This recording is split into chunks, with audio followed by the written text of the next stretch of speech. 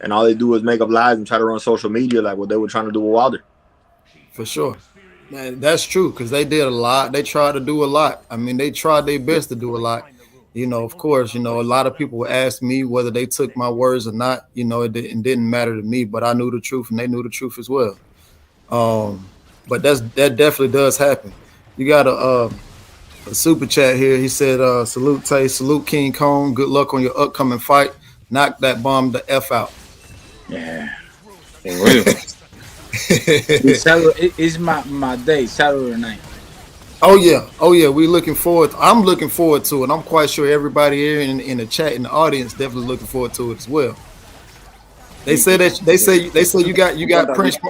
You got him shook. You got him shook already. Yeah. They gotta learn. Let people keep thinking King Kong's old. Yeah. Oh, for sure. Now, I want to ask another question. Who do you feel is the best heavyweight right now? ¿Quién es el mejor peso completo ahora?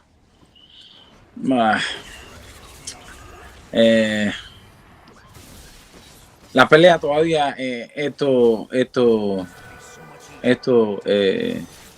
se da, la línea de los heavyweights se está poniendo buena. He said the heavyweight division is getting better now. Now they got to stop ducking everybody and they have to start fighting. That's a good enough answer for me. Wilder ahora que viene con más deseo de ir para atrás buscar los He said we all got a desire. He's like, I want to be a world champion. Wilder to come back stronger because he wants to get his shit back. Yeah. For sure.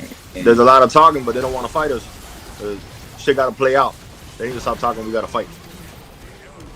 Hey man, that's one of the best answers I've received today. I'm glad that he said that because they do need to stop running. A lot of people make it seem as if the heavyweight division is, trying to get so-called ran by the UK, but it's not that way. What is your feelings towards Dillian White, and would you ever fight Dillian White as well? You do that, fight anywhere.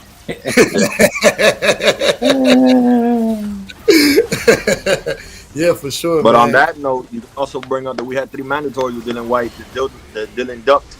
Yeah. And then he said that the fans wanted him to fight fucking Chisora instead of Ortiz. And we almost didn't fight that year because of that. Luckily, Wilder gave us a chance and we were able to get on his undercard. But they don't talk about that. He ducked us 3 times. I never knew that. He's talking shit. It's another one heavyweight talking shit, Dillian White. Yeah. Talking very shit. He don't want to fight. Every heavyweight he living in UK, he don't want to fight in USA. I don't know for why. He want to fight in your home. Fight. Yeah. So he said that they want to fight in the UK. They want to. Yeah, he said they talk shit from behind the window. They don't want to walk outside the house and come fight. Yeah. Nah. Yeah, that's for sure. But I had no clue. That Dillian White ducked him 3 times and he was the mandatory. I had no clue. WBC made a mandatory 3 times for Dillian White to fight Ortiz. Yeah, and hell no. He's the King Kong. Oh, hell no. No. It was crazy because I do remember at one time I know that Deontay said something. Well, if Dillian White wants to fight me, and then he said, well, go ahead and fight Luis Ortiz, and then I'll give you a shot. But he didn't want to do that. Now I do remember that. Yeah. He when the Wilder is talking, every heavyweight, hey, King Kong, no. Okay, tell him. Okay, Wilder. Okay. No, I don't want to talk anymore. Okay. Yeah. That's crazy, man. That's crazy, man. I'm glad that you feeling good, man. You looking good as well, man. You looking real strong. Thank you. How did your camp go? No, good. Good. Now I know it's some other heavyweights that you were sparring. Like I know I asked Javier about Pero. How was that work? Yeah, no. Yeah, he's good. He said, "Yeah, he's Yeah. good." Ortiz has known him since he was a little kid, Yeah, for so sure, for sure. That's yeah, interesting. Ortiz I teaches remember. them things. Yeah, that's interesting that you watch the kid come up to the pros. How was that transition like? What for us watching him? How did it make you feel now knowing that you used to teach him? ¿Cómo te sientes él? Viene para profesional y tú ayudándolo. Nah, me siento bien que cuando sea campeón me gustaría verlo. He says he's happy. Hopefully, one day he becomes a champion also, and he'd like to see him fight. Yeah. For sure. Now there's another Cuban fighter on the rise, and everybody talks about him, and he's been getting a lot of notoriety as of late. Thoughts on Frank Sanchez? ¿Qué tú crees de Frank? Nah, he's a good fighter. He's a good fighter. He needed more experience. He needs a little more experience. Yeah, it's coming. Yeah, he's coming. Yeah, I saw the last fight with him and F.A. Jabba. Of course, it was on the undercard, and I was surprised, because that was actually my second time seeing him fight. I didn't expect what he did, but he got it done. Yeah. Que viene también el otro cubano que viene Perú, el otro cubano. Yeah, he said there's a couple of Cubans coming up that'll be really good, and hopefully son jóvenes. Yeah, they're young. They got to get experience. Just take the right route. But it should be good. For sure, man. Well, King Kong, man, I definitely wish you much the best, man. I know you got to go ahead and get some rest because you're on Eastern Standard Time like I am as well, man. And man, like I said before, man, I just want to keep you in my prayers, keep your daughter in my prayers, and your team in prayers, man. And he said, tell Wild and the family. He said, "What's up?" Oh, for sure. Yep. I'll definitely will. I definitely will. Like I said before, he told you. He told me to tell you as well. He told me to tell you. He wish you good luck and much success in this fight too as well. No, thank you, man. Thank you. Man, yes, indeed. King Kong, baby. Yeah. All right, bro. All right, man. Y'all have a good night.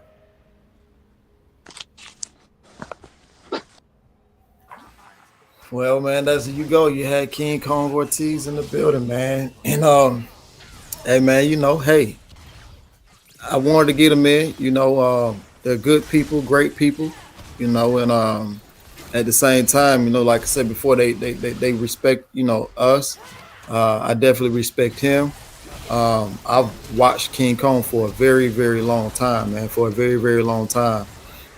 And truthfully, man, like I said before, I really didn't want to visit the whole him and Deontay thing because like I said before, there's much respect between both fighters, and they both love each other, things of that nature. So I didn't want to revisit that, but I definitely want to, just talk about the upcoming card and how is he doing. And I know I heard a lot of talk about not Dillian White, but the UK fighters, avoiding King Kong Ortiz, and how does he feel about that,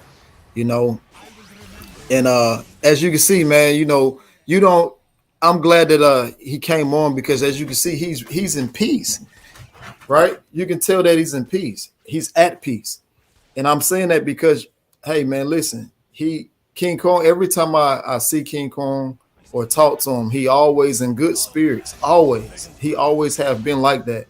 And I think that's the side that a lot of people don't get a chance to see. A lot of these fighters, they just hear good things about them, and they hear bad things about them, and make their own perception and things of that nature.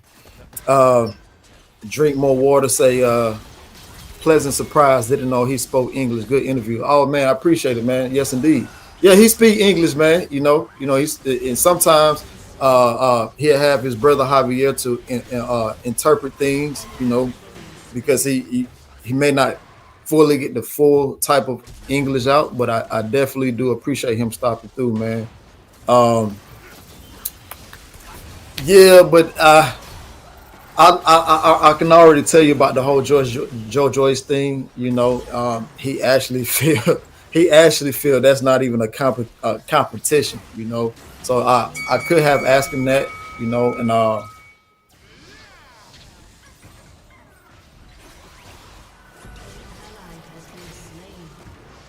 I could have asked him that, you know, and but like I said before, I already know how he feel about it. You know, we spoke about it before. You know what I'm saying? And that's just how he is. And I'm glad that you guys tuned in. I'm sorry that it took me a while to get in. Like I said before, I know they had some other things going on for the last 2 days. You know, one of their fighters, Carlos Negron, he pulled out. Not pulled out, but he had contracted COVID. So they had to, you know, of course, pull him out, make sure he's okay. Uh, uh, I'm just happy that he came on because you guys got to see him as who he is. You know what I'm saying? You got to see him happy. You know what I'm saying? I should have asked about his daughter first, you know, because she's doing very fine now. You know what I'm saying? Ortiz has been put into a position and he made a lot of money with Deontay. You know what I'm saying? And like he always tell me, and you've seen it for yourself. You know, he has much respect for Deontay. You know, for what he did because he didn't have to do it, and they ran it back twice. You know what I'm saying? But definitely, man, definitely. Lewis King Kong Ortiz fighting this weekend against Prince Charles Martin. Listen, as you heard him say it yourself, and I didn't have to say it. He's been in the gym. He's been staying ready. He's been in the gym. He's also been living in the gym, staying in the gym. That's what I mean by staying in. He's been living in it. Like some nights he would spend the night at the gym, wake up and do it all over again. Definitely has. Yes, indeed, man. Yes, indeed, man. What's going on? BFTB in the building. Woke the Truth. David Scott. Roger Thompson. The Ghost. What's going on with it? Yes, indeed. Cassandra in the building. Willie Beecham in the building. Yes, indeed. Man, listen. I'm just happy to have King Ortiz on my side. Like the crazy part about it was I didn't even know this was honestly going to come about because like I said before, I know I talked to him I talked to him. That was Monday morning when I talked to him. Surprise call, you know, surprise call. And they asked me what I was doing. I was just like, listen, I'm getting ready to make a video for my YouTube channel. They was like, you got a YouTube channel? I was like, yeah. They were like, man, King Corn said he's gonna come on because he gave the phone back to his brother. He said, King, tell him he's gonna come on. So I was like, okay, cool, no problem. And of course, that he kept his word, man, and I'm forever grateful for that. But that just shows you the amount of mutual respect that we have between both parties and both camps. You know, Dreamo Water say WBC should mandate Ortiz versus White again. If Dillian says no, he's regulated to no title shot forever. Man, listen, you heard him yourself. Like I told you guys, a lot of people didn't believe when I said that Andy Ruiz ducked Luis Ortiz. That actually happened this past year. That actually happened this past year. You heard him say he just want to eat tacos. I'm not being racist by any means. That's exactly what King Ortiz said. You can go back and listen to it, guys. Like I said before, he's a good charismatic person. You know what I'm saying? Charismatic person. You know what I'm saying? He wear his feelings on his sleeves. He gonna tell you how he feels, right? He's gonna tell you how he feels. And like he said before, he said he just want to eat tacos. He want to take the easy route. He want easy fight. That's exactly what he said. Go back and listen to it. Go back and listen to it. Right? You also heard him talk about the fighters in his gym. You know, you also heard about the fighters in his gym. Pero, right? He pretty much, yes, sir. that was King Kong Ortiz right there. He said, "Appreciate you, fam." Yeah, man. I'm like I say, man. King Kong's a wonderful guy, man. Wonderful guy, and even better fighter, right? Even better fighter. I'll tell you guys the truth. Even when Deontay told me, we fighting Luis Ortiz again. I said, shit. I can't lie, because like I said before, you know, he's a fucking fighter, man. You gotta give it to him. You gotta give it to him, regardless. Had Deontay buzzed in the 7th round of the first fight, right? You gotta give it to him. These guys come to fight. These guys come to fight. You know what I'm saying? And like I told, and I'll say it again. When Deontay said, hey, we fighting Luis Ortiz again, I said, fuck. Shit. Of course you don't want to revisit that. You know what I'm saying? He had everybody on edge. Everybody, and that was so much of an intense fight that everybody at the Barclays, that first fight, everybody at the Barclays was on the edge of their seat. On the edge of their seat.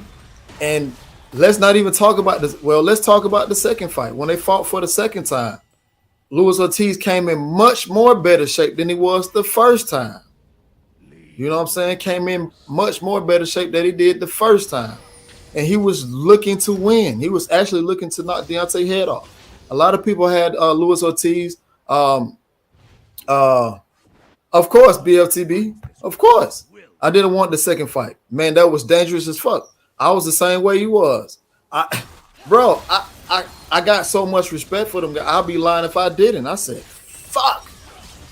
You know what I'm saying? I'm shit, man. Why the fuck we gotta fight him again? You already beat him.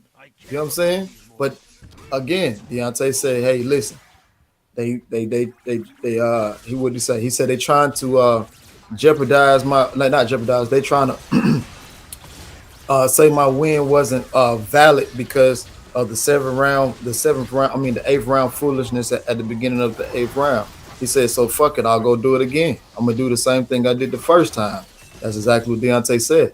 And then on top of that, he said that he also wanted to be a good man to help out King Kong Ortiz's daughter, to help him make some money. That was the 2 reasons why he fought him. That was the 2 reasons why he fought him. And as you hear yourself, King Kong Ortiz is definitely grateful for that. You know, and it's a lot of Cubans down in the Cuban community. You know, even when I just talked to Javier, whenever he's alone by himself, like I said, we speak all the time, we talk all the time, and like I said, he said, man, listen, the Cuban community love Deontay for that. You know what I'm saying? Anybody knows the condition that his daughter was in, they know that, you know, hey, Deontay did what a real man would do. You know what I'm saying? But I ain't gonna tell you no lie. Shit, everybody, hey, I'm sitting in the chair now. I was like this the whole time, standing up. I'm like, I'm into the fight. I'm like, fuck. I already, you know, it was a hard fight, man. It was a hard fight, period. You know what I'm saying? And that's the type of fights that I want to keep. Those are the type of fights I want to keep seeing. You know what I'm saying? Those type of fights that I want to keep seeing. Not just for those 2, but I want to see it in the heavyweight division alone. Not just in the heavyweight division. I want to see it across the board in all weight classes. I want to see those type of fights. I don't want to, you know, easy fight here, easy fight there, you know, not naming any type of fighter, but I know a lot of people may know who I'm referring to, but let's keep fighting, man. Let's keep fighting, especially if you supposed to be the king of boxing, supposed to be the head honcho of boxing. Hey, man, listen. Fight these guys. Fight the guys that the fans want you to fight. Of course, I understand the business side. I get that. I'm very, very knowledgeable about the business side, right? Very, very knowledgeable about the business side. But sometimes, hey, take those risks. You know, take those risks. Alfred in the building. So I was confident that Wilder would win the rematch, but I was nervous as fuck. Ortiz beat Martin by KO this weekend. If Father Time don't grab Ortiz, watch.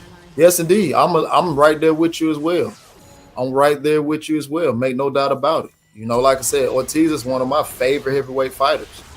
You know, and like I said before, man, I got so much foot in my.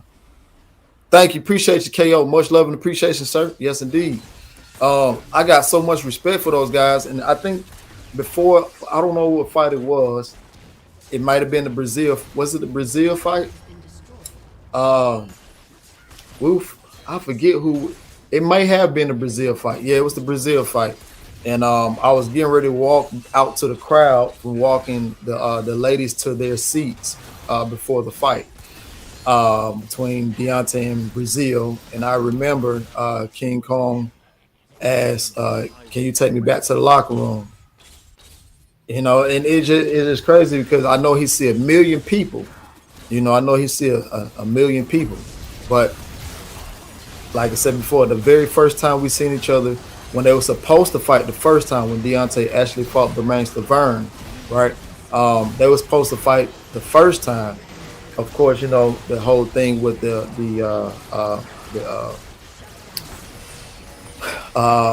would say PEDs, but they were pretty much for his diabetes. So I understood the situation. However, you know, that played itself out. You know, Ortiz got cleared for that. You know, got cleared to take his medication and things of that nature. So I understood that.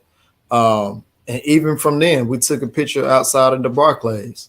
From that point, like I had no malice or anything towards him, you know, because of that, because I didn't know exactly what it was. You know, didn't have any malice or anything towards him. But cool dude, you know what I'm saying? Cool dude, great guy. You know what I mean? Cool dude and great guy, for sure. No doubt about it. Supreme Beast Boxing Talk. What's going on, man? Man, hey, listen, much respect to Supreme Beast Boxing Talk, man. They nominated for me for the knockout of the year, man. I truly appreciate that too, man. I had no idea because I've been working my ass off dealing with different athletes, you know what I'm saying? So I've been working my ass off. I had no idea. I haven't even been on YouTube last 2 days. So man, I definitely do appreciate you. Damn, that made me feel good, man. You know, at least somebody did acknowledge what I have done, right? Boss Red 357. Yes, indeed, man. Seems like he's every bit of a cool dude. You know what I'm saying? He's going to speak his mind. He's going to tell you how he feel. He's just like, in a sense, he's just like Deontay when it comes to talking to the media, the fans, and things of that nature. He's going to tell you how he feels. You know, not only is he going to tell you how he feels, he's going to let you know, like, I'm not next person. I don't want to talk to you. he gonna let you know that. You know what I'm saying? And you'll see him in a good mood. And today was probably one of the best moves that I've seen him in. That's how I know he's ready to go. That's how I know he's ready to go. And like you said, I'm gonna get to that point. Xena 360, he said, great interview. Wilder and Ortiz, my favorite heavyweights. And honestly, the Ortiz versus Martin card is one of the best of the year. Rare to see two southpaw heavyweights. The division need it right now. I totally agree. What a great way to start off. What a great way to start off the year, January 1st. What a great way to start off the year. All heavyweight card, pretty much, for us the main heavyweight card. I mean the main card. Of course, you got some other divisions on the lower card. You got a couple guys. You got Negron pulled out. You got Frank Sanchez, right? You also got Perro, right? You got Frank Martin on the card as well, who's a welterweight. He's stepping up in competition. So it's going to be a great card. You know, it's going to be a great card. And, you know, so for me, $39 is not much. I'm definitely paying and supporting King Kong Luis Ortiz. You know, I'm going to support my fighter. You know, are you going to support your fighter? You know, I know many people say, well, this card is BS. You know, some people just going to have the worst to say about PBC. You know what I'm saying? Everybody ain't perfect, you know, but there are things that, you know, these fighters can come together and put together and, you know, see things for what it is. And I'm glad that some people are speaking up about, you know, things that's going on in the industry, you know. Go said Ortiz, Sanchez, Perro, and Giovanni. Yeah, Giovanni's on the card as well. All amazing and very skilled guys, all southpaws who can switch. for sure. You also heard Ortiz say that he used to train Perro when he was a little kid. You know, so now he's the vet and you got the rookie. You know, it's almost like uh, uh, uh, it's almost like he's pretty much watching his product grow. You know, he needs more time. And guys, you got to understand, in the ring, Luis Ortiz is very, very tricky. what you what you may think is there is not there. He's very, very tricky. Salute Supreme Beast Boxing Talk, man. I was just talking to you, brother, man. I was just talking to you. Hopefully you heard my heartfelt words, man. I appreciate you guys over there for what you're doing for the community, not just for the community, but I definitely appreciate you guys nominating me as well. And I thank you, man, and I greatly appreciate that, man. Guys, make sure you subscribe to Supreme Beast Boxing Talks for sure. For sure. Drink more water. So I'm going to buy it. Wasn't going to do it, but he earned it by dropping in, and he still speak highly of Deontay. Oh yeah, of course. There's no malice between those guys. There's no malice between those guys. I actually asked Deontay if he wanted to stop through to holler at Luis Ortiz. He told me that he talks to him all the time. His strength and conditioning coach is always around Luis Ortiz when they're training, because they pretty much train out near the same gyms and at the same track when they're training. So he talked to him a lot, but he did say that, hey man, let him know that I do wish him good luck, and I definitely wish him much success. So for sure, yeah, man. Jose Diaz said, let's see. This thing's skipping fast. Jose Diaz, where you go, brother? You got to see them sparring. Who was that? Got to see who's sparring. Who is that you talking about? Perro and Frank. Perro and King Kong. No, I didn't get to see it, but I definitely heard about it. Too much taco, small penny. Ortiz Flame Ruiz. He got a cool personality. Yeah, I told you guys. Yeah, pennies, small penny. We know Ortiz level of skill. He's ducked for a reason. Deontay, the only top level fighter that dropped his kahunas. Yes, indeed. James Fields in the building saying, in my opinion, that is a great card, and I will be a great start to the year of boxing. But I will say, don't nobody on that card wants Big Baby. I think any of those Cuban fighters will fight Big Baby. If you ask me, personally, I know somebody who do. Oh, in fact, I know what's going to happen. I keep telling you guys about Stephen Big Shot Shaw.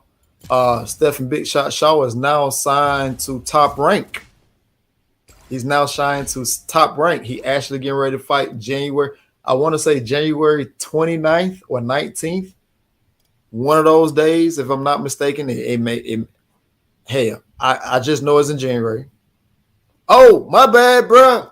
My bad, man. My bad. Not nomination. You're the winner, homie, man. I appreciate that, brother. Like I said before, I appreciate it, man. Definitely, man. Most definitely. Yes, indeed. Much love, man. I definitely do appreciate that. I'm going to have to shout y'all out on my pages as well, man. I definitely appreciate that, man. Damn, this thing. Larry Wade and Joey Scarter, cool. Oh, for sure. Oh yeah, Buzz. Go ahead and rewind it back, man. It'll be up there, man. Jonathan Simon in the building say, happy holidays, Tay. Bless you and your family, and hope to see Deontay and the team back in 2022. Yeah, it's a possibility, man. It's a possibility, but right now he's just relaxing, man. That's not even on his mind. Tell you, let's just say it was one of the most beautiful and skilled works him and Perro were sparring recently. Yeah, cool, very cool. Yeah, for sure. BLTB, my brother, he say, I'm definitely buying it, and I'm doing my live in that tomorrow. Yeah, man. What's tomorrow? Tomorrow's New Year's Eve.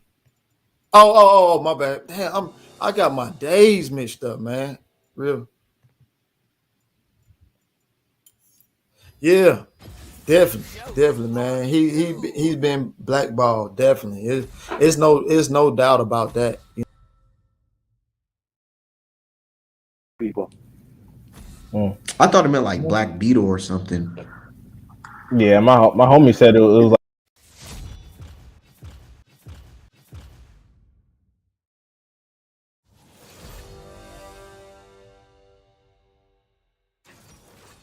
Yo, Rayo's like, I don't know about that protection because I don't think the Rayo, what the dude asked that you said should be on the pound for pound list. What was that dude from Thailand? Boxing Whoa. lesson. Wait, who did I say Hold should be up. on the pound list? No, you, what was that Thailand dude that beat Tito twice? You talking about, and then, because you were saying that who's going to take a spot? There's Gallo, there's a Rayo, there's a Navarrete. I don't know what you're talking about. The next No, Mexican, you're talking about. you're referring to what I said. I said, look, Earlier. No, you said it. You said that, but he said that. Oh, they're gonna put him on with. Like, first of all, Gallo beat the top three fighters in that division.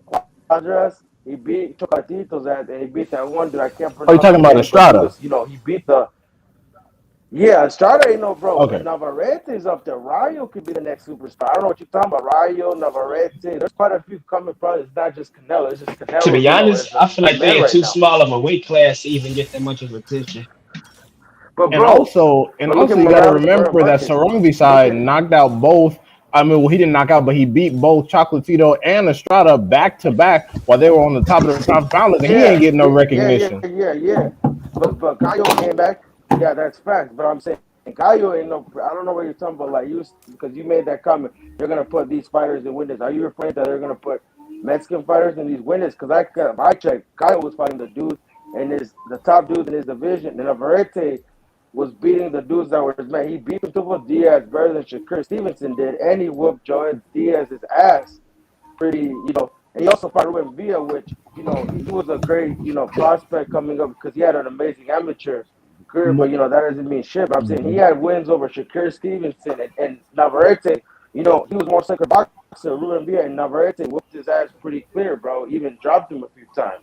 I think that honestly, Estrada has a better. Fucking Munguia has a better shot than Navarrete. I'm not saying that Navarrete is bad, but from a marketability standpoint, and if we consider his competition, nah.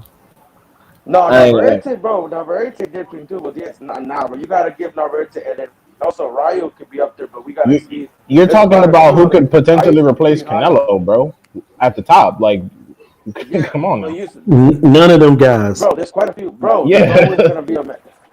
Yeah, if we being honest, if I want to be honest, it's either Virgil or it's gonna be Ryan because they have that marketability.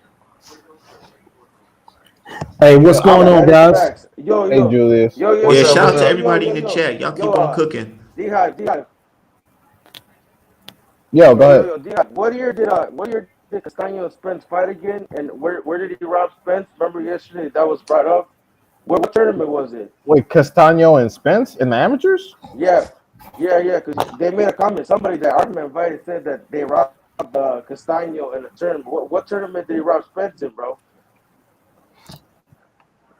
That You was remember? yeah. That was That was in the Olympics, bro. What year? What yeah. year? I don't fucking remember.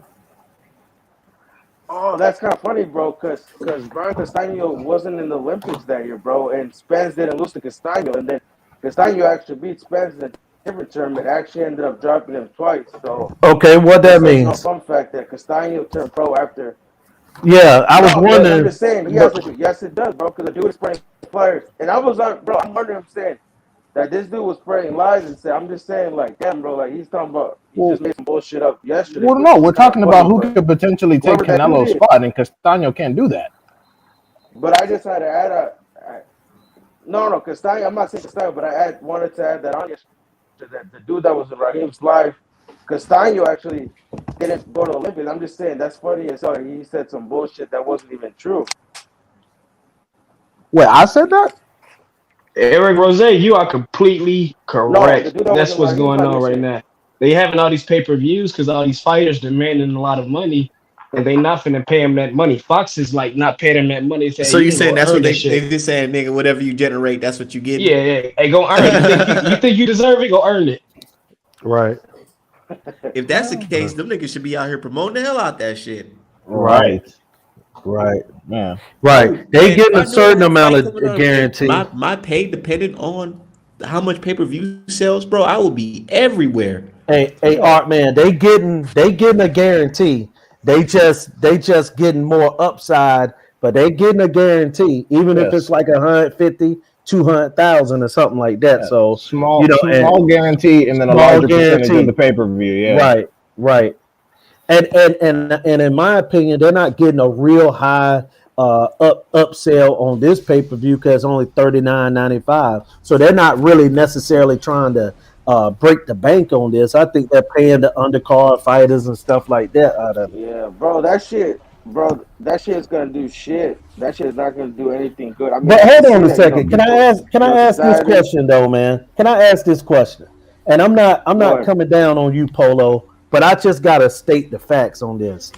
Boxing is really one of the only sports where I hear people always talking about how many pay-per-view buys, always talking about how many people watched it on ESPN or on Fox or on this. Now, look, granted, I believe that Dan Raphael and some of these guys are the reason for it. But in other sports, no one cares how many people watch the Timberwolves and the Lakers. No one asks, well, Yeah, you facts, but how many, who watched the Celtics and the no, they do. Cavs? It depends. I mean, No, but for the not as much as majority of boxing, it, the bro. I'm gonna fans be just with want you. to see a good game. But in boxing, it's always about how many people are buying this and that. And I think that, in my opinion, that's what kills the sport. Because think about how long people been arguing and fussing about how many pay-per-view buys Tank Davis had. That Like, ain't does true, it matter? bro. I'm just Well, wondering, does it matter? But you know but what you have those to people are remember on, bro. the fans didn't start that. That shit started from the But fighters. I Like in the NBA, I you don't agree. hear basketball players saying, "Oh, I'm not gonna play the Timberwolves because they games get shown on ESPN." Or I'm son, not gonna play the Lakers because they games get shown on fucking CBS. Like the boxers started that. Like, oh, I'm not fighting him. He an ESPN fighter. Oh, I sell this Promoters many pay per and view. I ain't doing that. I'm gonna tell you, Midwest promoters and writers started that, and No, then the boxers just fall in line. no, Listen, with the pay I've per heard views, I would have to say the boxing started it with the pay no, per views. no Like, I sell this. Why the fuck would I Dan fight him? Raphael in the 90s and early 2000s. Go back and read some of those articles if you weren't following boxing then. But if you was, Yeah, no, look at Dan I was still in Raphael the and them womb. guys. Yeah, I feel you. But bro. Dan It's not Raphael and some that. of them guys, It's the man, fact they've that, been talking that pay-per-view buys and who's a draw and this and that, instead of saying, look, we just want to see the best fights. Let those people handle how they gonna get paid. Who cares if Crawford make $4 million for a Spence fight or $12 million? Like, for real. With the I don't drawing get it. bro, I'm power, not saying that. I'm just saying, bro, I like think the fighter started that, but with the promotional bullshit, that was the to be promoter. honest, bro, Nah, I'd rather see, I can't even blame I'd the rather see like promotion a on that. prospect. I feel like it was already there before, But come like when on, we had a man. whole bunch of different promotional stables come in and they wouldn't fight each other. So motherfuckers like, oh man, I can't even see this dude fight that dude. They don't separate entities and shit Yeah, like that. but come on, But bro. Charles Martin it was came full Wizard Series circle and pay per when view. You know Spence got that, up there bro. on the That podium could and be a said, "Oh, he got to come to Fox to fight." That's when about sides of the streets, this and that and that and that. Like that's when that shit came full circle. Man, So I feel PBC, like not man. That PBC, should have but been on Top free Rank TV, fumbled the bro. Ain't bag nobody with trying that to pay damn for Porter that. fight. Bro, mm-hmm. you literally, I swear to God, man, No, I bought that fight, bro. that I trailer never. for Porter versus Bud was one of the best boxing trailers I've seen in a long time. A little 30 for Mm-hmm. 30 on both of them niggas. And they let Yeah. this shit, they let the fucking trailer drop what? Like 3-4 days before the fight? I'm like, bro, you should have, man, I'm telling you, I was at work. You got to understand when that goes on though. Like remember back in the day, like when the freaking big fight was coming on, these fighters was on radio stations. They was out here in the public, getting shown, getting promoted. But what happened is these fighters want higher guarantees, so you have less money to promote the fight. Like I'm not going to pay you both $6 million, and then if they gonna pay $3 million on promoting it, hell no, But I'm gonna pay that, y'all $6 million and but you two motherfuckers promote it. but here's the thing though, Midwest. A promoter's job is not only just to promote the show, but also to go out here and find advertisement. Last time I checked, the Super Bowl is not on pay-per-view. Right, right, The right. NBA playoffs and finals, Major League Baseball playoffs and finals are not on pay-per-view. They're on regular TV. And how does Yeah, regular yeah. TV do it? You have to do it by advertising and marketing. They don't want to do that for boxing. That's what it comes down to. There's no, They can't do it. It's like I kind of why they feel bad can't for What do you it? mean you? Why Look, they I'm can't telling do you, it? Hakeem. because like, my thing is I understand what Who's buying the fight? Hold on one You second. buying the fight? Hold on one second. My thing is, dude, you can do it, and you don't need $100 million to fucking promote a good fight like that. We live in a digital age where you can literally do something silly or whatever, and that shit goes viral. Not saying that Bud and Porter have to do anything silly, but get in the right context. Like you can do little things like go on Say Cheese TV. Say Cheese TV is a fucking Instagram page or blog page, or whatever, and there's a whole bunch of people from all across the country just tuning in to see what pop culture is going on. They post Jake Paul, Wilder, motherfucking Tank every time they have a little fight going on. And it doesn't even matter, dude. It's people just watch it and they view it and they just go, and that's where all the casuals talk about it. And that's promotion right there. Just linking up with the right media people. You can just do little stuff like go to Say Cheese TV, go to motherfucking Shade Room or whatever, dude. You don't have to spend fucking $100 million to promote a fight like that.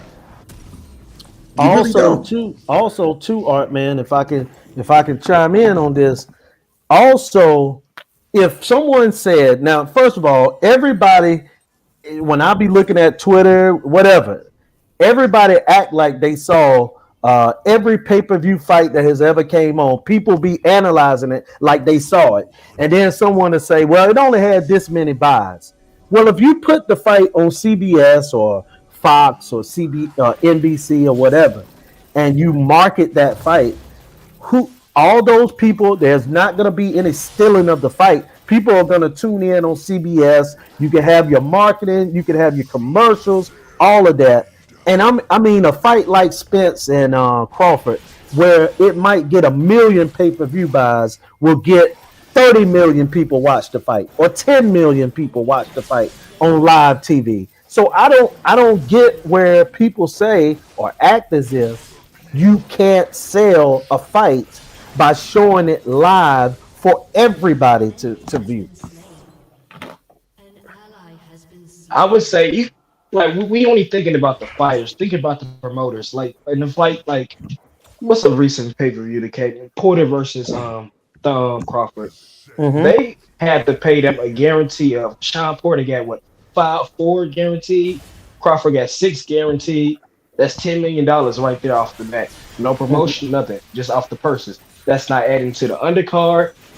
And like you got to think about it. Do you know how much it costs to get an advertisement on like a Fox or a CBS? That shit is upward of $600,000 minimum. But Midwest, that's why you got a team around that you go to the networks and you say, listen, we need these many commercials. Let me tell you, man, if I'm going to use for an example, if Doritos know that 15 million or 20 million people might view a particular event, Doritos will be willing to pay money to show their commercial on your event. That's how you get paid. You also sell the fight, the European rights and all the foreign rights. So you sell the fight to so many different countries that pay you to be able to view the fight overseas.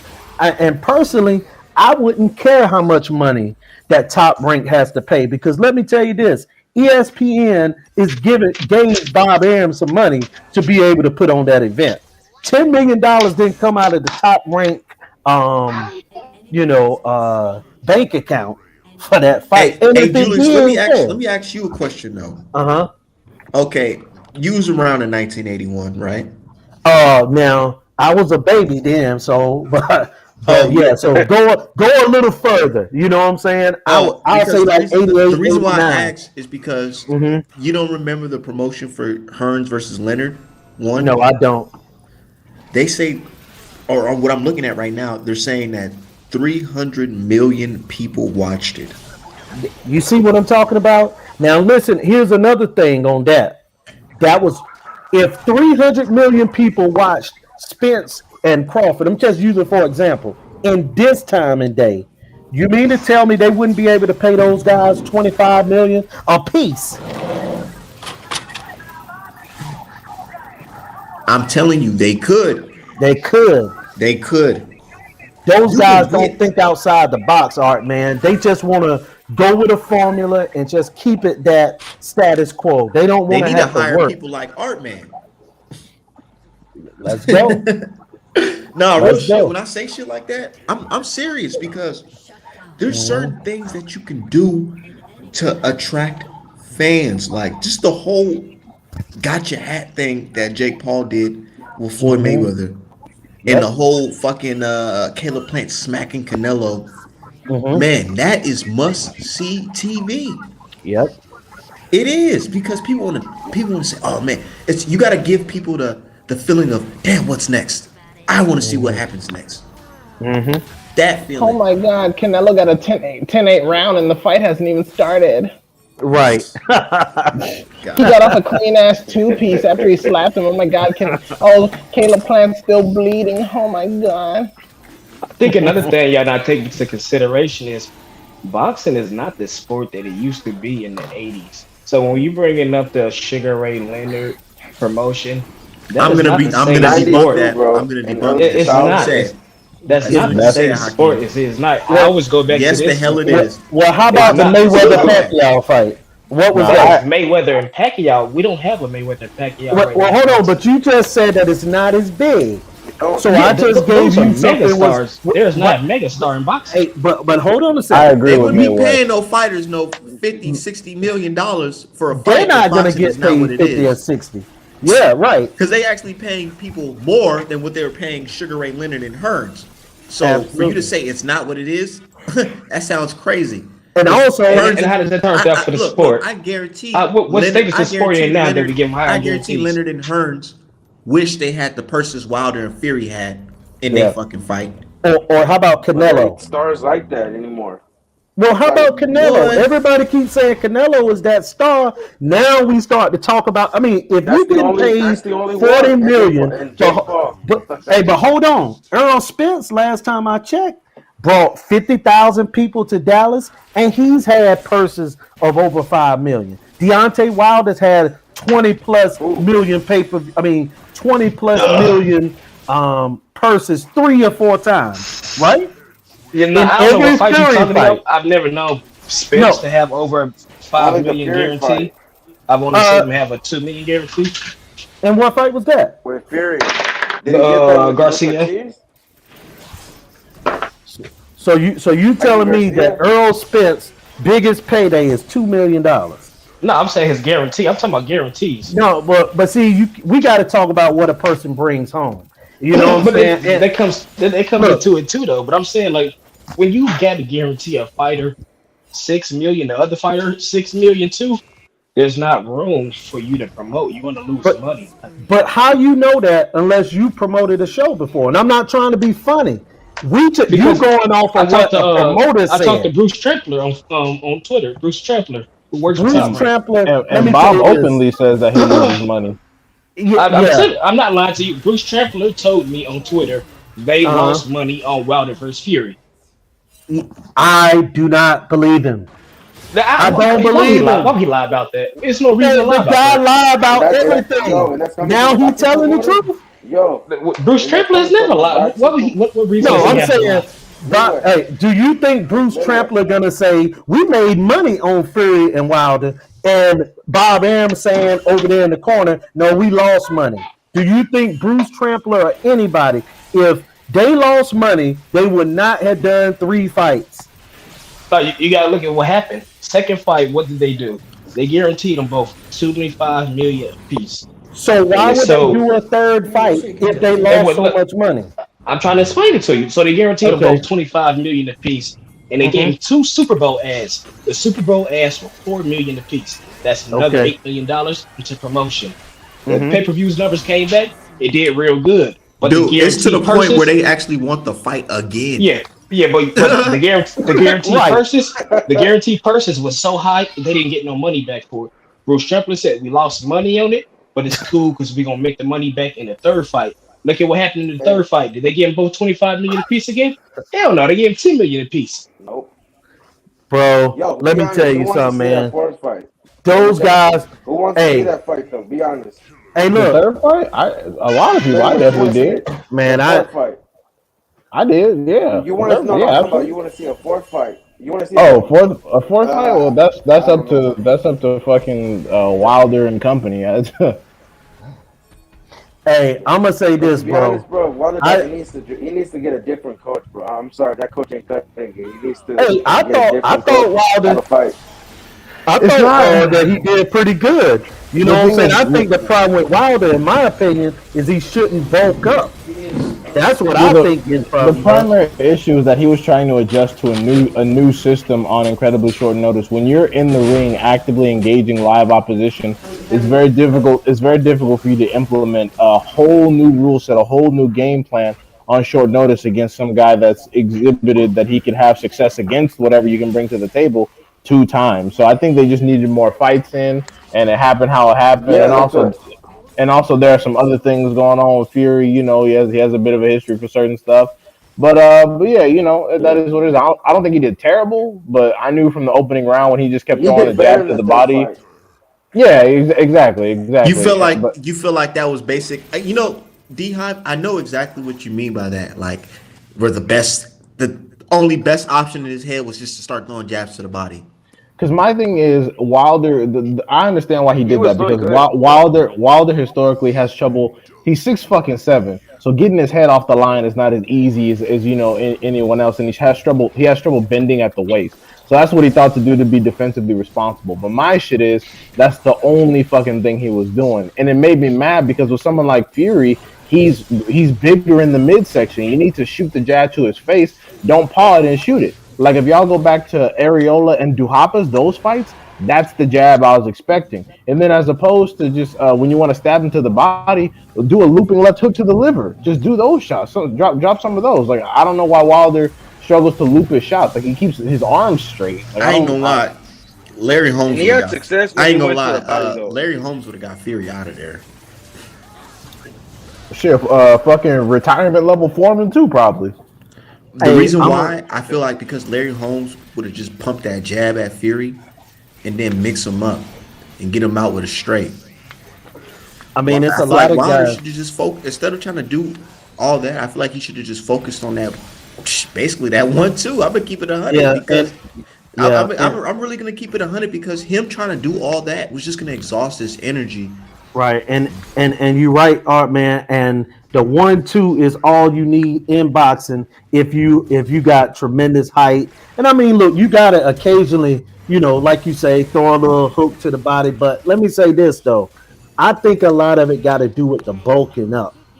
I felt like Wilder is a more effective fighter at 215, 217, 212. He don't have to be 238. I know what happened in that he was more concerned about Fury laying on him, but I Leaning was on him. thinking That's why he leaning on him. bulked. That's But why he bulked right. up. He like, But I- oh, you gonna, you know, I, that's I what think Fury it's told him. yeah, but I think it's a happy medium. I'm talking about for Wilder, like for another fighter like Joe Do you Joyce. think he should go to Bridgeway?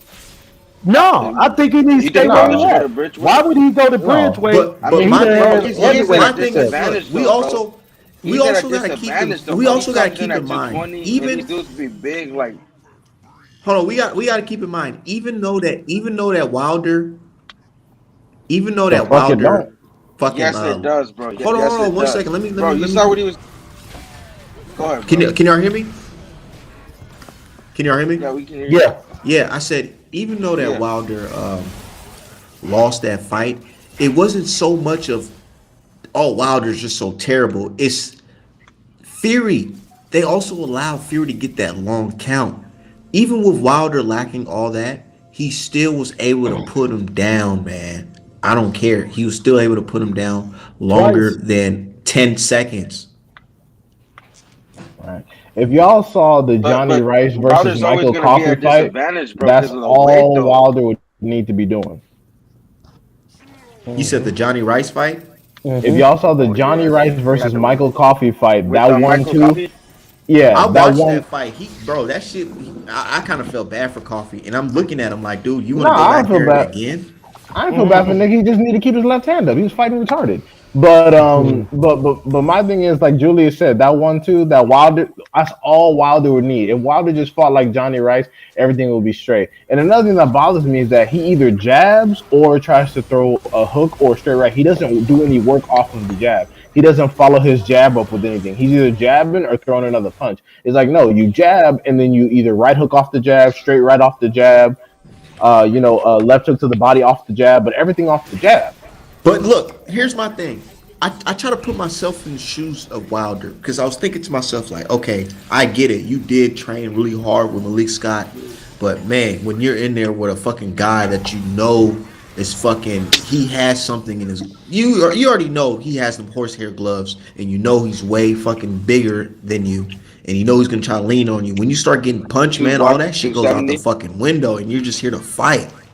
It's like, fuck it, man. He done already punched you in the back of the head. All that shit with Malik Scott is out the window, dude. You got to go in there and try to take his head off the way he tried to not take your head off. And he look, I feel like Wilder gave it his all with those knockdowns, and he just didn't have anything left after that because one, he was too big. Two, he already exhausted his energy, and that's it. He basically thought it was over as well. Like the first fight when he dropped him, he thought it was over. The thing is, Fury is way more bigger than him and uses his body weight on him. That drains him. When he was hitting his body, he was actually having success. I'm not gonna lie. When he dropped him with that first that shot, that Fury, I thought it was over then too. I was like, damn, this is over. He stopped going to the body. When he was hitting his body, you didn't see how Fury wouldn't, he would react. Those body shots were hurting him, bro. Yeah, Wilder getting punched in the back of the head, and it's little. I'm gonna keep it 100. Wilder getting punched in the back of the head is a little bit his fault as well, because every time Fury would throw a punch, for some odd reason, Wilder would say, "Let me just turn my head to the right," and Fury would just crack that shit, and next thing you know, Wilder's on wobbly legs, and then Fury. Let me add this. Didn't his eardrum bust again? Well, let me add this too, Art, man. Go ahead. I think the thing that messes up, and it's not even messing up, this is just how he fights, is normally whoever that was saying about going to the body, that's good when you naturally can do that as a fighter. 9 times out of 10, hardly no heavyweights is a body puncher. There is no Earl Spence or Mike McCallum type body punch or Miguel Cotto body punches at heavyweight. Very, very rare. But it was doing good, but it wasn't nothing natural. So what? Oh, okay. You didn't watch Dillian White fights. I think he's a Frank Sanchez too. Sanchez. I don't like the motherfucker, but I ain't. But I'm talking about. But here's the thing: Frank Sanchez or Dillian White get in a fight with Deontay Wilder or Tyson Fury, there will be no body punching. I'm just being honest. Frank Sanchez might, but Dillian White gonna get knocked out before any of that can happen. He gonna go right in there and start brawling. It's gonna be just like, you know what I'm saying? But in my opinion, Wilder isn't a natural body puncher, and I think that got him tired doing all those different punches when the 1-2 is really all he needs in a fight. Until somebody can show me that he need to be more versatile, I'm gonna believe that Wilder can win any fight with a 1-2. Y'all see my post that went viral on Twitter? When I said that, I said if you're not a 7-foot roided up giant coke ogre, there's no way you're taking that punch. And I honestly believe that. My thing is though, today. Who else is taking that punch in the heavyweight division from Wilder like that? Oh no, they get knocked out. Wait, what the WBC do? Oh, they mandated the purse bid, right? Yeah, they mandated the purse bid. I've never seen a purse bid be mandated as 80-20. They about to drop that fucking belt, dude. They trying to fuck. They trying to fuck White in the ass for talking that shit. They really is like I mean I've never seen that before. How is They're Dumbass. trying to get Fury to drop how that is belt, bro. oh yeah, he gonna drop it. But how can White even get a title fight after what him and Eddie Hearn did to Rivas? Like this guy don't deserve no whatever happened to him, that's what he deserved. Those guys pop dirty for Who deserves it PEDs besides before White? the fight. I'm just saying, White pop dirty before the That's fight. not he did not And pop everybody they proved him innocent. allowed the man to come in that ring.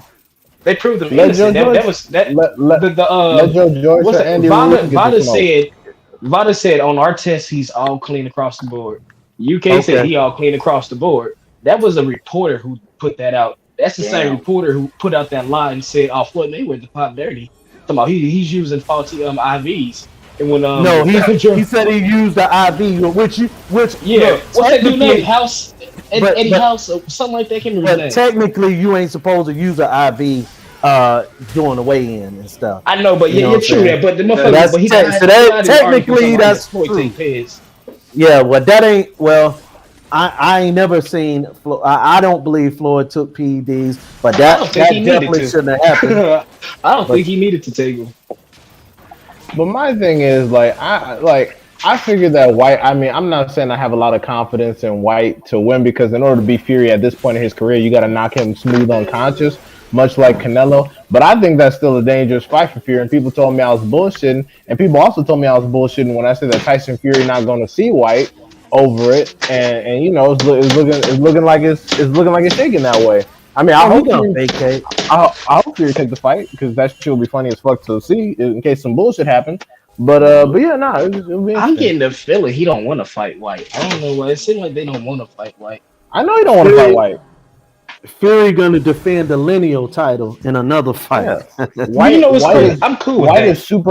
is super unorthodox. He's super unorthodox because he used to be a kickboxer. He goes to the body, and the thing about White is he's not as light as Wilder, but he lets his hands go on the inside. Like when White gets hurt, he starts swinging for the fucking fences. And Fury is such a big ass target that you know it can pose some issues.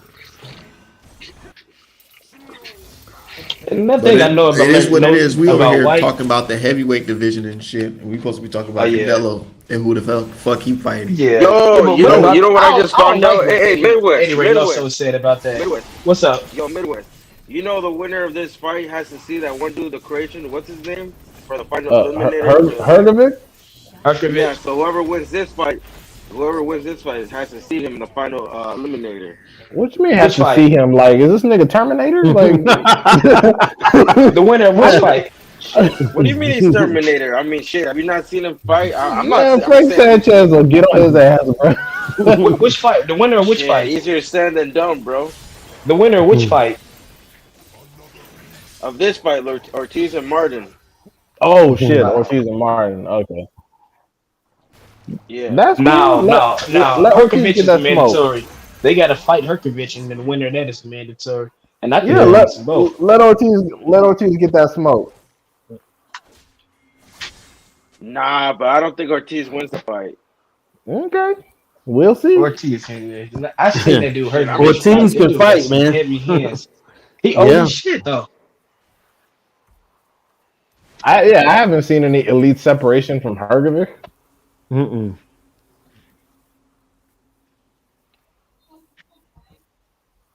Go ahead.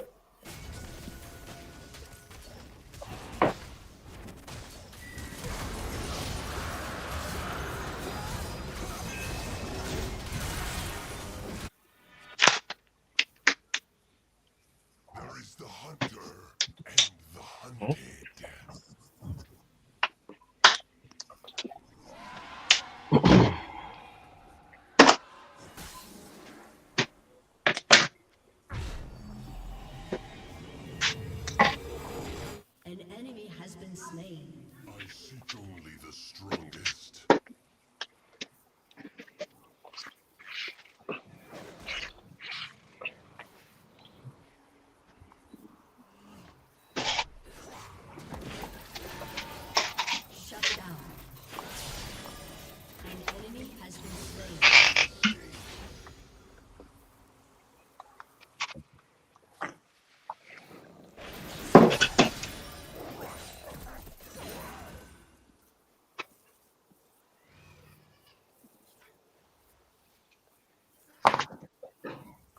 their trail.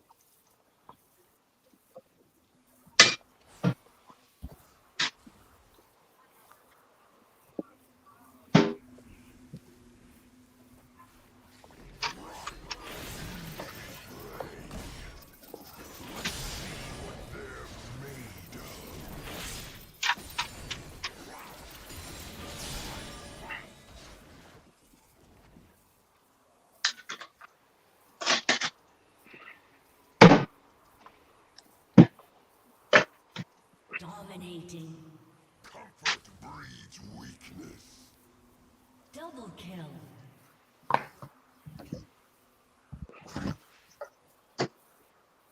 He he held Ortiz when he Well, got hurt. He held Ortiz, his arms are long as fuck. and So and and inside fighting is always gonna be a bitch.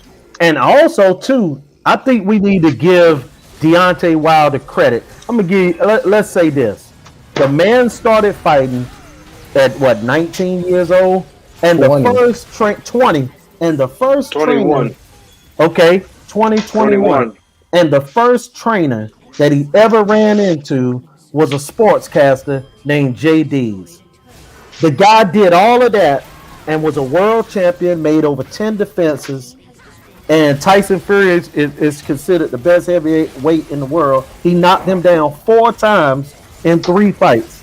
So, you know, Well, got JD's not the let trainer. me respond yeah, to that's what I'm Jason saying. real We got to quick. give him credit for being Well, great, man. JD's not even a trainer. He's just a nigga that owns the gym. Let me He ain't had no- let me he ain't had respond no to my stable. dude Jason real quick.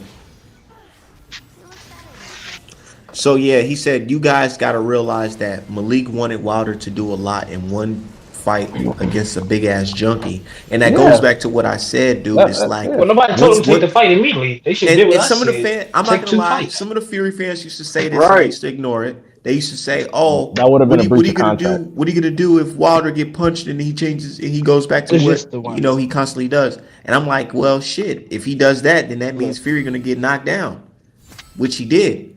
But I'm telling you, I did not expect another long count. I don't know why I came into the fight thinking that things were gonna be on the up and up still. I don't know why. You should have seen at the glove table. You should have known it was some bullshit. They told Nigga, you. when They I were like, seen it at the glove table, that's when I was already like, I was calling Tay. I was calling Tay Jones. I'm like, bro, what is going on? What is this? they fucking told y'all. They were like, "Man, we don't give a fuck what y'all niggas talking about. We using the gloves. God damn it." Yeah. But no, that's all I was saying was that he was trying to implement an entirely new game plan in one fight, and it's hard to have a bunch of tools that you practiced in one environment against one person, and then have to try to implement all those tools in a very high stakes situation against another person. Like people were hyping up the fucking Hellenius sparring. I'm like, nigga, Hellenius is not fucking Fury. No. That's a different situation. Like I said, people like Deontay Wilder, Tyson Fury, Terrence Bud Crawford. These are people that you can't like spar for. There's Right. no fucking sparring that's gonna prepare you for a Right. fucking Terrence Crawford. You just gonna have to get in there and do what it do and you know make some shit happen. Yep. Yep.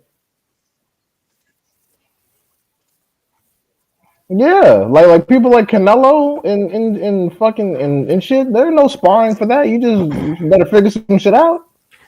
I mean, you know what's crazy about Canelo? I think at one time you could spar for Canelo.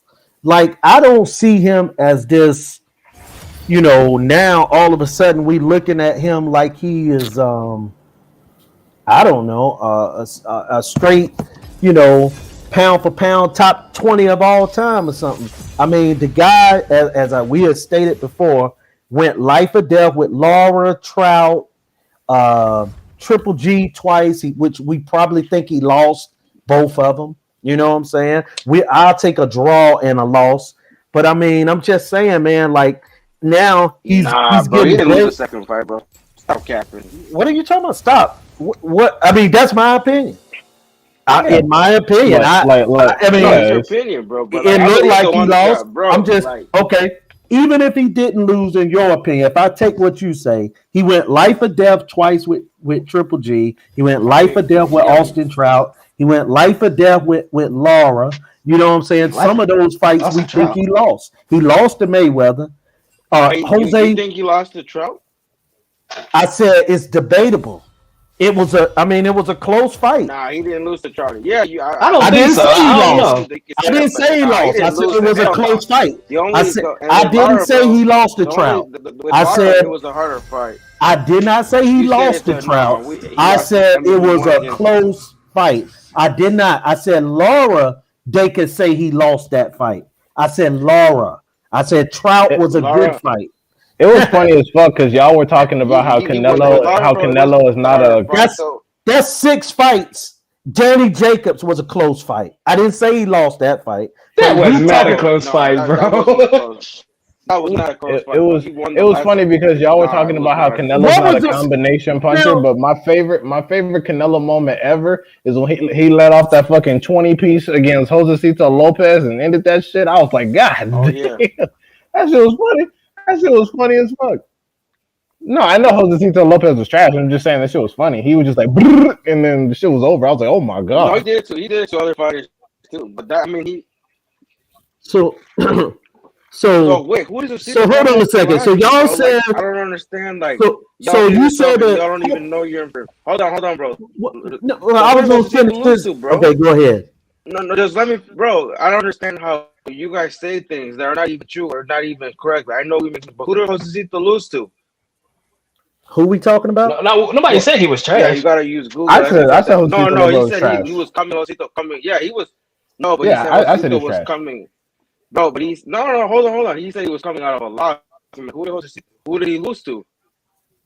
Oh, I didn't say Because the that I lost part. remember, I just said bro, he's he trash. actually beat Victor Ortiz in enough. No, Kira, like, dude, if you're gonna say him, have your Yeah, facts that's straight. true. Like, dude, he was coming off a win with Victor Ortiz. That's why he got the title shot. But this dude acting like So, he didn't lose. He beat Victor Ortiz, so bro. He okay, well didn't let me. take the All fight. right, They let me did. make Like I said, this. give him an opportunity. That's when you know Canelo. Okay, But you but gotta give him props to Canelo. You know, but before the trial, he's been a better fighter, bro. He hasn't.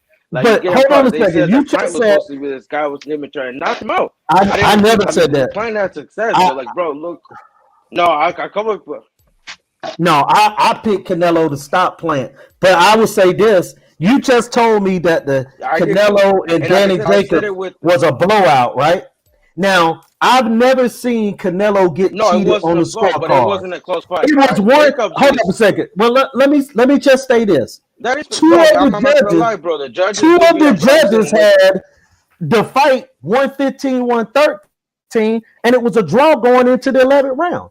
So almost. So what? No. That was one of the judges, but bro, to be honest, Well, with hold up. It Canelo, was like two. It was Jacobs won last fight. It 115, wasn't a 115, blowout, but 13. it was Yeah. 8 to So 4, bro. It was eight and to I four said it was a because, close like I said, fight, right? Canelo in the yeah, no, it wasn't a close fight. I'm not gonna say But Jacobs it got wasn't a outclassed, but it close definitely fight. wasn't a But the close fight fight. was No, nearly Jacobs, a draw. bro, he literally was winning every round Y'all finna up make to me the go seventh. rewatch that Jacobs fight. closed out, bro. Nah, bro. Rewatch it. Like, Canelo literally was blowing out no, Jacobs, and then Canelo Jacobs wasn't winning came every back and round, but the reason why it wasn't close is because Jacobs didn't throw nearly a fucking enough At to the do end of that anything. yeah, fight, because like I said, he was scared to let his hands go though. at the end No, of at the the fight, end, Jacobs did close good. at Jacobs the gave Triple G a better fight than he did with Canelo. Yeah, Jacobs Triple came G alive was at actually the giving it end. to Jacobs. yeah. I Yeah, mean, at the end he did, but with Triple G he was coming. Like I said, Triple G just closed out good. That's the thing, and the knockout made the difference. But I respect Jacobs because, like I What I said, bro, think it he is, fought I two of the think he best was more middleweights in that aggressive time. towards Triple G because Triple G was easy to hit. Like he was right there for you to hit. Canelo, he was Yeah, moving around a lot, Triple G so he doesn't was move getting his to him. fucking so head. so what? Triple G So So doesn't what move I'm his all the fucking saying. head. disrespect y'all give But Triple bro, G, he I got will say power though. You this: gotta give Triple G was. I like the way he he got fight. I power, like bro. that the way he got that MMA stance, like square straight Coming up and walk forward. forward, switch hit. Like I like his techniques. He got good techniques. He I cut the have ring off very Wait, great. I hold haven't on, seen a hold fight on, I as hold have on. smooth Let But me no what ask Triple problem. G Let me did, ask bro, Polo that a messed up his question. career. Bro, Hold on, go Polo. Let ahead, me ask bro. you a question. So, how did you feel after watching Triple G versus Canelo one on some real shit? Like, All right, some to real be honest, shit, bro. I gained a The lot of argument respect was for Triple G. I hold on, I because want to hear what the Polo thing is said. what I think what I saw with Canelo is he was trying to box Triple G, bro. He was trying to like, and then it looked bad because they like that Mexican style. Triple G was trying to use the fan base to get his own for his own Good, but like I said, the first fight, I do believe Triple G got the better of Canelo, and I didn't disappoint the draw because, like I said, people don't understand Canelo was trying to box Triple G, it just backfired. The second fight, bro, Canelo was coming forward and pushing Triple G back in the fight, and like I said, I don't know how people say he lost when Triple G was literally getting uh destroyed with those body shots.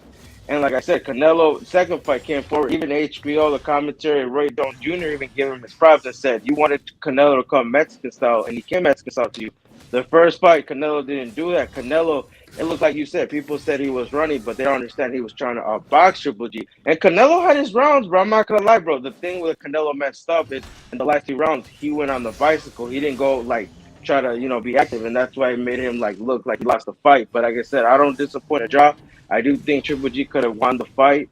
It was. I'm not gonna do the blow, but like I said, I So wouldn't Polo, argue a so draw. But I if think they would Triple have G gave got it the to Triple second G, fight, bro. would you bet Triple up? G lost.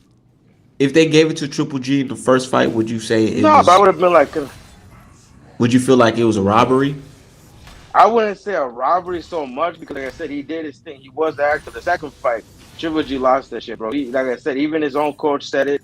They all like, bro, he lost it. Cause like I said, Canelo was, bro. Even his own coach was like, "You gotta knock him out. We're down." Like, bro, the second fight, I don't know why people get that he lost that shit. You even said it, bro. A lot of people scored it 7-5, and I was like, okay, I see why. Because the last rounds, Triple G fucking was on the. Like I said, he was looking for Canelo, and that's what. Like I said, I don't know. Disagree with 7-5 Canelo's because gas Triple tank G was was the just, more active I don't guy. know, for some reason Canelo's gas tank wasn't what it was. It wasn't so good in the first two fights. And then out of nowhere his gas tank just became incredible. But that's a whole nother conversation. But like I said, the white thing what it was, bro, is the weight too. Like I said, I already know we're gonna use these things. I tried it. Like I said, I'm not. Like you said, I think the weight because, like I said, bro, he couldn't make 160 for that long. After he went to 160, and it looks better at 160 because he can make that weight comfortable. No, however, I do think 175. That's gonna be a bit of a risk because he's a smaller dude compared to those dudes. But I think he'll be a couple like I don't know if we'll go undisputed. He'll unify, but I don't know about undisputed dude. But like I said, if he can do it, then more props to him. Yo. But yo, one thing though, I'm gonna keep it 100 with you. You know what fight I do want to see, bro? Because I made a bet with somebody, bro. They actually bet. You're gonna laugh at this, man. Yo, you listening, bro? I'm listening. Some dude betted me $1,000 that Edgar Berlanga can beat Canelo, bro. And we shook on it if it ever does happen, bro. That So I'm gonna be who? 1,000 up, and then that Edgar Berlanga's gonna be the man to dethrone Canelo, bro. Edgar Berlanga? Yes, bro. Bro, I'll send it to you. No, he's never gonna beat Canelo, bro. He doesn't even beat Jaime. Edgar Berlanga. I already know who they're gonna match Bro, him he's up not with. even Bro. gonna I already step in know the who they're same gonna ring match. as Canelo, bro. The Yeah, same arena as that Canelo. fight's not even gonna get Bro, made. I don't. this dude betted me $1,000, bro. This dude, bro, I can even, bro. D-Hop, send me this to him. That's because he knows the fight's not gonna be Bro. made. This dude legit betted me, He's bro. He literally, well, yeah, he knows that fight's never gonna even be made. They're never even gonna not go to really, bro. Because I'm negotiations. They're not gonna not lie, gonna bro. think about Like, fucking Berlanga. nah, bro. They're gonna try to do because, like I said, they're gonna try to motivate it as a Mexico versus Puerto Rico. Nah, I can see Triple it. G If gonna they No, move just, like I up. said, yes, they are, bro. Bro, you know how many comments, bro? Bro, you know how many comments have said that people say, "Oh, Edgar Berlanga is gonna be the man to dethrone Canelo," and this dude actually I better to have me. And I was like, "You serious?" He was never like, "Yeah, bro, seen let's that do it." I was shit. like, "All right." There's even videos that, bro, I can literally say, "Nah, bro." People used to say that Edgar Berlanga was gonna be the next teacher of Trinidad, and he's the new, I ain't gonna lie. get the Them New York niggas is hyping him up very heavily though. Midwest. They Who? Thank you, definitely bro. hyping Thank you, Berlanga up. Who? bro. He's seen it. I think I said Midwest and me one time, and then you I have seen it, seen. I haven't even seen Puerto Rican niggas hyping up Berlanga. bro. I'm No, they serious, stopped bro. They hyping hyping after them up that heavy, fight for bro. the Go to the YouTube and look bro. through the comments and like not his last fight, Bro, but the fight before that. I swear. He the future, Bro, bro. all I'm you like the gotta go to future. Oh my he's the god! future. This. Yo, bro. Hey, Midwest, he's the next teacher of Trinidad. Bro, he's the next teacher of Trinidad. If I'm being Bro, honest, I don't even he's the think next Berlanga teacher can of fuck Trinidad. around with Rosado right now. Nah, But he could beat up. He could beat up Yeah, bro. Rosado. Hey, well, can I ask y'all Nah, this? bro, I think Je- Rosado will get him. Can I They're ask gonna y'all match him this, up with man? Jesse Hart, bro. So it depends how he looks against. Hey, yeah, what's up, Julius? hey, look. Well, first of all, I heard that he's gonna Gay fight was Jesse Hart though. That's what they're trying to match him up with. Gay Rosado need to stop fighting, man. That's real talk. But the other thing is, He's a I worst. was I'll just give him looking. respect. I was just looking at the copy box. I was just looking at the copy box and the stats from the 2 Canelo fights with Triple G, and also the Lara fight. He was outlanded and outpunched in all 3 of those fights. But yet and still, we're talking. Even in the Danny Jacobs fight, it was real close to the copy box. What I'm saying is, here's the thing, bro. I thought we don't. but I thought we don't go over stats though. hey, I thought but I'm stats just, don't mean you ain't nothing, heard though. me say that. I thought stats don't mean nothing. Yeah, you ain't heard me No, say a that. lot of people. I mean, I made a mistake, but I'm just saying Oh, that okay. I thought stats don't mean. I mean, like I said, the only reason I say said that I'm is just like, because apparently stats don't mean nothing.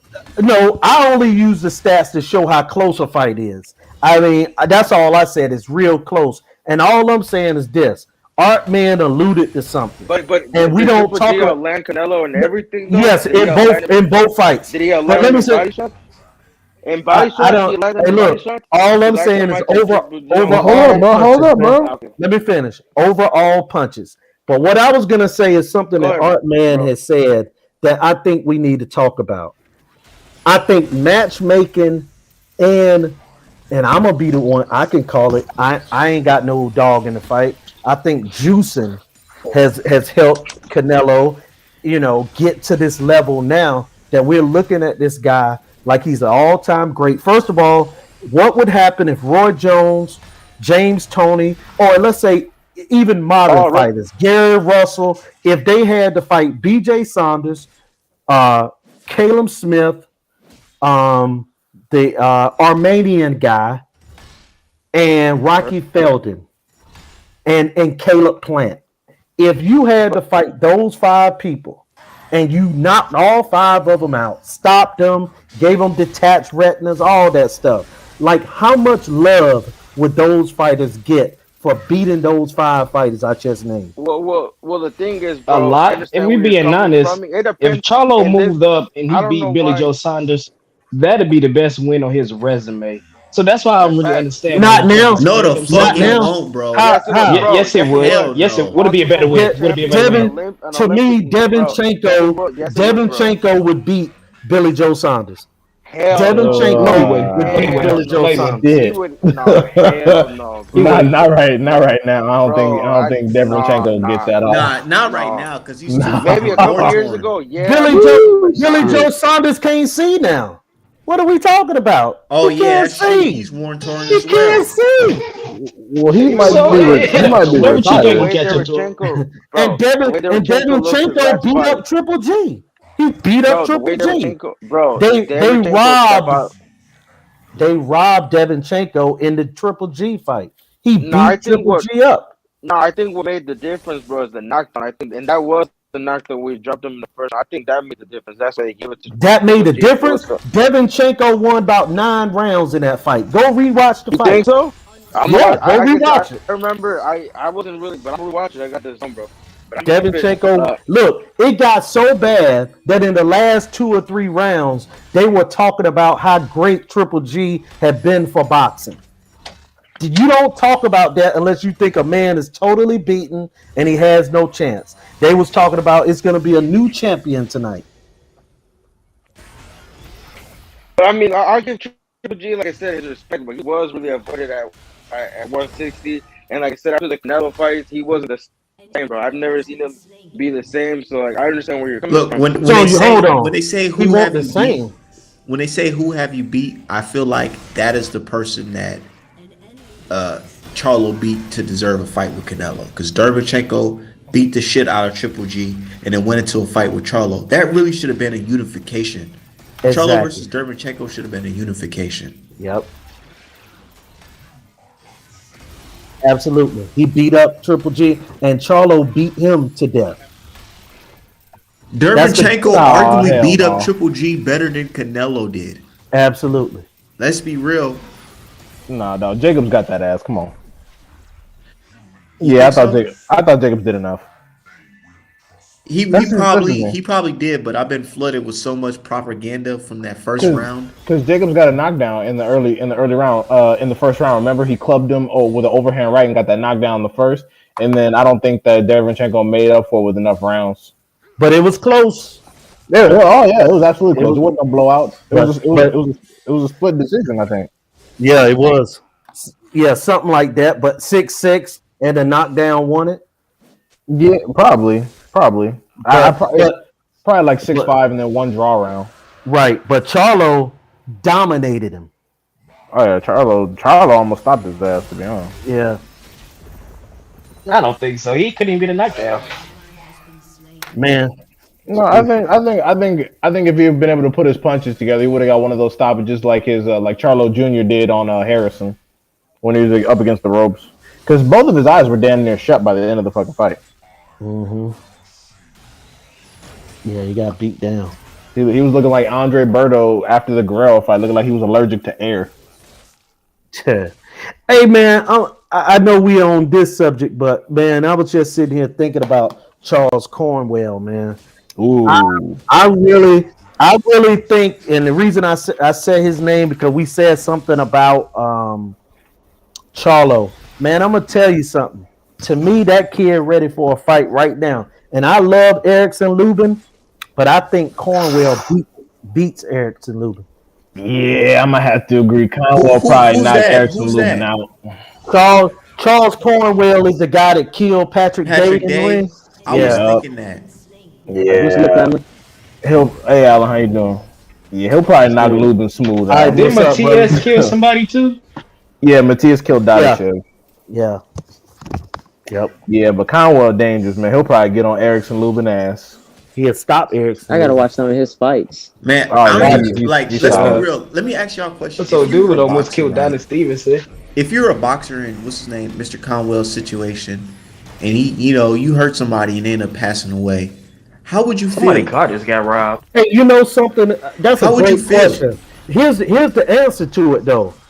Charles Cornwell is a fighter that doesn't feel like because he's still aggressive, but a lot of fighters is not as aggressive going forward. But Matias and Cornwell, they acting like nothing happened. These guys are just as aggressive today as they was that day. I mean, why would they stop? They should Yeah, work. but some guys They do. I they feel killed like the Would you nigga. would you feel yeah, any I like? mean, Would you feel honestly, some remorse? Like, damn, man, I really yeah. took this man away from his A family. lot I of mean, you guys feel some did. remorse, but What's the honest, dude name who almost killed Donna Stevenson?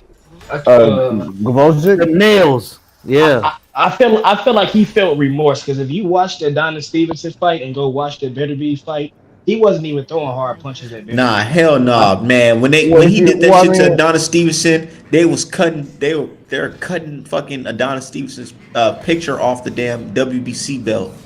well, After yeah, that shit. and also the reason I why he remember felt that bad is shit. because Fuck Adonis them Stevenson dudes. was That's why I said fucking fuck them dudes from a long time ago because I seen that shit. Adonis Stevenson was fucking 40, so it was like elderly abuse. Like Yeah. Patrick Day and Dadashev Right. were fucking young, so it's like, And, God damn, I killed the shit out these I mean, motherfuckers. but at the end of the day, it's like the fighters. So y'all get paid to do this, and when you step in that ring, that's really a possibility. So I'm not gonna say I wouldn't feel remorse, but I would understand that comes with the territory.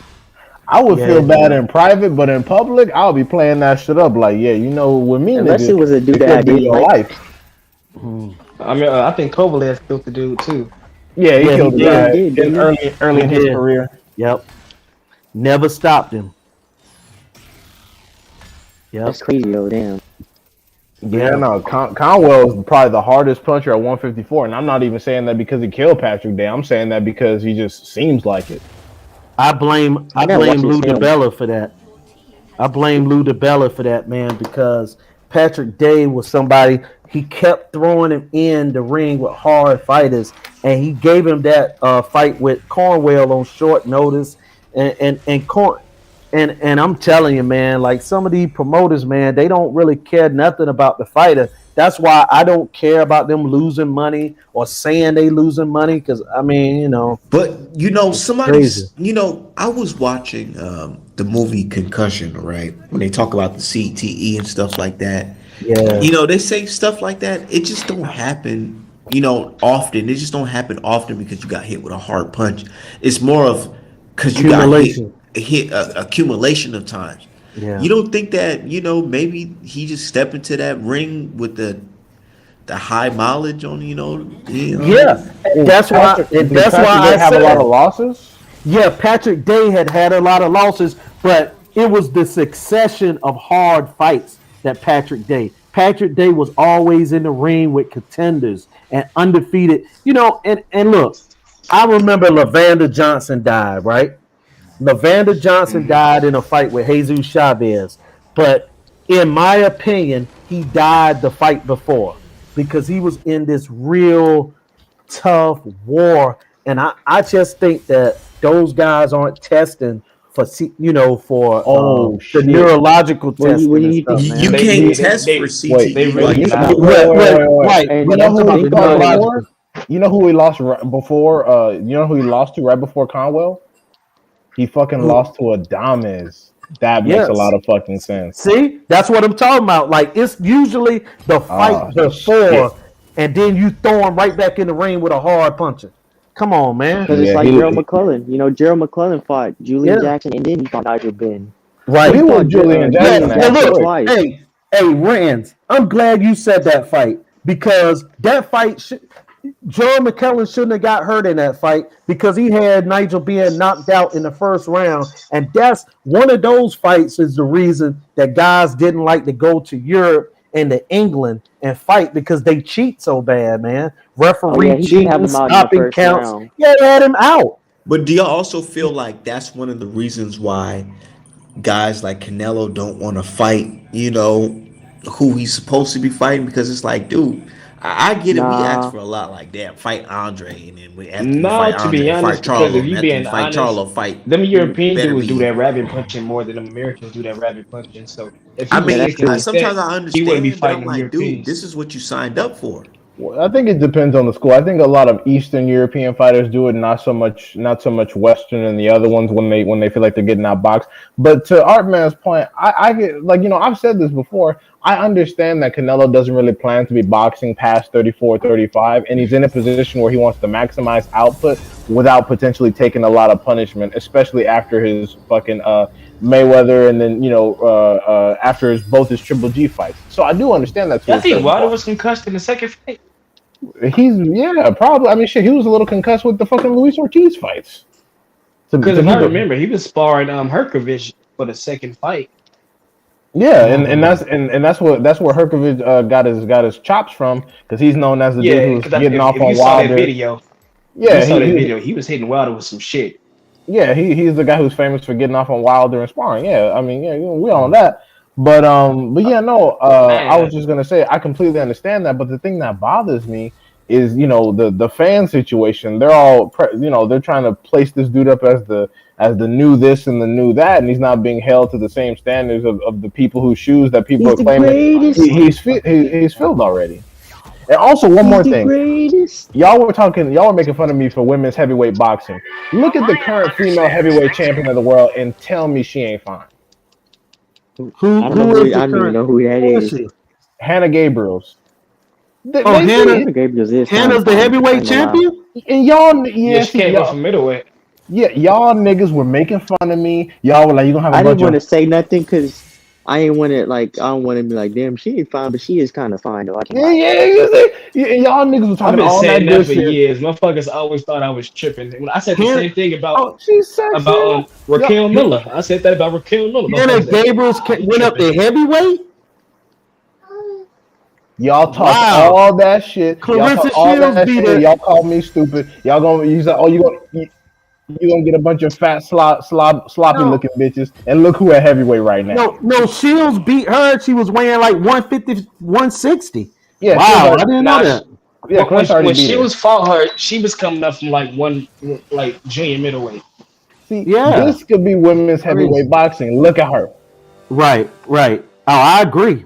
Y'all made fun of me. You're like, oh, David gonna have a bunch of. I mean, D gonna have a bunch of fucking sloppy looking bitches up in here. It's like, nah, No, man, no, look no, at this. She is. no. She's fine. Exactly. Look at that. Yeah, See, I need to be a promoter. I need to be a Costa promoter. Rica. Right. I can get some big booty strippers from Atlanta and turn them into boxes. We'd be good to go. Oh man. It Go to used to be one on Met. TNT. Her name was like Latondria Jones or some shit like that. Yeah, Right, I the know who that is. basketball She player. fine. Man, that motherfucker was. The She best fine, ball bro. player. Y'all was clowning on me. Y'all was clowning on me, She and she then dating look the at old dude. y'all. I think she dating Javion Love or something. Oh yeah, from Oh, DC. Jalen Love punk Yeah, ass getting the pussy. Man, fuck Jalen Love. You yeah. corny. Working They, as Jake Paul security guard ass nigga. yeah. That shit is crazy, man. Bitch ass. He, Hey, go ahead, Yeah, Carl. go Yeah. ahead.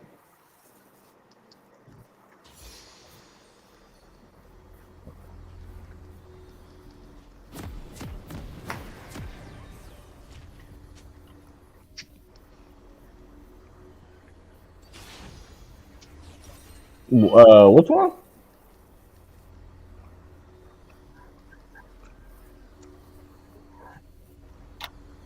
Is she at middleweight right now? Welcome to Summoner's Rift.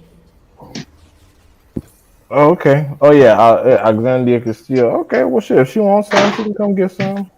Soon as Chris is done with fucking martial ass. Minions spawn. I mean, and I was gonna add on to the go ahead, Cry. I'll let you finish.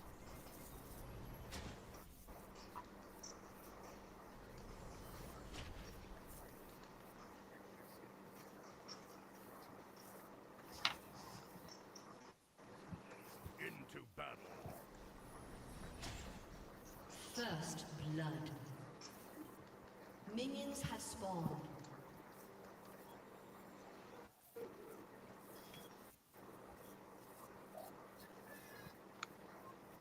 Follow my blade.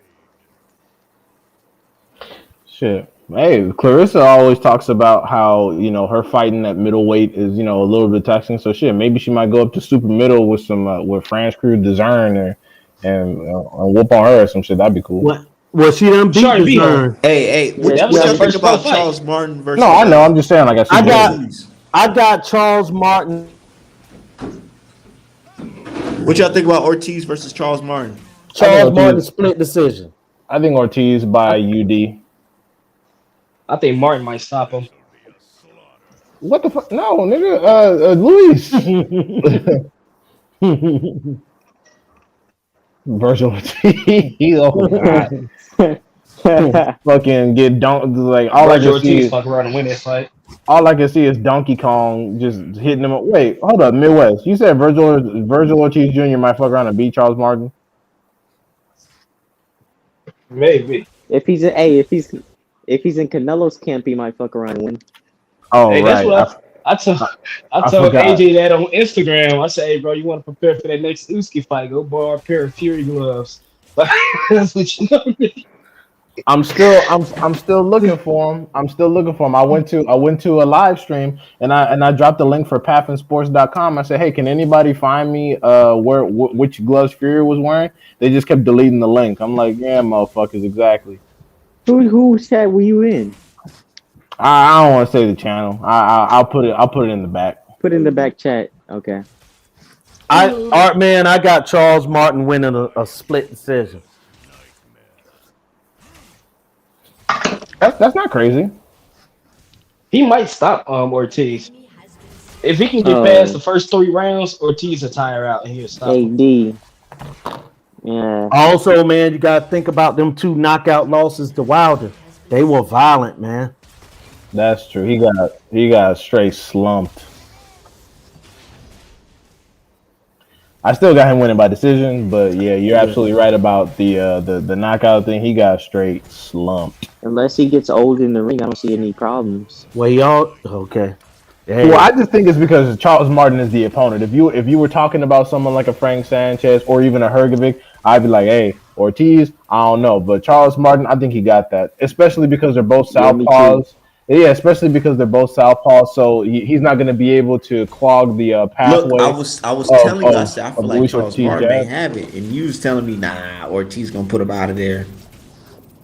I said decision. I said Luis Ortiz by decision. Oh, you said Luis Ortiz by decision? Yeah, I when Julius was talking, I said it wouldn't be crazy if Charles Martin knocked out Ortiz because he mentioned the Wilder fights. The nigga got slaughtered. yeah, I expect Martin to win this fight, man. I do, and I think I like Charles Martin attitude, man. I like his attitude, man. You need that type of attitude fighting Ortiz, and you're the underdog, man. And ain't nobody gonna believe in him but himself. I think Martin gonna pull it off, man. I Y'all really think do. he got Man. better since the AJ fight or no? He definitely had got better since the I feel AJ like fight. he definitely got better. He's made some improvements, but I don't think it's gonna be enough. I got you. I don't Ortiz think it's skilled. Ortiz is skilled, man. But I'm going back to them Wilder fights. When somebody hits you, man, with a right hand, I'm talking about the second fight, and snot fly and boogers and sweat and blood flying, and you know what I'm saying? That look on his face. I I don't still know if it remember was that the look on his translation. face. He was I don't like, know if it what was the the fuck translation, but he was said in the that? Wilder versus Fury, I mean the Wilder one fight, he said that he couldn't breathe and he Yep. couldn't hear. He said he couldn't. That's And I'm exactly like, I what don't he know if said. he Yep. translated, but this nigga said he couldn't breathe or He said he hear. couldn't hear. Right. He knocked this nigga deaf. Oh gosh. Sure did, man. He said, I couldn't even hear what the fuck the ref was And talking then about. he said I don't know if it's a translation, but he said right around that time I just knew it was over. So you know what Yeah, that means? That means you about to get knocked out, nigga. he did say he can't hear. Say you That's can't hear, funny. can't. I mean, because Wilder was throwing like a looping little crazy right hand that was hitting fucking Ortiz's Right ear. behind the ear. Yep. He kept hitting him on the temple too. When I was watching that, Yep. I was like, "Damn, Wilder's making this." And when Wilder hit you on the temple, like your whole neck move, I was like, "Oh, Yeah. Jesus!" Yeah. That's that art man. That's why I'm gonna say this, art man. Tyson Fury should never get in the ring again with a heavyweight that got one punch power, because the accumulation when he get knocked out, blame Wilder. Yeah, well, White got one punch power. Then he can do it.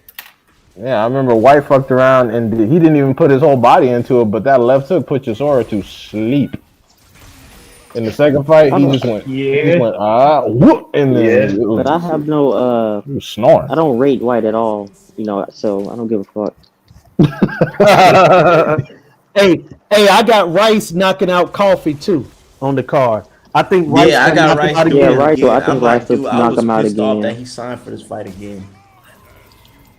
I'm picking Coffee. I'm picking Coffee this time, and the reason is because all Coffee had to do was slip a few more jabs and keep his left hand up, and No, Rice but he doesn't. was just his defense was awful that first fight. He kept getting just. That's what I was gonna say. tagged. All he had to do was keep his left hand up, and Rice has far less success. I think Nigga, that they're that's gonna. easier said than done. Oh, okay, we'll see because It's not in his repertoire. we've also You seen how Rice is vulnerable because he already has a slew of losses. So I think that Coffee can correct off of that and then make some decent adjustments. Especially instead of looking at him, actually being first with your jab and getting in and stepping forward. He was just on the back foot all night looking at Rice, which is why Rice was like, "Well, fuck it. If you're just gonna look, I'm gonna punch." I think that they can come back from that. So I'm picking Coffee in this rematch. I'm going with the Carolina boy by knockout again. Yeah, I mean, I like Rice. I'm not like saying I'm picking against him as a human being. I just think that Coffee gonna make the adjustments and get that. I got. I don't like the way Coffee fight. I mean, the nigga turned pro when he was 30. Right, that's true. I mean, he's just fresh. That's what I'm saying though, D. It's like you don't have those tendencies, those habits down. It's just like it's easier said than done. It's keep your left hand up. You might just fuck around and get knocked out again. That's true. He could easily lose, but Rice himself has got 6 losses, 2 by knockout, and I think with that tape, I think they can come back and do something with it. But I could be wrong. I just think that Coffee. I just think that Coffee, at the very least, possesses the power, not the foot movement, but definitely the ability to move his head and keep his left hand up to at least parry the jab with the right hand to return. And also, again, being first. Leading in with the jab and just don't stare at the motherfucker. Throw. The whole time you're just sitting there looking at him while the right hand cocked back and just kept bopping his head back. I was like, what the fuck are you doing? You're just looking at him. What fights on the card? No, Frank Martin fights on the free TV portion. Yes, sir. On Fox. He fights. Yes, sir. He fights. He fights Duno. Oh, he gonna whoop that ass. Hey, I'm gonna say it. Who is Frank Martin? Well, you said who's Frank Martin? Yeah, it was Frank Martin. You said who? Frank Martin. Yeah, what weight class he at? From lightweight. Oh, you don't know Frank Martin? He's at 135. I mean, fights He he got. trains with He's got 14, 16. 14-0. Hold on. I don't fucking know. Let me Yep. look it up. I think he's Hey, got 14 fights. I'm gonna say this right now. Frank Martin is gonna beat up on Durno. I want to see Frank Martin either fight Devin Haney or Cambosis or any other top. He's ready for a title fight. He's ready for a Yep. title Y'all fight. be I rushing think these he. dudes into I title think he. fights. Hey, what? Hey, You didn't listen. even know he was. Who What's was you gonna say that? You who know was he George is. Cambosis before he fought Lopez? I'm gonna wait. Y'all tell me now. Nobody. Cambuses Who with was nobody. He Cambosis? still ain't nobody. Cambosis was a guy that had a split decision that people think Mickey Bay beat him. Mickey Bay ain't even an active fighter no more, I and thought that he was lost the his fight last two before. fights. I thought Right, he lost to Selby, to be quite honest. and did he? And Selby, we know, is a featherweight. Came right on up and beat Lopez. Frank Martin would beat Cambosis tomorrow. Frank Martin will be competitive with Mm. Devin Haney. I didn't say he'll I'm just win. never confident in Competitive. prospects getting moved up too quickly. I What's want too to quick? I see. I mean, want to Hold see. on a second. He 26 years old and he got 15 fights. How much longer should he wait if he's 26? I don't think it's the number of fights. I think it's the level of competition. He got bro, bro Well, that's what we're trying to do. We're Floyd. trying to get him to up his comp. Yeah. Yeah, Hey, but I look. don't not straight to the top, not champions. Well, I feel like here's if he at lightweight, But get him in if there you with think like about here, it, a them Luke dudes at okay. Campbell. lightweight aren't Well, far look. removed from him. They're not. None of them dudes are as far removed Well, from him as you would and think. Well, how high are you? How high are you on fucking Cambosis? Because to be honest, I'm not like super high on Cambosis because he got a fucking Teofimo win. Me either. I'm not high on Cambosos. I think he That, right, loses to all the top Frank, Y'all know dudes. how I feel Frank, about Cam Boosie. right? Frank Martin will beat him up. If they fought, Frank Martin would absolutely dog him. But my thing is The this right here, facts. though. I ain't got no disrespect to what anybody opinion, but when people say, "Who is this guy fought?" before they fight a champion, the only thing I can say is there have been so many great fighters that fought nobodies before they got a title fight. Like nobody knew who the Puerto Rican Felix Trinidad was before he fought Maurice Blocker. Like he came from out of nowhere. Nobody had heard of him. He came in and he was that good. Frank Martin would dog Cambosis in a Yeah, fight. but you got Not to, only that, not but only he that, was a Midwest, blue but chip it's like prospect though. He That's the got difference. what you He, mean he's blue chip? not I only don't that, think but y'all got to think about it like this: a loss isn't gonna hurt. A loss ain't gonna hurt their careers. no, When if they get absolutely that wins not. now, they get that experience now, they can come back and bounce back. That's the problem. A lot of I these think that dudes Frank be Martin waiting should for fight these Ryan title shots. Garcia He'll beat the shit out of Ryan Garcia. because I No, know I'm just saying because Ryan Garcia and him because Ryan Garcia I think he knocked out Duno in like one fucking round and I'm like right. okay yeah and I'm like okay that just sounds sweet. So you guys got a common opponent. It makes a good ass title eliminator because Mm. I don't think that Frank Martin gonna knock him out in one round because Frank Martin is not like a He's a super. boxer. Yeah, Right. exactly. He's a boxer. He's a volume puncher. I mean, he could knock him out one round, of course, because Duno not that fantastic. But I'm like, y'all got a common opponent. It's a good comeback fight because I guarantee you, even Ryan Garcia probably don't know what he is. He probably gonna think the shit's sweet and fuck around and get exposed. So I'm just like, okay. So, He yeah. would get Frank destroyed. Frank Martin. Martin would beat the shit out of Ryan Garcia. Frank Martin is a Gary Russell clone. He's a Gary Russell clone, and How I'm big talking is he? about he He's about little. 5'6", He could fight. 5'7", something He could like fight a that. He's a one. boxer. But they got the same style. Him Mm. and Gary He's Russell stocky fight though. alike. No homo. He And could fight stocky. at 130 if you He put the like work in. He 5'7", not. 5'8". Yeah, He could. he's not Yeah, big. yeah. He fight a lot like Gary Russell. Yeah, he's got that hand speed and he puts his That punches hand together. speed. I Yeah, think he got nice angles too. realistically, I think he should fight El Rayo. See what El Rayo How talking many about. knockouts he Yeah, that's got? what I said. I think he 10. has 12. But yeah, 12. 12 knockouts, 14 wins. That ain't bad. Not Martin bad and at all. Isaac Cruz. That's a good fight too. Oh, he got That's 10 a good knockouts. fight. My But bad. Cruz, yeah, Yeah. Oh, I hadn't even thought about Nafir in a while. Yeah, that's solid. I When last time mean, he had a fight? That's my question. Nafir probably get his first L. I think if he's undefeated still. When is the last time the Fear had a fight? I ain't heard of that dude in a minute. Yeah, he was supposed to be some kind of blue chipper, but he ain't been fucking fighting.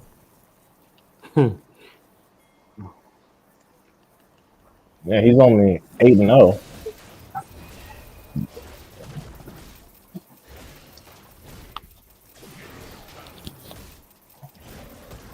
Oh hell no! Nafir Charles should not be fighting Trey Martin. His last opponent was this. He fought on the 11th, and his last opponent was 5-11. Hell no, Nafir, no, don't do that to Nafir Charles. I don't know He'll who fuck that around. is. He'll fuck I'm around and trying get traumatized. Man, I'm trying to tell you, I really want to see Frank Martin fight one of the top guys, man, because I believe that he's already better than Kambosos. But you know how it goes. You're not nothing until you get a chance to fight somebody. Yeah, Tank But don't want to make black people rich. Tank, yeah, Tank Tank, don't Oh want yeah, to. because Tank definitely Tank Frank is not Martin gonna fight spars Frank Tank, Martin. but they be Yeah, sparring. right. Yeah, and Tank wouldn't fight someone that got that much data on him. No, not a That's one slick thing I don't southpaw like though anyway. is that Leonard Ellerby just in their fucking whack ass plan. No, But you that's know what I'm. what? Hey Rand, don't blame Leonard Ellaby. Leonard is my man, and Leonard don't make no decisions. Leonard You know Ellaby this Allen word, though, right? huh? This Allen, my Allen fault, though. Allen, my fault, bro. My fault about that, brother. You Um, good, Julius? I don't think that Leonard Ellaby got anything to do with how they move Tank. I think that he's his biggest cheerleader. Yeah, no, it's Floyd and Heyman that really run the operation. Leonard just Yeah, push the paperwork, press the flesh, shit like that. yeah. But Allen, I agree with you though, bro. You know what I'm saying? I agree with you. I I want to don't, I see. don't, I don't even mind the way they move in Tank as long as they like squeeze some certifieds in there every now and again. Like Yeah, like you can beat up all the fucking people you want to, just every now and then. Give me somebody. Shit. I yeah. agree with you, D. That's a good plan because it's just like Hmm. you can fight a guy like Cruz and then you'll fight Gary Russell. You'll Yep. fight a guy somebody else and then you can fight a But Devin Gary Russell Haney. don't want to move You know? up. Y'all know Gary Mhm. Russell don't want to fucking move up. You don't want to come off that. I'll come off that 126 belt. He I ain't think trying to he'll move go up. to 30. I think he'll go I to think 30. And fight who? And I fight think it who? Tank. Well, I mean, I don't Tank know not who going he'll to fight. 30. Hey, I don't know who he'll fight, but I think he'll move up to 30. Look, think about it. Cobra. When they trying to get Chris Cobra versus Russell anyway? Look, Yeah, they hey, were. But they're he'll trying beat to make Chris the Colbert. Gutierrez fight now. Gary And not Russell to, will beat Prime Time. I don't think so. You don't think so? I think so. I like that dude, Chris Cobra. I just don't like how inactive he be sitting down. Bro, Gary Russell will beat him up, in my opinion. Yeah, in my opinion, I think Gary will beat him. because y'all saw the King Tug fight with Colbert. He was looking real. He's looking Yeah. real Yeah, vulnerable for a few and moments. I was like, and, damn, But to Chris. be and Gary honest, schooled Tuck Tug. looked like he was more stronger at that weight. I feel like this is a better weight for him. I He don't see def- why they ain't trying to get him in a motherfucking IBF fight. Yeah, I don't know why he moved back down to 126. He looked way better at 130. I agree. Hmm. Yeah, he's But definitely but stronger. you know, hey, D Hive, Allen, I'm gonna agree with what y'all said when y'all was saying just kind of sprinkle people in between fights, like you get a hard fight and then you want to take some crap fights. Julio Cesar Chavez, right? Between him beating, well, he draw with Pernell Whitaker when they robbed him, and him fighting like Mildred Taylor and Frankie Randall, Hall of Famers, right? He had Yep. fights against a guy named Bruce Pearson that was 10-10. He had a fight with a guy named Marty Jabrowski that ended up having 100 losses. He had those fights sprinkled in to mega fights. So if you take tune-up fights, but you also fight the top people, nobody can say nothing. If Right. if Tank Exactly. fought Devin Haney and say he knocked Devin Haney out, and then he come back and fight a journeyman, nobody will say nothing. Yeah. And same thing with Canelo. If Canelo was Yep. sprinkling, and if Canelo was Yeah. sprinkling in some certifieds, I'd be, even with the Yeah. steroids, I'd be like, you know what, the man whooping Yep. ass. I can't really talk a lot, but he just Right. going on. Facts. He just doing like whatever at this point. That's why whenever people bring him up, I'm like, I'm not too concerned about what the fuck he's doing. You can kill McAbooty, you want to kill fucking, the entire Smith Royal To fucking be honest, if family. you want to be honest, Canelo has always been doing that. Like, Yeah. I know y'all don't like him, but he's always fought the No, top he dude in each division. Like, he fought Floyd. He fought Cotto. He was the top dude at 154. He fought GGG, top dude at 160. He fought Callum Smith, top dude at 168. So like he's Callum always Smith had those wasn't a fights in top there. guy. Come Callum on, Smith man. is I currently hate ranked number one. Callum Smith, by some people, is currently ranked number one at 175. Do you believe he's the best guy at 175? Well, my thing is, it's not what I believe; it's what the rankings say. I'm telling you what the That's rankings come on, says. Les. One of the rankings rankings have Callum Smith as number one at 175. Do you believe he's the best at This, this, 175? this is why I say I don't go by what I believe. A lot of y'all believe that Lubin was ready to fight Charlo. We seen that was not right. A lot of y'all believe the Yard was ready to beat Kovalev. We see that wasn't right. So we can't always go off what we believe. Oh, I But think we he'll beat only him, know so when we he's the find top out. dude. We only We can only go by know the when we find rankings. out. I use the rankings. I said that some of the rankings have Callum Smith as number one at 175 right now, despite having no belt. Number one or number one in a sanctioning body. Number one. Period. Who has a number one? Give me 1 second. Light heavyweights. Well, why he Currently getting that box rec. information? All right, let me ask this question to the guy. I forgot your name. Yeah, I heard you talking. Let me ask you this, brother. If you say Lubin wasn't ready for Charlo because he got knocked out in the first round, right? Mm-hmm. So what happens if a guy lose a 12-round decision? Is he more ready if he just hang in there and lose, or is it? I mean, because the reason I'm saying that is that it ain't your fault, but I'm tired of hearing about guys not being ready for guys. If you are ready, if you over 20, 21, 22, you got 250 amateur fights, and then but you got 20 pro fights, and then people say, well, you're not ready. Like Erickson Lubin, even at a young age, has already had over 200 amateur fights and 20 pro fights. How much more ready could he be? Because he might get in there and fight him again and get knocked down in the first round. Yeah, Is we going to say then, well, he beat other guys? I never so go ready. off the number of fights. I go off the competition you had in those fights. Like, think of this. Okay. Compare. I can't even compare because this motherfucker was a champion. Fuck. I'm trying to think of a fucking number. Alrighty. I'm still gonna use him. Okay. Compare Munguia to what's that motherfucker at 168? Number one at WBA. David Morrell Jr. To Morrell. Morrell has less fights, but look at the competition of his opponents, and look at the competition of Munguia's opponents. Now tell me who you think is more ready for a champion. They both out the same. Morrell just a better fighter. Nah, his competition's been better. And like even if you like look at dudes who's are like I mean in 10 fights, Lomachenko had better competition than any prospect right now. Hold on, you said David Morrell. I like Morrell. But like who is those hard opponents that you talking about? His last opponent was better than any opponent. Fox. Smaller guy, right? Alontes Fox. That is better than anything that fucking Munguia got on his 160. Now, McGear beat Rosado, and he also beat Saddam Ali off of That's a at 154 fight, right? Right. It doesn't matter about pure 160. It's pure 160. Right. But Morrell at 68 though. Yeah, but I'm saying, like just based off their competition, who's been fighting hard in competition? Yeah. That's why I don't look at the number of fights. Well, my thing is this. Morrell, to me, that was a bad analogy because Morrell just a better fighter. And he's better than the competition he's been fighting too. You know what I'm saying? Like Morrell beat Fox and he beat the other guy, Cazares or whatever his name was. But those guys, to me, he's a level above those guys, including McGear. He's a level above him. So you might want to get another contender. And also Morrell's Cuban, so that's automatically means he's gonna be fucking miles above Munguia, punk ass. Exactly, and 200 and some odd amateur fights. When these guys got those many amateur fights, man, I mean, it's really. I mean, how much more ready do you have to get? What you gonna say, Alan? My philosophy on that is that we have to find out if they're ready or not. Like you said, Julius, we never know if they're ready or if we don't put them in there with those guys. Yeah, So you yeah, could say we know the result of Kovalev and Yard. We know the result of Charlo and Lubin. But at the Yeah. time, we wanted to see.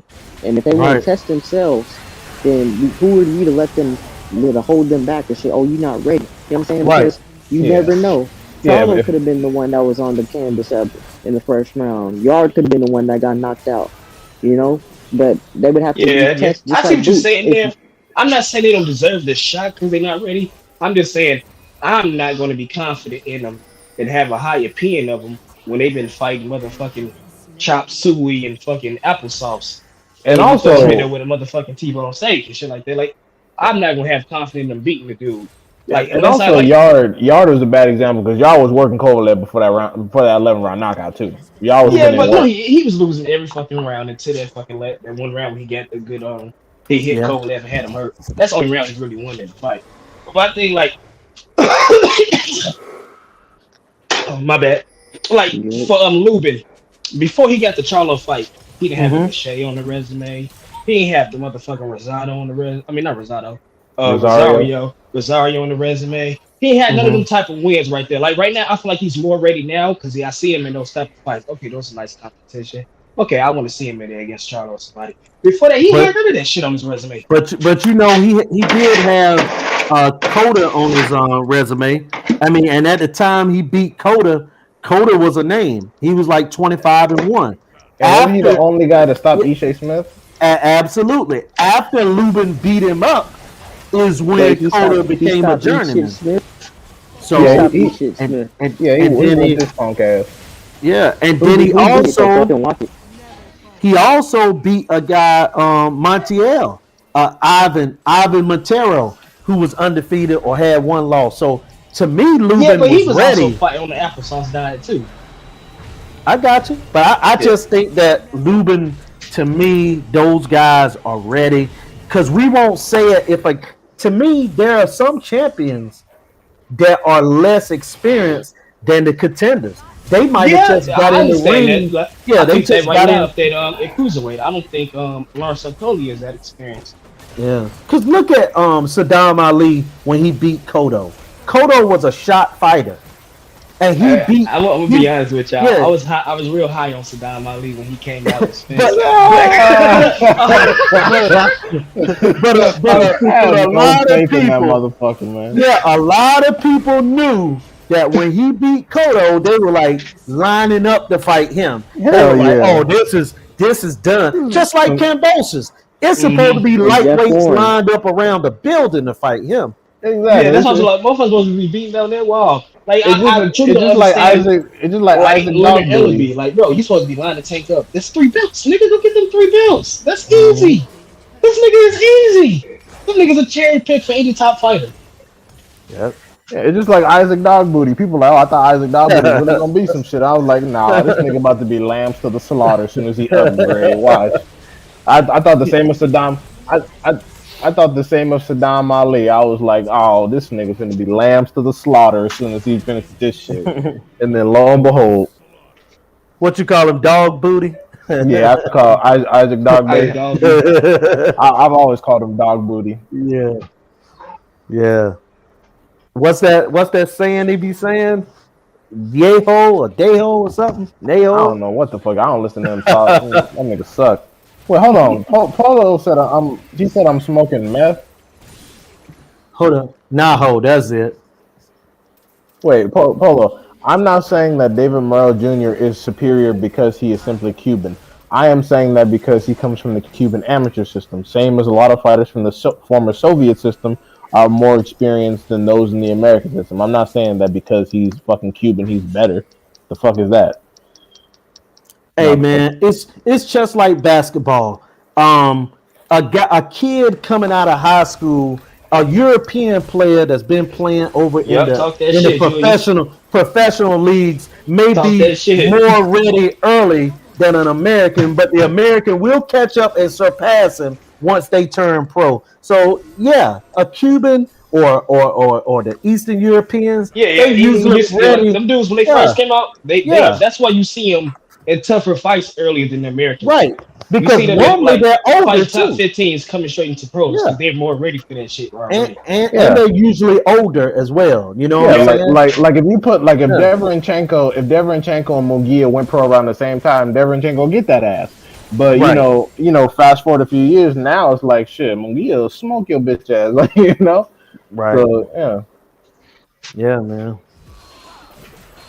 But yeah, man, that's why I try to look at it like boxing and the way that guys turn pro in the NBA is real similar, man. It's very similar, you know. I'm just glad that now that the Olympic incentive is gone, we're gonna see a lot of new young talent coming up, and a lot of motherfuckers Yep. gonna get weeded out early.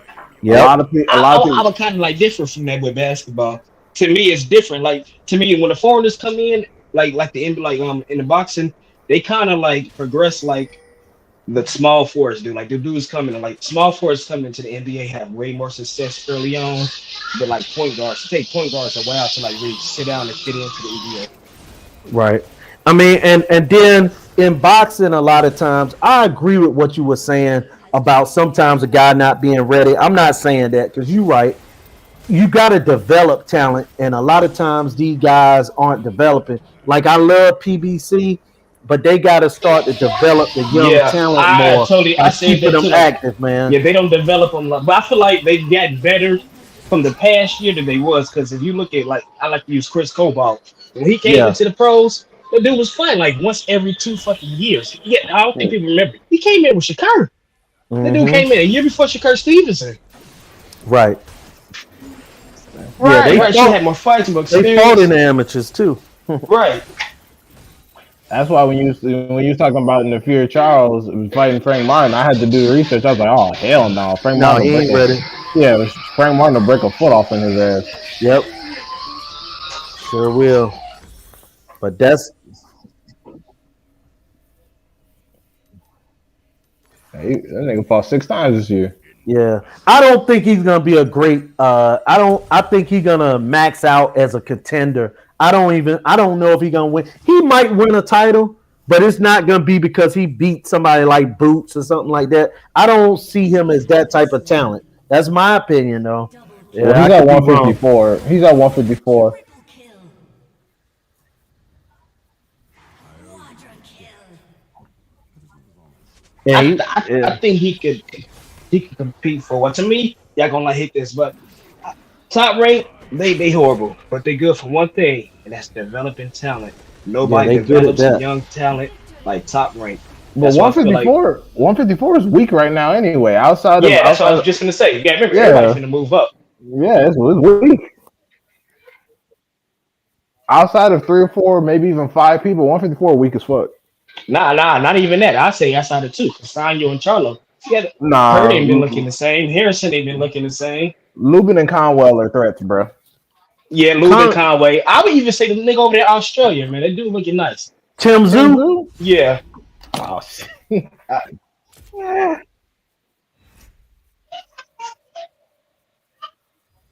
Who? Who's that?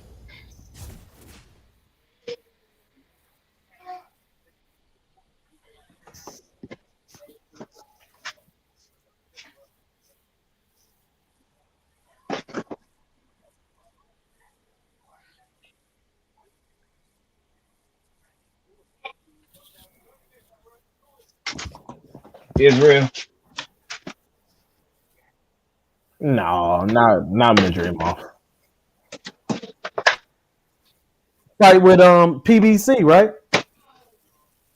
Left-handed. Yeah, yeah, he a good fighter. He like 21. Yeah, he all right. He all right.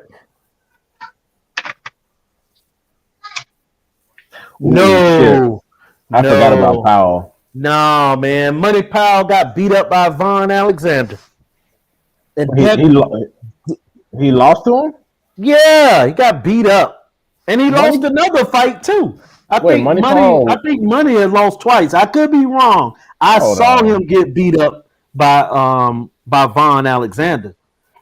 No, he only got one loss, and that's to Okay. Von Alexander. Yeah. Okay. I saw that. I lost. Nah, that That put a bad taste in my mouth, man. I'm just sorry, man. Dude said, nah. That will put a bad taste in my mouth, man. I ain't saying he can't recover, but woo, I that's ain't a gonna bad count. one there, man. I didn't even watch that. I got to go back and look at it. Because he got dominated. I just woohoo, man. I mean, I don't know, man. If he had got knocked out like a lucky shot or something, but come on, man. You know, Yeah, exactly, Steven Houston.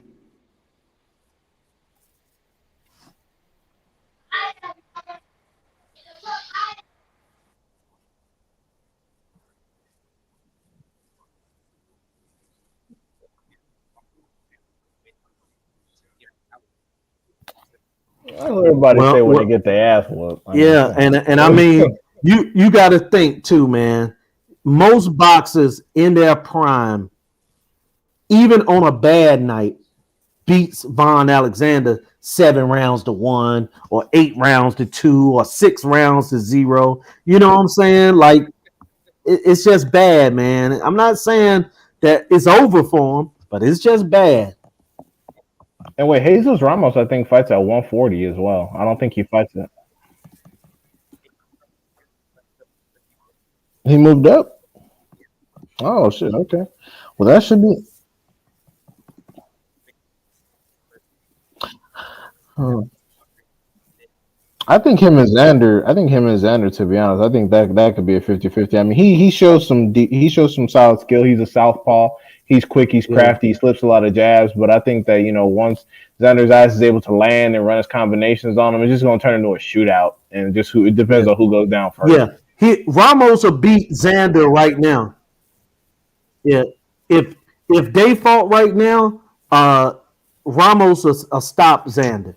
If they fought today, he'll stop him because Does Xander have any southpaw experience?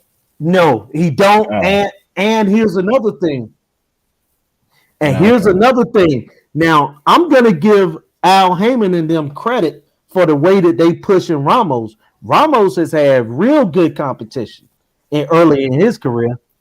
Yeah, he beat, and Mendoza was, rated in the top 5, and he beat Molina. That was a good, like my man, he been moved good, but he got a pedigree. His father was a fighter. You know what I'm saying? Like who Ramos, too? Huh? He's on a PBC. Oh, he with PBC. Okay, I thought you were they moving him. Like, that's surprising. Oh, they pushing him. Hey, he turned pro at like what 17, but they've been moving him good because he already 17-0, and he done beat 2 or 3 contenders. You know what I'm saying?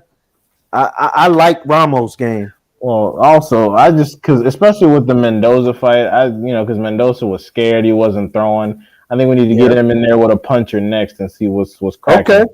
Well, hey. Oh, and hold on. We was talking about 54. Hey, look, man. Fedora, to me, Fedora is the type, man, where Lubin might knock him out, but I could see Fedora stopping Castano because he a difficult fighter, man. I don't care, man. The dude difficult, man. You got to think he's 6'6", so we don't know how a fighter gonna fight him. Like a fighter might get in the ring and they be hesitant, and he gonna beat you up. But then another time he might fight somebody and they knock him out. Who was the guy that he struggled with from Cincinnati? He was a southpaw kid. Jamonte Clark. Yeah, right. Clark, right? Okay. He struggled bad in that fight, but then he fights someone better, and Fedora beats him up. So I don't know, man. He's difficult it's hard to even predict his fights, man.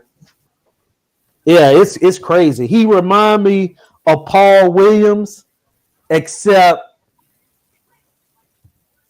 I don't know, man. Yeah, he's a Paul Williams type. D-Hive, remember D-Hive, you said you can't prepare for guys. You can't prepare for him because you gotta spar a heavyweight.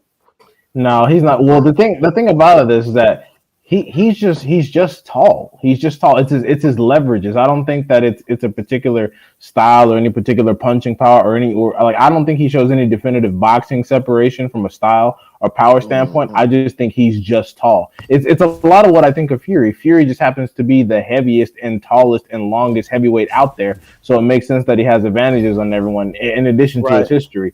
Whereas Fundora is simply just the tallest, longest dude in the division. But the good thing about him is that he doesn't fight like that.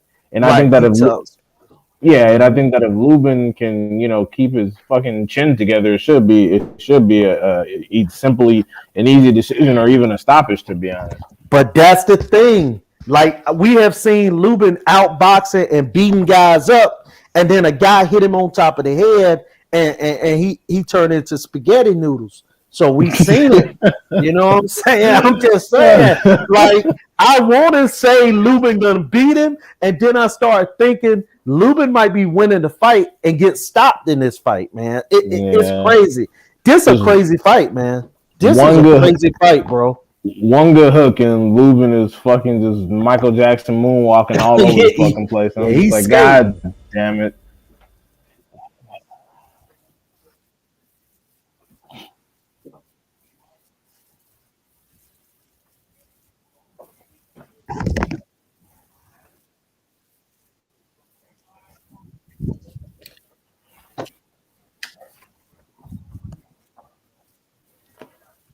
That's because he always leave it in the air. If he tuck his chin, he'd go so far in this division. Who you got, Alan? Alan done slipped off, ain't he? Alan on smoke break. Oh, but no, man. I'm here. I'm here. Lubin gonna beat the shit out of Fundora. I mean, everybody's the only thing that everybody's banking on is his chin. Lubin is gonna outbox him because, like y'all were telling, like Fundora's just tall and lengthy. Mm-hmm. He doesn't use that height and reach. No, he don't use that in his fights. He likes to bang it out. Yeah. And we saw with Sergio Garcia. Sergio Garcia was beating on his ass. I thought Sergio Garcia won that fight. But Jorge Cota was getting some good shots in. Yeah. That's the thing, man. I think we're gonna see Fedora fight and he gonna lose fights, and then we're gonna be out there thinking, oh, Fedora ain't gonna win, and Fedora gonna win fights. Like, that physical advantages, they come into play sometimes when you're not even expecting it. But the only thing that bothers me about him, which is why I think that he's not that guy at 154, is because someone that tall is obviously not for 154. He's cutting down so he doesn't have to go see bigger punchers. Because I'm telling you, that liver and chin is exposed. He's gonna fucking. But you know what though? I think Fedora could go to middleweight and say if a guy like Magia got the title, he could go there and beat Magia. Like, to be honest, I don't like Magia, but he applies pressure, and that's what you're gonna have to do to Fundora. I agree with you, Midwest. He does apply good pressure, and that's like you said, that's what Sergio Garcia was doing, was just applying pressure. He wasn't scared to get hit. He wasn't scared to, get in there and mix it up with Fedora, and he was getting the better of those exchanges a lot of those times. Hey, look, man, it's a Panamanian boxer, right? His name was Guillermo Jones. Mm-hmm. And Guillermo Jones was 6'5", and he started fighting at super welterweight at 154. As a matter of fact, he lost. He had drawn and he lost in a title fight, right? Mm-hmm. Years later, the guy won a cruiserweight championship. So I can see Fundora doing something like that. Like, say he lose at 54. I can see this guy, because he's still taller than all the super middleweights, the middleweights, light heavyweight. I can see, if you just say super middleweight, I can agree with super middleweight, because nobody up there super middleweight really hits hard like that. Like, most of them dudes are pure boxers or like boxing punches. I can see him in super middleweight. I mean, middleweight, I don't know. Yep. But I'm just saying he could win a title or two. But like you said, Lubin could knock him out, or this guy could beat him up. But then he get in the ring with a champion. Like, for example, suppose he went up and fought Billy Joe Saunders. He would beat up Billy Joe. To me, I don't think nothing of Lemieux, Billy Joe, Caleb Smith. All them Royal guys, man. I don't think much of them, man.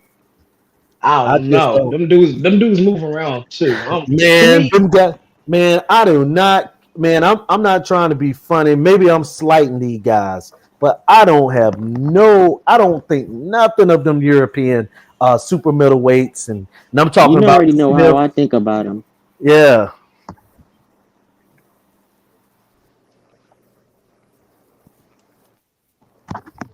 Are they in the same? Are they both at 154? Michael Fox is at 147. Oh yeah, Michael probably need to move up. He ain't doing nothing at welterweight. You bullshitting.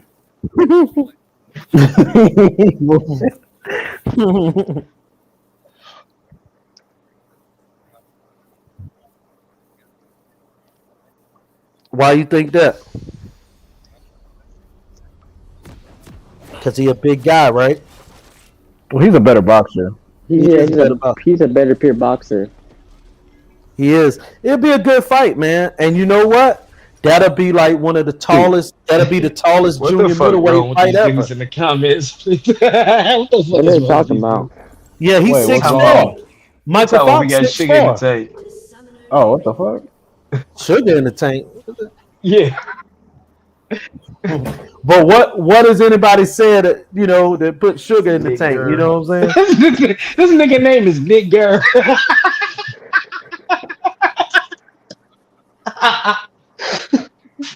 Nigga, fuck you, bitch. His name Nick Gurr. Hey, he racist Pussy as ass fuck. thing, nigga. Oh, for real? Big nigga. Oh Yeah. man, Look at this fucking when the clown. racists came in there. Oh Yeah. man, It's probably one of them dudes crazy. from Twitter, man. Them hoe ass dudes from Twitter. Yeah, fucking bitch. Yeah, that's stupid, man. That's stupid, man. I'm gonna put some sugar in your mama too, nigga. How about that? Nah, it's all, Crazy, man. I sniped him. Arman gave me a wrench, so I got him out of there.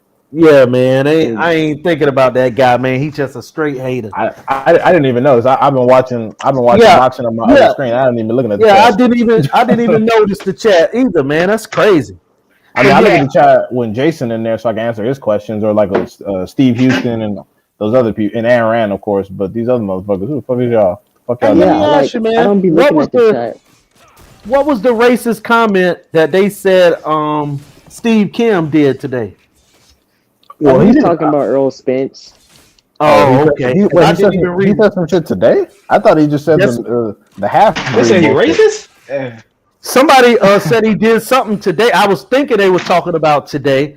You know what I'm saying? No, he had said he don't think the fight gonna happen this year because of the mandatory is gonna come up. Wait, which fight? Crawford versus Spence. Oh, I said some similar shit. What's racist about that? No, No, somebody I don't said he know. was racist today. So maybe they were talking about old school. The and one thing he said, something. the one thing he said that I thought was dumb is he was talking about how half breed black people are more down with the cause than Yeah, others. And right. I'm like, nigga, that's not even Well, true. first of all, you're Like not he- even black. Like What are you he, yeah, speaking like of? he know, yeah, like he black. That's what I mean. He Like, said that on the podcast, or he said that in the tweet. he said said that on the that podcast. he He said said that on that. a podcast, and I'm like, bro, that's With, not even. And I'm with, like, bro, Okay, because I was that's gonna not say, even. sometimes them tweets that they be going no, viral no, about no, him. no, no. That's No, not even him sometimes. he No, said that he with said it on a Jason podcast. Whitlock. Jason And my Whitlock. thing, is like Okay, because I that's know he not said even. something else too, And like my a thing week, is or like some years back. that's just not even fucking true. Those And people why? try to assimilate to whatever their other race is more than black people. And why They Jason don't really Whitlock bring out didn't? their blackness till they get down like 21 and shit. They don't bring out the Well, blackness until they need something. Exactly. They don't bring out their here's my thing. blackness until. So Well, they in the trouble. whole thing, not to cut you off, Julius, but the No, it's first cool. thing is like, who is this motherfucker to be talking about something like that? You're Right, not that's black. what I'm talking about. Exactly. And That's just, that's just like if I try to tell a Hispanic guy something about his culture or his race. Why would I do that? I'm black. I'm not gonna get in that. You know what I'm saying? exactly. I'm not gonna get in that. Yeah, I'm like, this is like when you got mixed black people. Like I said, they try to go to whatever the other race is until they get in trouble or they need some kind of scholarship. But Then the all funny of a sudden thing they is want that Yeah, to look a at the lot of those princess. people try to, real talk, real Look at the fucking talk. like, princess. a lot of those people like try to, they try to do that, but all while dating like white dude or dating a white girl or something. It's just whatever. But it's just like you can not speak on black issues like that if that's what you're gonna do. I don't mind interracial dating, but it's just when it comes down to it, it's you have to be objective, you have to be honest. You can be a pro black person, and you don't have to openly hate. But what he was talking didn't make any actual sense, because history has shown that whenever black people are mixed, especially if it's 50-50, like one parent is one thing and another parent is a completely different thing, they mostly, for professional reasons, go with the non-black race and only whip out the black race in social situations, or situations in which they have some kind of grievance and they can claim discrimination or whatever. Well, my So just thing is what he that was you saying can't was really be completely off. talking this pro black stuff and then all the time you're dating a white girl, you're dating a white boy. That just seems so disingenuous to me. Like, you can be down for the cause, but don't call yourself pro black. That's just my opinion. You know No, what I'm saying? I completely understand that, and the only reason why I look at stuff like that is because other cultures, when they're maintaining racial solidarity, they don't write their people off, especially if the people are productive, for dating interracially. Especially when you look at like whites, Asians, Hispanics, etc., and they use that as a base of power. The issue is that when black people get someone white or they get someone from another culture, they don't even come back to the black community bringing any intelligence, any resources. They just leave altogether. That's where the fucking issue comes in to me. Like, they think, oh shit, I'm gonna move out, and I got this white person, I got this Hispanic person, or this Asian person. I'm gonna just be with them, and I'm no longer black. And it's like, oh, okay, you're supposed to elevate people with you, not just elevate yourself and then peel out. That's my thing. Because like, look at Mitch McConnell. Mitch McConnell, he married a Chinese chick from long Chinese money, and he's using that political influence to bring his family members up, and it's a mutual situation. He's using this political power to he made her the fucking Secretary of the Interior. So it's like Yeah. it's like shit like that. Whereas Look at Kim Kardashian, man. She got her black dick and brought her whole family to fame. literally, whereas Facts. exactly, and you look at Kanye West. What has he done? He has done nothing but bring us fucking shame to us. Goofy Facts. nigga, man. And I fuck with Kanye and his music, but like, let's be real.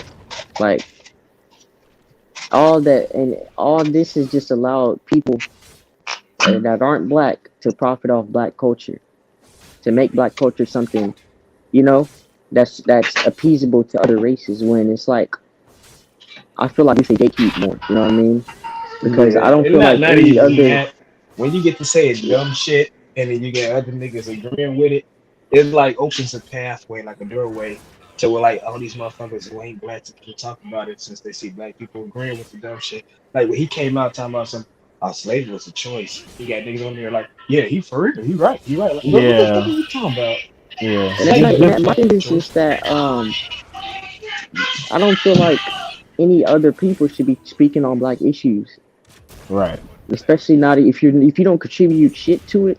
Then what the fuck? Why are you talking about that? You don't see me speaking on Hispanic issues, Asian issues. Because frankly, I don't give a fuck. I don't care what goes on in those communities, because that's not my focal point. My focal point is what's going on over here, and To me, I that's don't no speak out on the disrespect. shit no more, man. I don't really say nothing like I didn't even care too much about the Cal Ripken situation. Like, he ain't no black dude, so it didn't really like that much of a problem to me and shit like that. I didn't really Well, see why for everybody me, it was was the upset fact about that it. To me, that he wasn't he getting punished like a black person would have. If I had taken my rifle and smoked two KKK members, no matter how horrible they were, I'd still be going to fucking jail. I knew that shit was going downhill when the motherfucking judge was yelling at the lawyer. I'm like, oh yeah, this shit ain't going But nowhere. that's just what they're creating, man. Shit. That's why they not going to tell me nothing about nothing when that's what's going on in this system. For real, like that. What he like 16 and shit? They up there babying him. I got my Yeah, fucking cousin they who's greasing him up 14 for a years old. fucking future presidential run and shit. Right, I got a cousin who was 14 years old, accidentally fucking killed the neighbor, right? Accidentally, they was wrestling and shit. They weren't even, oh man, in fact, he wasn't 14. He was 13. They was wrestling, accidentally broke the neighbor's neck. They Damn. sentenced him like he was an adult. How much time you get? Damn. 20 years. He's still in that bitch right now. God, it took you 20 years. right? But my man's carrying a gun across state line. And motherfucking judge is babying him like, damn, this your grandson, nigga? Exactly. That's not even his kid, the next of kin or nothing. It's just some fucking random white boy. And this motherfucker's going on tour like he put up some Kobe numbers or something. Yeah, shit. I would love to take my piece and go slaughter me some KKK members, but I know the ramifications, so I got to keep my black ass at the house. Exactly. And go give me some of these racist motherfuckers and put my hands and my feet on them. You know what I'm saying? But they would arrest me. They'd send my black ass to jail. Talking about I'm a thug and I'm a menace. Mm-hmm. Oh yeah, I'm telling you, man. They treat people of color way different, and it really kills me how people act like they don't see it. Like, bro, blacks and Hispanics get treated way different than whites do in America. It's not even questionable. Like, why are y'all trying to argue this point? Yeah, and it's funny because the senior analysts and juror members and jury members and judges will even admit it. They'll say, "Yeah, when we see little black children, they just come off as more mature. They look taller, they look bigger. Therefore, they lose their innocence faster. They lose the ability to be a child. Like attorneys will literally say this shit in transcripts. Well, he looked more aggressive. He seems a bit older. He seems a little bit stronger than his peers. So therefore, he might have been capable of a little bit more than the average child. Like they'll say this shit, and Right, people right, like, See, right. my nah, thing he's is that playing. why Like, is an all white juror test? Why is there on the case for an African American male, African American female? Like that's my thing. I Exactly. don't Like, think that should be hidden. your jury is supposed to be your peers. So, like, if I'm in my 20s, my juries really shouldn't be over 35 and shit like that. They should They be from shouldn't around even my be all white. area. Right. Exactly. Like, there's no way I should Police have a white dude on my fucking jury. and police, and they're not impartial to shit. Like you said, D, they're gonna look at you like you're older. They're gonna look at you like you're more aggressive. That's why police shouldn't be. Police should be from the neighborhood, in my opinion. They should know these Yeah. neighborhoods that they're policing, not just some Yeah. fucking random old white dude from fucking up the neighborhood, up the street where it's totally different. The circumstances are different. The ramifications are different. The quality of life is different. And they're not gonna see it the same as somebody who grew up on the block. So that's just how I believe that it should be. Yeah, that is true.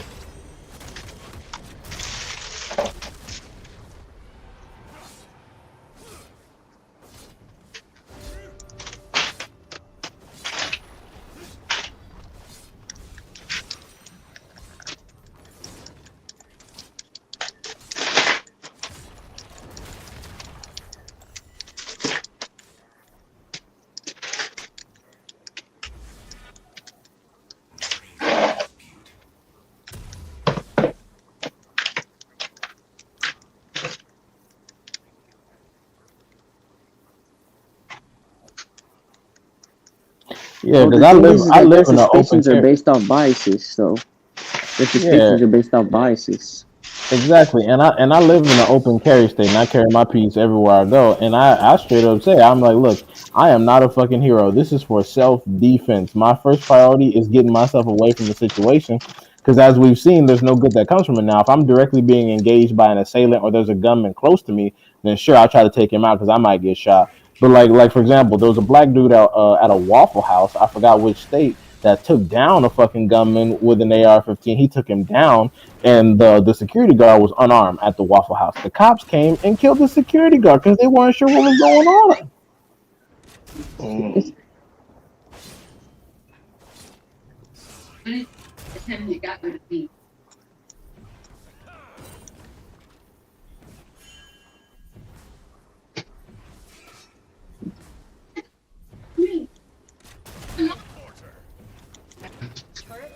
And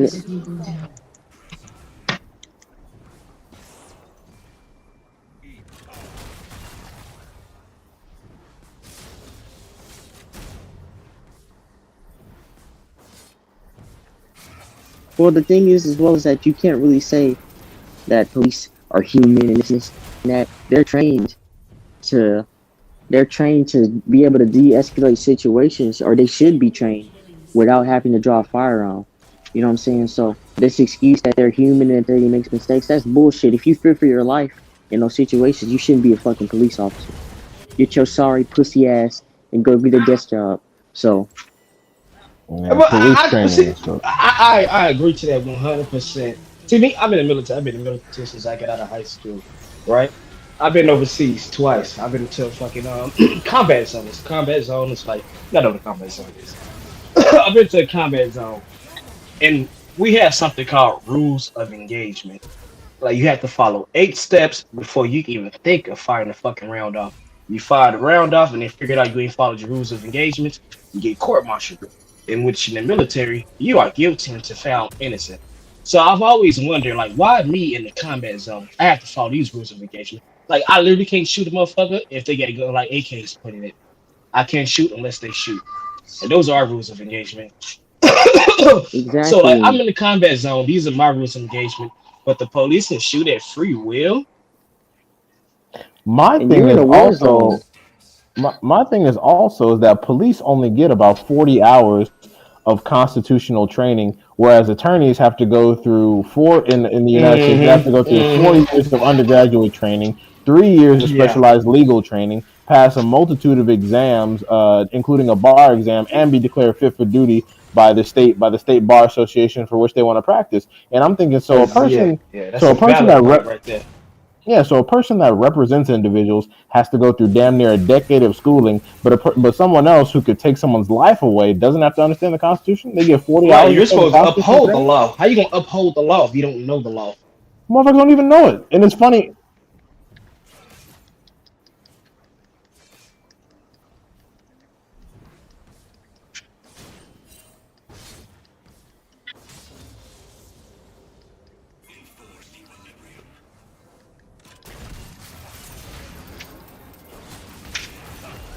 Yep.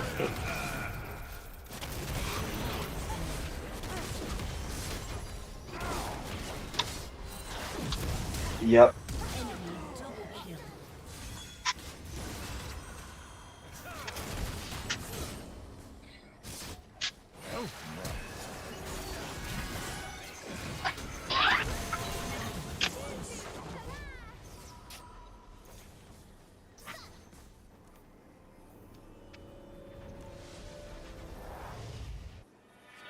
And it's funny as fuck because sometimes these cops accidentally try to flex their power Yeah, I on seen white. that shit, Polo. They accidentally try to flex their power on like white attorneys. Like they'll try to do that shit, and then they'll be getting exposed how little of the law they actually know. Like, but sometimes what Right. sometimes white Or attorneys. not even just attorneys. Motherfuckers who can be a fed time. Motherfuckers who can be a fed time come out of prison and know the law way better than this police officer. I knew this That's Yeah, why motherfucker, this that's Mexican why you see dude those down the videos where it's like street. those police officers are getting, they're getting exposed, like because they don't know the law. They think they can come in and Yep. waltz in because, oh, I'm a police officer, man. Don't nobody respect you. Don't nobody really look at you like that anymore because of the relationships that they've created. You know? Right. Look, the Hispanic dude, like I got into like drive in trouble like last year for driving without a license and something like that. And they wasn't like trying to let me like just go get the license and none. They was really trying to like give me a case about it. I'm like, God damn, California's some bullshit. But to this Mexican dude told me, hey bro, that's not even against the law. And I really had to look that shit up. It's not against the law to drive without a license. It's only against the law if I'm like a truck driver or some shit. Or like a delivery man.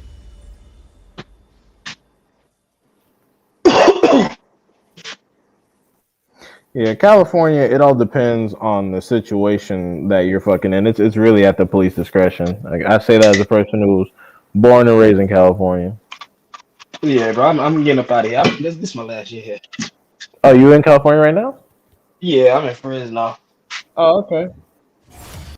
I like California. I just moved for employment reasons, and also because I want to be in a black-owned boxing environment. Hmm. Yeah, there's more black boxing gyms that actually have black boxing coaches over here in the DMV area than there's California. California's mostly Hispanic. Nothing wrong with that, but you know.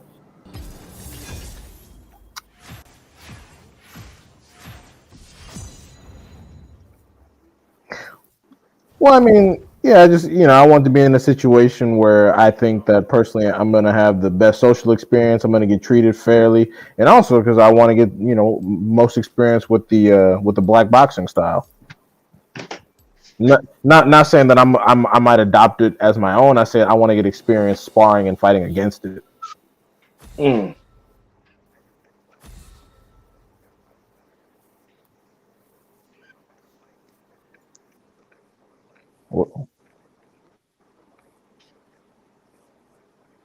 What is it? It depends. I ain't hiring Mark Breland anytime soon. And to me, it depends on what type of style you trying to fight. Like to me, if I'm like like that's what style I would do. Pressure fight. If I'm doing pressure fighting, I would look for like maybe a Hispanic to teach me pressure fighting. Well, But if I want to do pure boxing or something like that,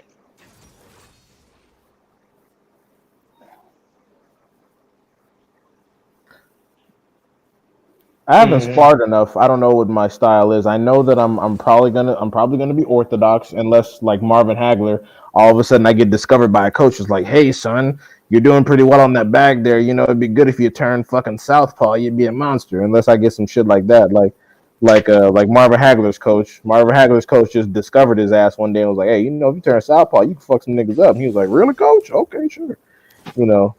So but yeah, I'm pretty sure I'm orthodox. I don't know if I'm gonna be a pressure fighter. I think I'd probably be a boxer puncher, even though my leverages for the weight class I probably compete in aren't great. So I probably have to convert to pressure to have any success, to be honest. Because I don't think reasonably, because my first sport that I was focused in was powerlifting. So I have a pretty hey, all wide. right, man, drop the link. Yeah, I have a pretty wide and thick waist from bracing abs for heavy deadlifts and squats and stuff. And I did a lot of bench pressing, so I don't think I could probably at this point with the muscle I've accumulated, I don't think I could. And I'm 6 foot, so I don't think I could probably get below 168 at this point. I think that's probably the lowest I could fight. No, I said 168. So I'd be the lowest I'd go super middle. Light heavyweight would be probably ideal. How tall are you? I'm 6 foot. Right now, For all them dudes talking shit, he just told you he's 6 foot and he almost 200 pounds. So no, I'm over. All them I'm over dudes that be 200. talking trash. I'm Yeah, over he over 200. 200. So all you dudes that be talking trash, you wanted to see him. So yeah, but I've told these people this, and honestly, like when they were trying to get that fantasy Twitter card down, I said, bro, I'll cut down to 175, and I don't care if y'all come in at 200. Let's get it cracking. It's not gonna take me that long to get adjusted. I'll do the work. And they still didn't want to see me. I said, how tall are you, Alan? You box too? Nah, I don't box. I'm going to the military, so. How old are you? Yeah, I'm going to the Air Force, mate. How old are you? 21. Oh, you a college? Yeah. I'm a college kid. Yeah. It's better going with a degree. Mm-hmm. Yeah, I'm going in next month. Oh, damn, you going in next month? Yeah. Damn, that's quick. I thought you was But like if I'm 6 months mistaken, or if you're something. going with a degree, I don't think you gotta do basic training. Oh, you get to skip basic training if you have a degree? Yeah, as far as my knowledge, if you're going with a degree and you become an officer, like you finna go with a degree, which means you could. Oh, I heard that. Become an officer. If you want a degree, Yeah. you go as an officer. Yeah, and if you go an officer, you can skip basic training. Literally, majority of motherfuckers that's in my unit right now are officers. That's why I listen to them. I'm like, you ain't been to basic training. What you talking about? Yeah, you can skip basic training to go straight to your job training, which is going to be like what 3 to 8 weeks, depending on what you choose. I would try to go to medical field if you could. Yeah, that's what I'm shooting for. I pretty much that's really what it's been, narrowed down to for my jobs is the medical. Yeah, I'm telling you, medical field where it's at. It's gonna be nasty as fuck. I couldn't stand that shit. It's gonna be nasty. Ugh.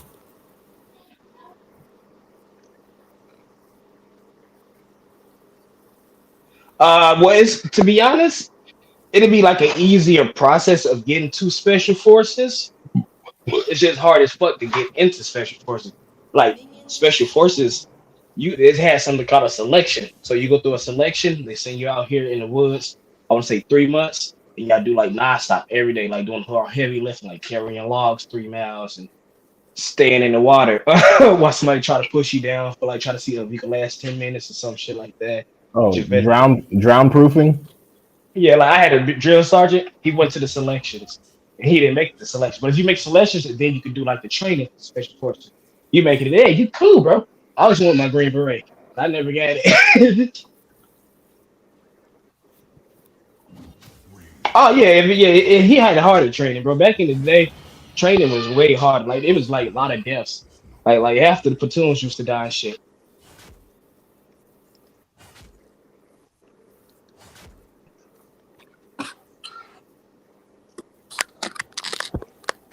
You say he went in at 74? My nigga Justice got fucked over. We Oh graduated yeah. from college the same year. This nigga joined the Marines and went straight to basic training. He got fucked over. Oh, that's funny. I'm the same age as Art, man. I'm 26. Oh yeah, okay, yeah. I'm 27. I just turned 27 in October.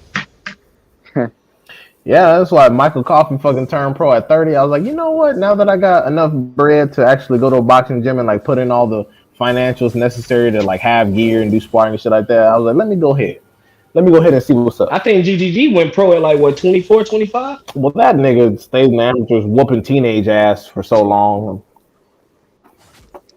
Yeah, like Deverenchenko, I think, Yeah, he went pro late went too. pro Yeah, at you 27. give that a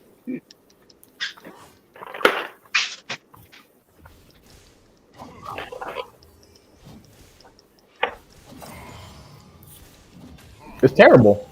You had a massive disadvantage. Yeah. see. It makes good for the career, but I don't think we would ever get an all-time great out of some shit like that because you won't have enough time in to get like 30 Yeah. to 40 fights and shit like that. Exactly. And also the thing that's critical is that when you're developing those muscles as a child, before puberty, going through puberty only enhances your reflexes, your muscular development, and puts all the developmental focus on all the tools you need for boxing. Whereas if you start late, your body has to late stage adapt, and the adaptation is very slow. Mm-hmm. Yeah.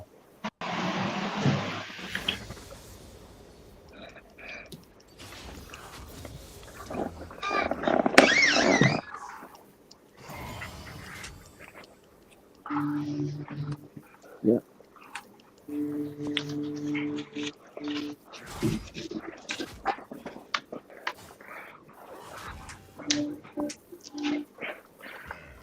Well, I was gonna say actually you're putting yourself at a disadvantage because you'll have to fight heavier than you probably would. Like when you're older like me, honestly, the way my frame is, I should probably be fighting at welterweight or 154 to be quite honest. But Are because of you guys how trying to get into amateur? I heard you guys were like talking about doing some potential matches. Is that what you guys? those weren't official amateur matches. That was just challenging some bitch ass motherfuckers that be talking shit on the Oh internet. shit! I told. What was that? Hey, you never fucking know. Who was it? Who? Who?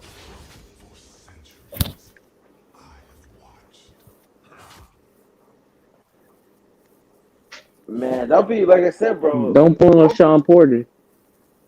Hey, Don't what? Don't pull a Sean Porter. What that mean? You know he's a Sean Porter's the he's a broadcaster and the boxer. He was a boxer. Oh well, man, they wouldn't hire my ass. I keep it. I'm not gonna fucking get paid a grip for shitting on my people. Fuck that. I'm like, I can't read the script. This is cap. You don't be. Does he do that? I've watched this. I don't think he does that. Man, Sean Porter shits on Errol Spence constantly because he fucking salty. Errol Spence got that ass. I He mean, do put up a low fight, key but he didn't dissing get Earl. whooped. Like he did give Spence a hell of a fight, but he didn't get whooped. Like Earl Spence beat him cleaner than people thought. no, but bro, he wasn't like damaged because he went and beat an undefeated welterweight. I mean, he was ranked, and then went against. Oh no, fucking I'm not Crawford. saying he was damaged, but I'm just saying like Earl Spence beat him cleaner than people would try to make it seem. Sean Porter just mad because he fucking lost. And he talked like I remember when Sean Porter was talking about Danny Garcia going to do something with Spence. I was like, Sean, shut the fuck up, man. You don't know what the fuck you're talking about. I'm trying to tell him, man, Danny Garcia is a tune-up fight, bro. What are you talking about, child?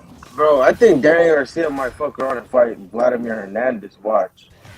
At 154, Yeah, 154. man, he needs to fight Lubin and get beat up. No, I think Vladimir can give him a fight, bro. He's the one that beat J Rock, and I mean, he gave J Rock. So I was gonna say J Rock, but I mean, J Rock has to come back because obviously it's not gonna look like he's fighting J Rock. I thought that decision was cap. I thought it should have been a draw. I don't know which No, 5 rounds. I see why they give it to Vladimir because I'm not gonna lie, bro. J Rock at the second half of the fight, he wasn't looking in the first half. He was on that ass, but then That's exactly why I think J Rock won 5 rounds and Vladimir won 5 rounds. That's why I think it was a draw. I don't know. I mean, I don't even know how he's coming. He landed him. I mean, that's like you said. That's not really. That's the only thing that I can. I mean, like I said, bro, it was a close fight. I don't know. I think I'm kind of like in the middle. I gotta rewatch the fight. But when I saw J Rock was beating that, then Vladimir out of nowhere just came back and was on J Rock's ass. And isn't Vladimir coming down in weight too? I don't know, bro. Is the deal because he fought Angulo and he fought Angulo like super fucking middleweight, didn't he? Yeah. Yeah, he's all over the place. A lot of people do is jump around because I remember Barrios and he was fighting lower than fucking lightweight. Barrios was at lightweight. Yeah, he was fighting at 122. Barrios was fighting at 122. Damn, if he had stayed down there, he probably be whooping some ass. Probably couldn't make the weight no more. Bullshit out, D-Hop. Check this bullshit out, bro. So now that Kiko won the title, guess who they're trying to line up to get the title shot? Who do you think, bro? Who do you think? Warrington. Yep. And I was like, oh hell no, bro. They're trying to do Vinal. Look, yeah, bro, man. Fuck Warrington. Man. Warrington needs to sit his bitch ass down somewhere. Man, you don't want the Lara, bro.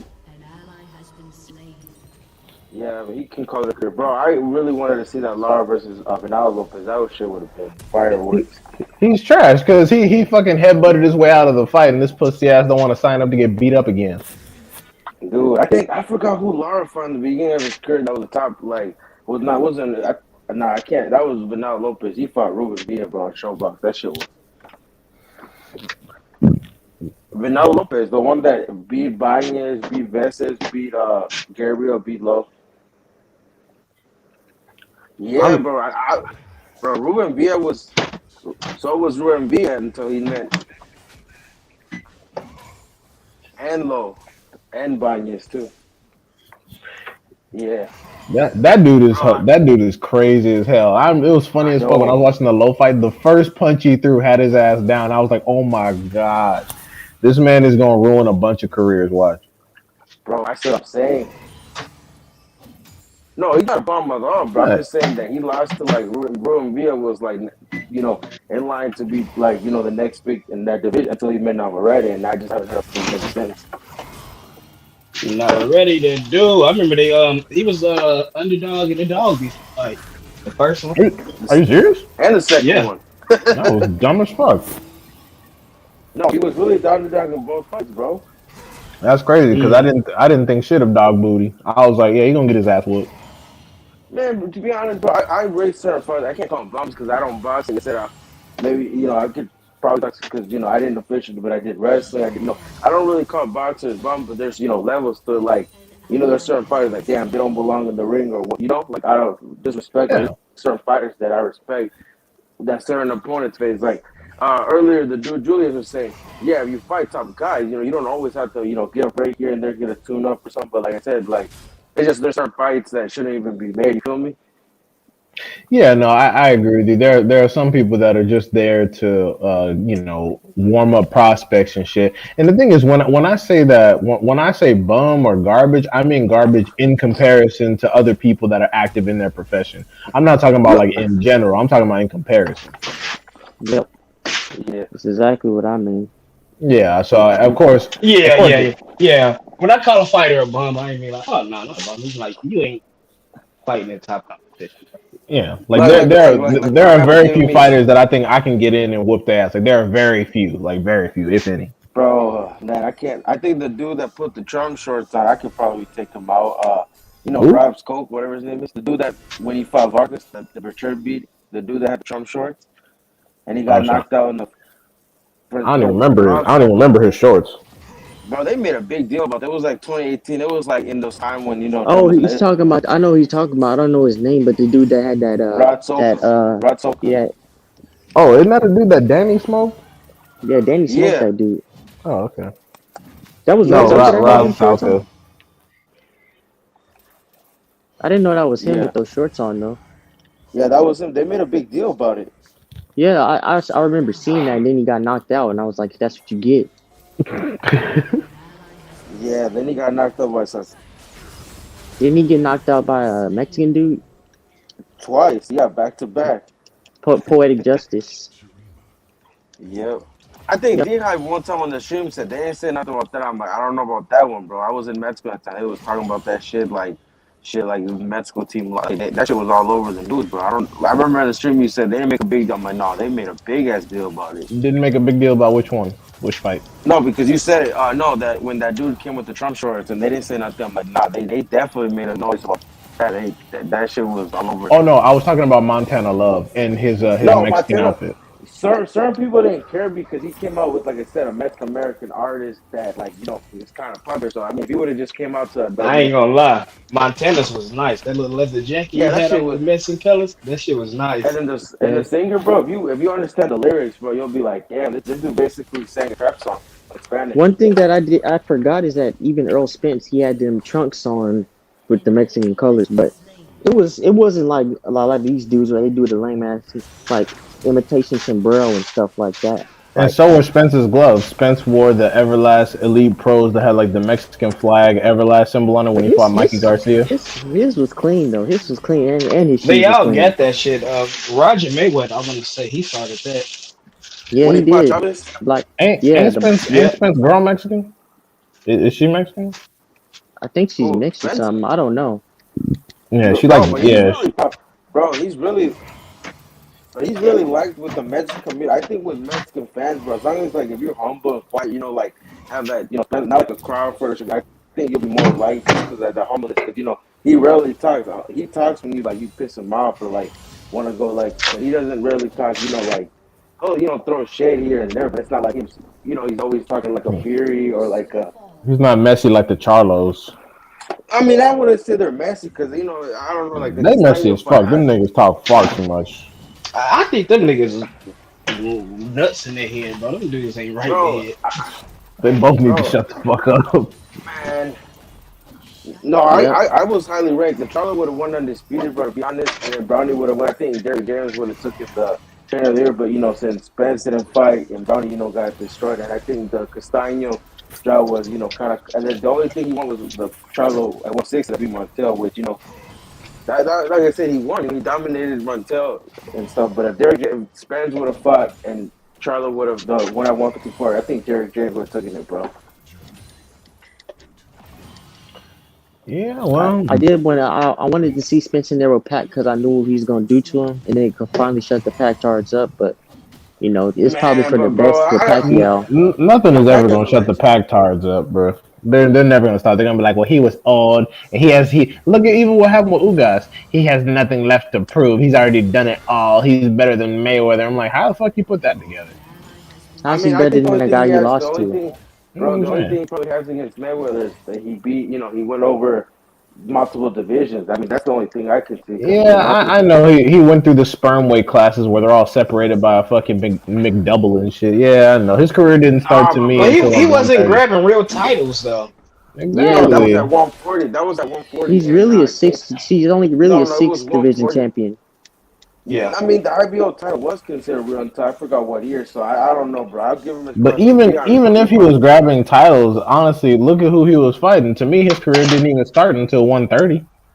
But if we do that, I think I think the should we stuff really really started consider when he Terrence fought Crawford Moldova. undisputed? Because if I'm not mistaken, when he was undisputed, he only had the WBA regular, right?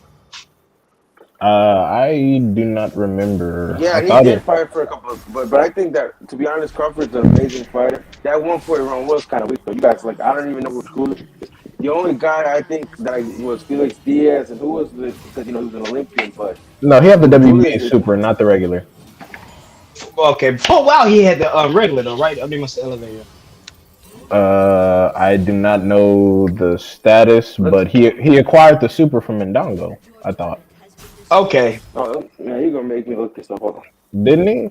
I mean, shit. He got two belts from Ndango. Yeah, Ndango's he a did get Was two it belts. was it Ndango the was a W? motherfucker. Like a lot of people disrespect him, but that motherfucker went over into his opponent's backyards and knocked him the fuck out. I He mean, didn't shit. go 12 rounds with him. He He knocked them knocked motherfuckers the fuck he out. knocked out Tay Jones, which was crazy. Tay Jones fought him in his sixth fight, and he knocked out Tay Jones. Yeah. I thought it was crazy that he was even fighting Ndongo for a sixth pro fight. I'm like, damn, he's going all the way to Ndongo. All right, it's a bit much. It's a bit much. What weight does Tay fight at? I think 140. 150. Oh, he fights at welterweight? I thought he fought at 154.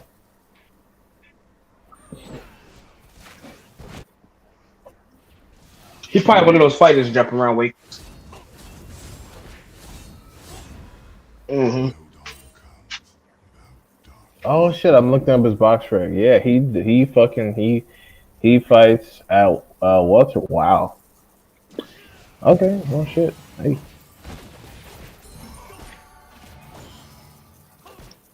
Oh damn, he's 34. Who's 34? No. Tay Jones. Hey, did y'all know that his brother is Adam Pac-Man Jones? No. Yeah, he told me that on Instagram. His brother is the football player, Adam Pac-Man Jones. Wow. That's crazy. I That's don't even know. crazy. Damn, that's crazy. I had no idea he was like Pac-Man's brother. Damn. That's crazy as hell. I wonder what I mean shit, I wonder what's his situation with the I wonder what's his boxing situation, because I know he's really plugged in with Bomb Squad because he lives close down there, but I'm just like, what you gonna do? I think he's maybe focused on more YouTube and building business as opposed to like pro boxing, but I don't know. Mm-hmm. Yeah, I'm curious. But I like him though. He's a real good friend of Wilder. Like I ain't really high on Wilder, but everybody needs a friend like Tay Jones. Yeah, you know, he seems real cool, real loyal, real thorough. Yeah, he's a good dude. Yeah. Shit, if anything, I should probably get into management. I think I know the business well enough. I worked in 2 law firms. I'm used to long form contract negotiations and financial incentives and investment tools and shit like that. I should get into some management.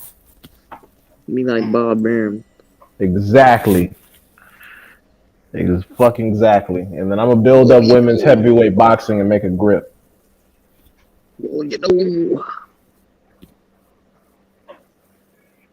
Women's heavyweight boxing has a better chance of getting big than fucking sperm weight men's. Yeah, I agree.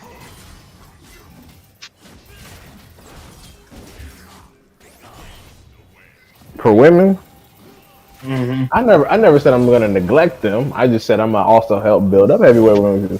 Heavyweight women could be some shit. That could be some real shit.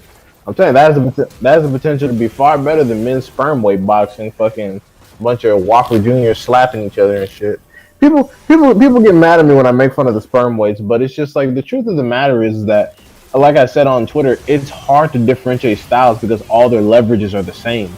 And because very few of them are one punch KO artists like fucking Donaire and fucking Inoue and shit, they all have to throw a lot of punches.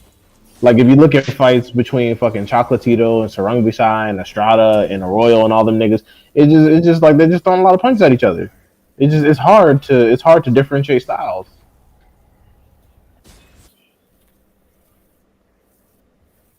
That's why a lot of people don't watch them. It's just hard. They just get in there, throw a lot of punches, and see what happens.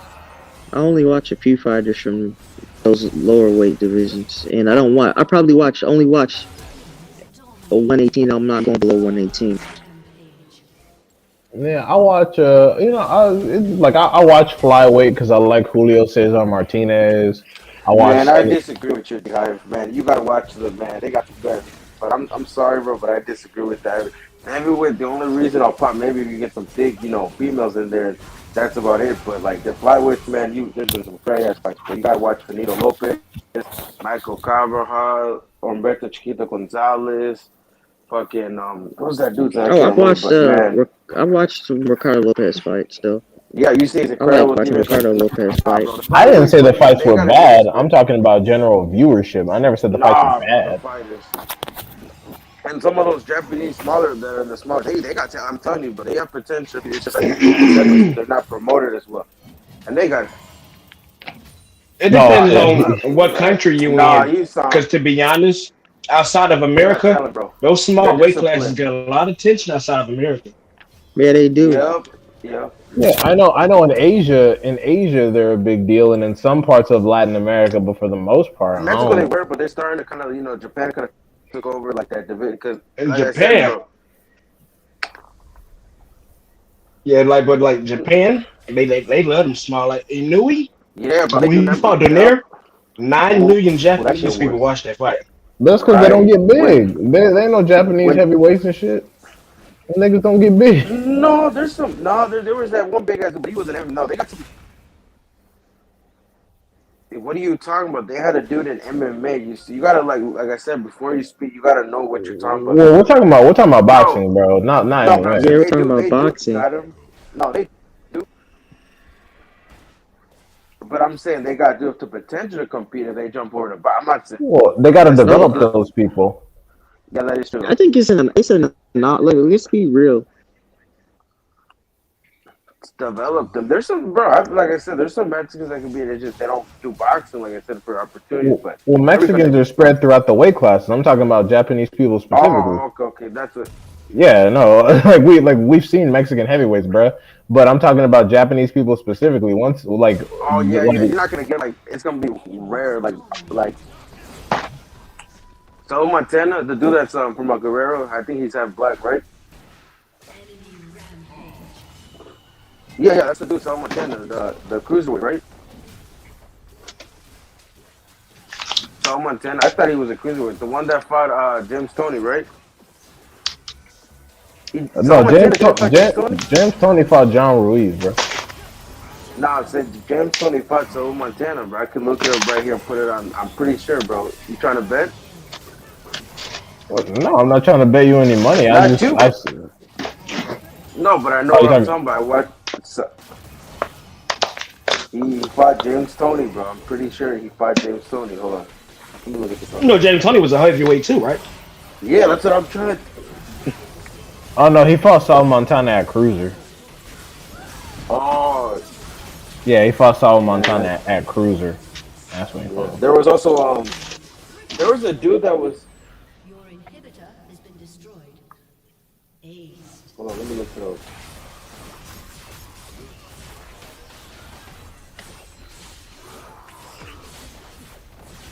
It was funny. I forgot. Somebody said You somebody talking couldn't. about this dude? Wait, Is that Sal Montana? Defeat. Yeah, that's who I was referring to. Yeah, he definitely. Yeah. Oh, he was interesting to watch. Who I do don't know. y'all consider the greatest boxer? Ever? Of what, like Yeah, Chavez and Muhammad Ali? Like, are we talking about just greatest boxer ever, like period, or are we talking about just pure boxing inside the ring? Do we count I'm talking outside the the greatest ring? boxer ever. If there was like a Michael Jordan of boxing, like the greatest ever. Oh. Well, it's I gonna Who be. y'all think it would be consider? between Chavez and Muhammad Ali, bro. Like, I think it'd be because between what they like. brought inside. Yeah, I think it'd be between Muhammad Ali, Chavez Senior, and maybe like a Sam Langford, maybe because he That's what I fought was gonna say. I'm like, you gotta bring Langford and Armstrong and them type of because dudes them niggas into were that like conversation they too. fought in like all the weight class. Like Sam Langford went from like what 130 to fucking heavyweight and shit. Right. He was on like 5'7", fighting like real heavyweight niggas. Yeah, no, but I look at it too. What they brought in the ring and outside, like Chavez is like an idol, bro. Like I said, it's just he was fighting, times when there was, like I said, he did a lot of things. he brought a lot of, there was some stuff going on in those times he was fighting that, people, when he boxed, people, clear their minds. So I respect him. And like I said, bro, I used to get mad when they used to compare him to Canelo, but he'll never get that because I wasn't a fan of Canelo at first. I thought he was just, but then over the years, I'm like, okay, I'll give him his props. But I had actually Chavez. I thought Chavez was gonna beat him. And obviously, I know that wasn't gonna happen, but I didn't want Canelo to win that fight. Yo. Also, Sugar Ray Robinson, and the only reason why I put Sugar Ray Robinson in there is because Sugar Ray Robinson, there was a point in his career where, like, in between big fights, he would like take motherfuckers down to the club and like whoop their ass in like little liquor store boxing matches and shit on the weekend to stay active. No. That shit was funny as fuck. I heard Travis did something similar to that. I heard he had a lot of altercations, bro. No, I mean like he would like have boxing matches. Like he would get like a little ring at like a club to like sell a few tickets in between big fights. He used to do that like every weekend. Oh shit! Oh, so he would do it like not like okay. I see what you mean. Yeah, like with gloves and referees and shit. Not like on some street shit. Oh, that was man. That's you thought he pulled a Rocky IV. Yeah, no, nothing like that. Because he wouldn't make no money. It would make no sense to fight every week and not get paid. That's why he used to do it in front of like small crowds. Like you know how sometimes stand-up comedy, they'll do stand-up comedy in like a little restaurant or some shit. Like that's what Sugar Ray would do. Like he would take you down to like a small restaurant and like fight for like 20 people. Damn. Just for free, or was it just like No, like, he got a little bit of money, but it was just like to stay active and stuff. Oh yeah, smart. That's why he had so many fights and shit. Yeah, that's why he's like 163 and like and shit. You know who I'm gonna add on there? Just because, like I said, though, I think Joe Louis too. Like the fact that he served the country and he didn't he go to the Olympics as well and win a gold medal.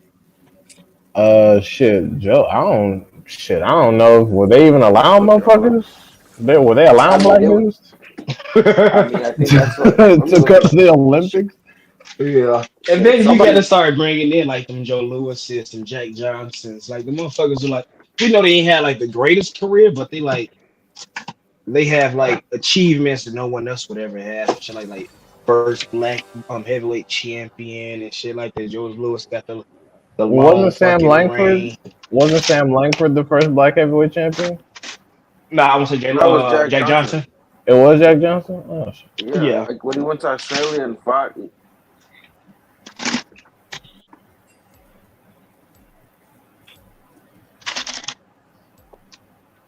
Yo, but I can't wait till, speaking of sperm, I can't wait till Martinez versus Sonny Edwards fight, dude. Yeah. Ooh. I saw on Twitter motherfuckers were actually giving Sonny Edwards the edge. I was like, where? Like I said, bro, he's gonna try Julio Cesar Martinez. They try, bro. Somebody's trying to see that Royal match. Like, bro, I'm not trying to see that shit, bro. Like I said, bro, it was the way that he was reacting. Yeah, then he can give Arroyo the work, but I don't want to see that shit first because I already know how it's gonna end up, bro. The first fight, that shit pisses me off, bro. Like, man, Arroyo Martinez had him.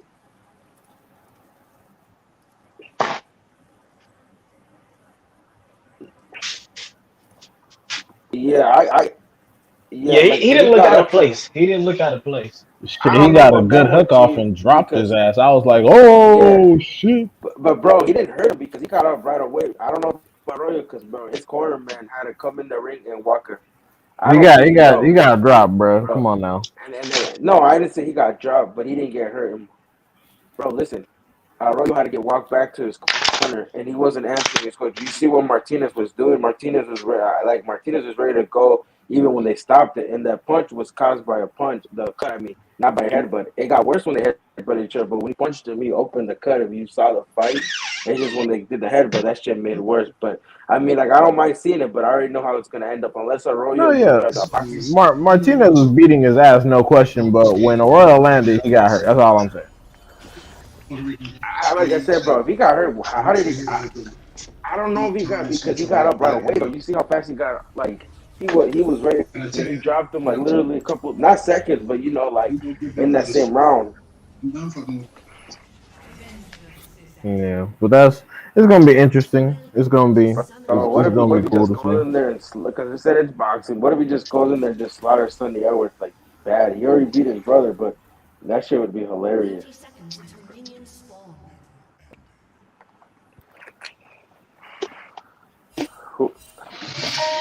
What weight is he in? Oh, you talking about the dude that was in the Olympics?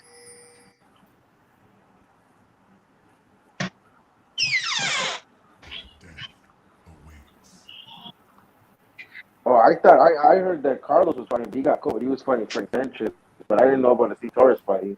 Minions have spawned. Got COVID.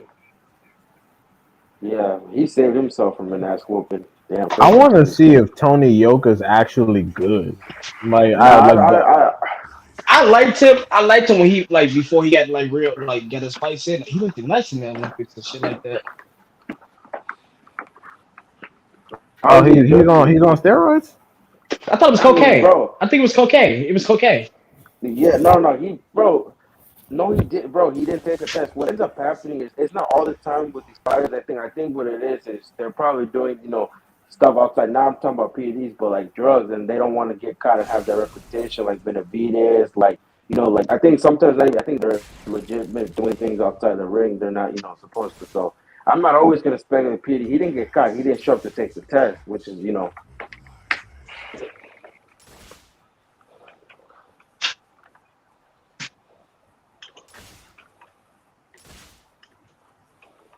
what.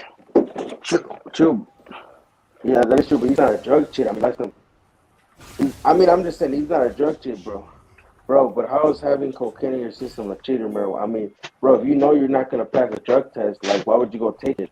Like for a job, if you know you're gonna sit there look stupid and embarrass yourself, like, oh, you didn't pass, like, I mean, like I said, unless he gets caught, we can't say that because he didn't get caught.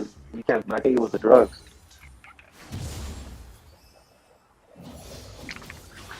First blood.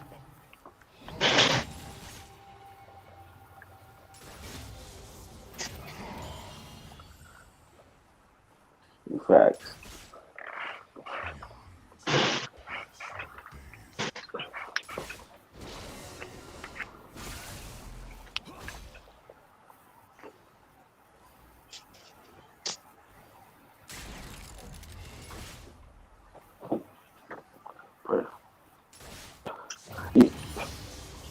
Yeah, but bro, I have a question. But was it coke or Look up PEDs? this shit. I'm confused.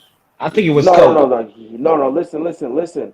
We can't just say that because they didn't feel it. It's just he missed the drug. He didn't go take the test. But I have a question. What fighter in history of boxing and be legit that got the PD has killed a fighter though? That's killed a boxer. Besides, like I said, like that got caught with PDs that has killed a boxer. Can you name him? Name him at least two, bro. Wait, you said which fighters in history got caught with PEDs and what? Killed That the fighter. Oh, and killed somebody? Yeah, because he Well, said Kovalev popped dirty later on in life, but he killed somebody early. Who was that? I don't know. I'll look it up because, like I said, the only fighters Kovalev. that was Charles Conwell, Mattia, and who No, was the other? when Kovalev first turned pro in Russia, he killed somebody.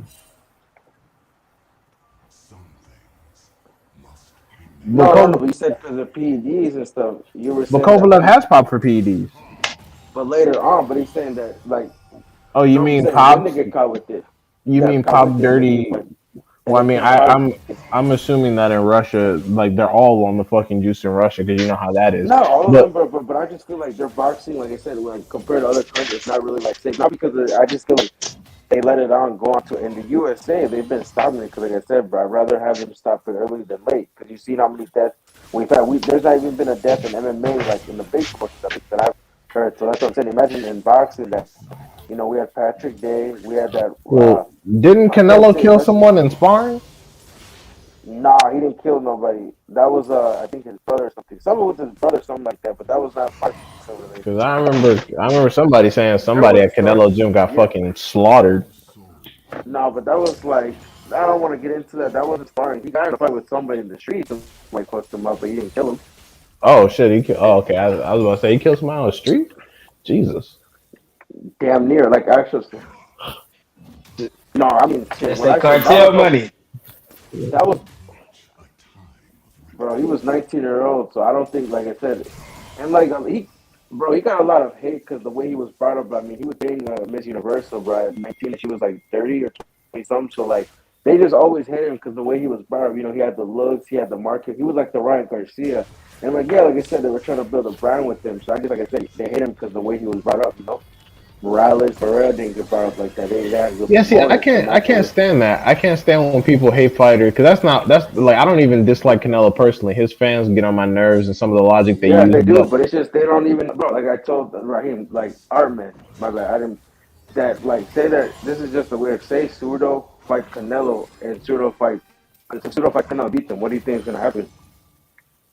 I think they're still gonna. Well, first of all, Zurdo is gonna gain a massive fan base because he's Mexican. No, they're all gonna jump. They're all gonna jump ship, bro. They're all gonna be like, oh, Canelo's legit. They're gonna roast it, bro. Like they're gonna jump ship. That's what they do. Like I'll say, most of them, they do that. So if Cerrone beats Canelo, they're all gonna jump. Like I said, if Cerrone beats Canelo, he'll take Canelo's ship and be the next Mexican superstar. Like I said, he actually has the Mexican look and has the, when he wants to fight the Mexican style. So That's I'm what I telling said. you, bro, I said they're gonna give Zurdo a massive fan base overnight. they're all gonna jump ship, bro. Not give and forget about Canelo over time. He'll probably still have his fan base, but I'm telling you, bro, they're gonna jump ship.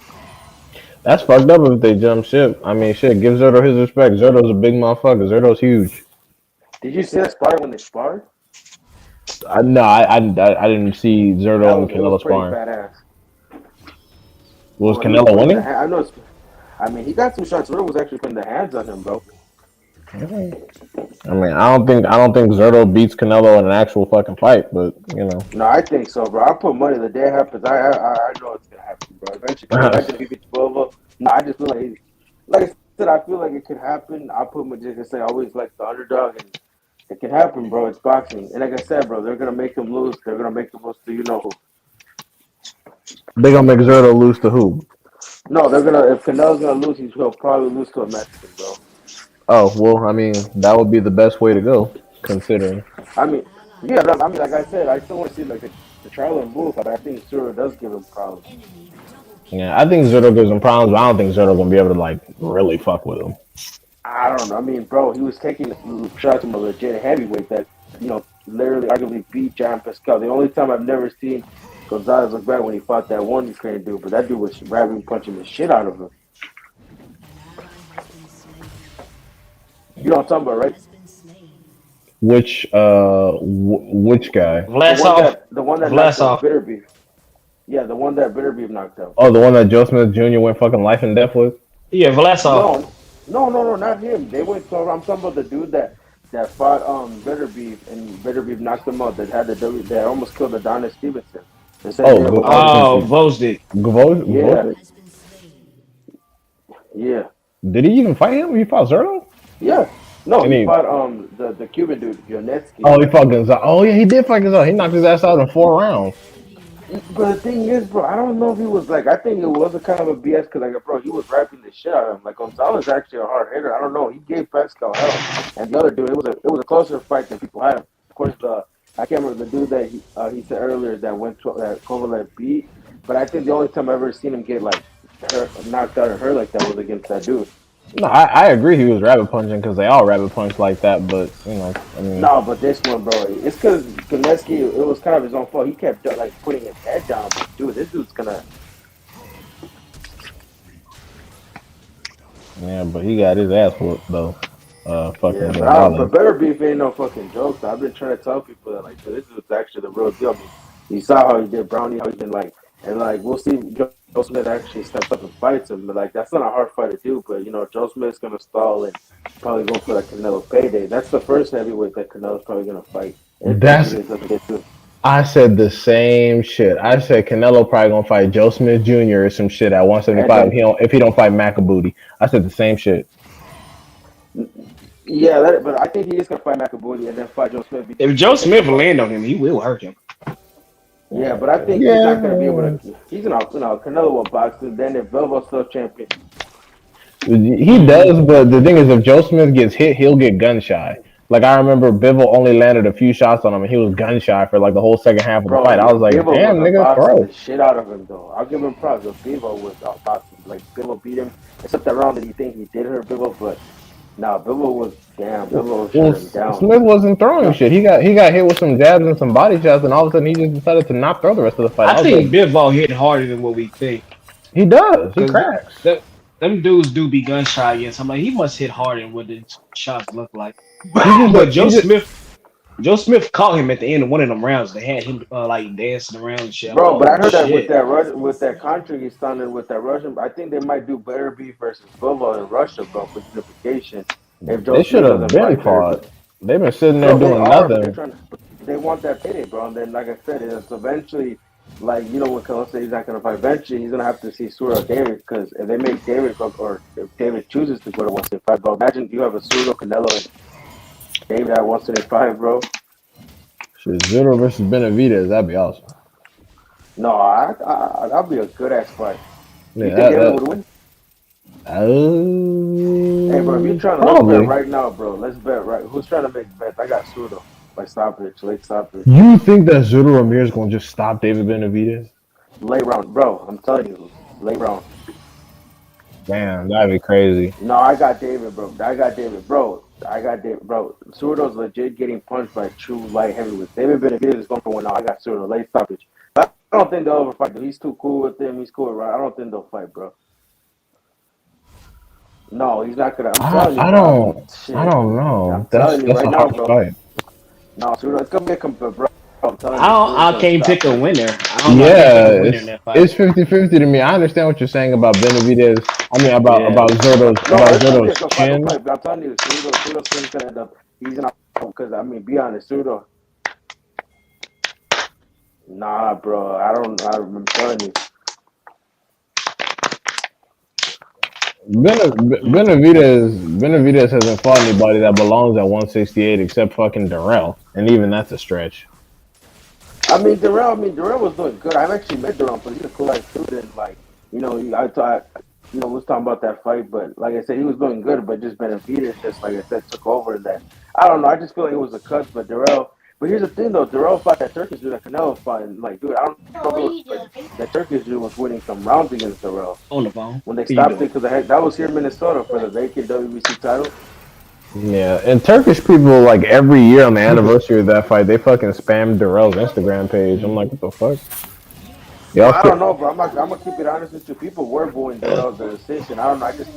I don't know. People were just like, but I think the Turkish did better than what I expected. Cause you go in there and get, coming from getting knocked out by Chris Eubanks and then going in there and then coming back and getting knocked out by Canelo. Can you imagine Canelo went 12 with him, like all 12 rounds? Yeah, that especially after Eubanks smoked him in 3, that would be a hard, he's hard hit to the reputation. The only fight I do truly like question is when he fought Rocket Fielding. I think he was just testing the weight and seeing if he could. I don't know, because he did fight. I don't know, that Rocket Fielding fight didn't make any sense, though, to be honest. But Well, you gotta remember, when he fought Rocky Fielding, he was coming off 2 consecutive GGG fights. Yeah, see, and that's a perfect example of just taking a little bit of rest, and that's cool until he started doing the other shit. Yeah. Well, I don't know, but you gotta be honest. Like, man, it's not his fault that Benavidez. I understand. Like, like I said, he's trying to take that belt to be the first. It might be the best cruiserweight, but I've seen what. But I'm telling you, bro, if he comes back down to 168 or whatever, he's probably gonna defend those belts once. Or like I said, go to 175. But I think he should have taken a fight like in between, like the McAvoy fight, like I want to say, or defended the titles at least. For adults. Yeah, he'll probably go back to 175. I don't see him going down to 168. Yeah. But, I would have just defended the titles. Fuck around, call Caleb Truex, give him a payday. Yeah. Caleb Truex, fuck around and say, Caleb, you want to fight? Come on. Yeah, now Caleb Plant talking about fighting Jamal Charlo at 168, which, that's cool. Hopefully we actually can get that fight if Jamal either got his shit or get off the pot. I still want to see Jamal versus Canelo, bro. I'm trying to get some. I still want to see Jamal versus Canelo, but I feel like Jamal might have too much respect for Canelo, bro. So I don't think the fight's gonna be like. But I want to see the one at 160. I can get them confused, bro. But I feel like he should have at least 2 fights because I don't want that excuse that he was his first weight. Because I'll be bogus, you jump up to 68 and the first fight you get is Canelo. Why? I don't see those fights happening. Why? Because number Oh, one, I don't think that Canelo's going to come down to 168. So if they were to happen, they probably happen at 175 or fucking catch weight, something where he's got where Charlo has to come up three point 0.5 weight classes, some shit. Because he's not going to come all the way back down there, But here's the especially thing, though. especially if Charlo looks good at 168. Yeah. Here's the thing, though. I saw. I'm not gonna say, but I saw in Midwest. You remember this? I saw it in a group boxing group that apparently, if Charlo called out all the champions, he said that somebody said that he could get Bitter the works at 175. He can actually beat him. Yeah, Remember motherfuckers that Midwest? crazy. Yeah, I'm not Motherfuckers gonna is say names. crazy. Remember? Wait, who the fuck Listen, said listen to me. Charlo beats Better Beat? Who the fuck said all I'm not that? gonna say names. I'm not gonna say names, but he's just a They pure even say he can athlete. beat Bevo. That Yep. yeah, Oh yeah, they that's did. a lot. That's a lot. No, I'm not saying it. Like someone tried to say, "Oh, the hell no, he Blades did have get it, man. slaughtered at once." Like I don't know, someone did say that. I ain't gonna say names, but and here's the thing, though, Okay. it wasn't even true. I think it was just somebody looking for a narrative and stuff, and just made the caption that. Yeah, that's goofy. I don't know who the fuck said that dumb shit, but it's grossly incorrect. Do you think Charlo fights Benavidez, the one at 160? You think he'll end up fighting Benavidez? Shit, I don't know. I mean, I think if Benavidez had a WBC strap, he'd probably go up and fight him. But outside of that, I doubt it. It's gonna be one of Who those do you think? How do situations. you think the fight goes? I don't know. I kind of feel like Charlo could give him a fight. I can't pick a clear. Who do you think will win? 160 Charlo could absolutely give Benavidez a fight, especially because he's been dropped by lesser people.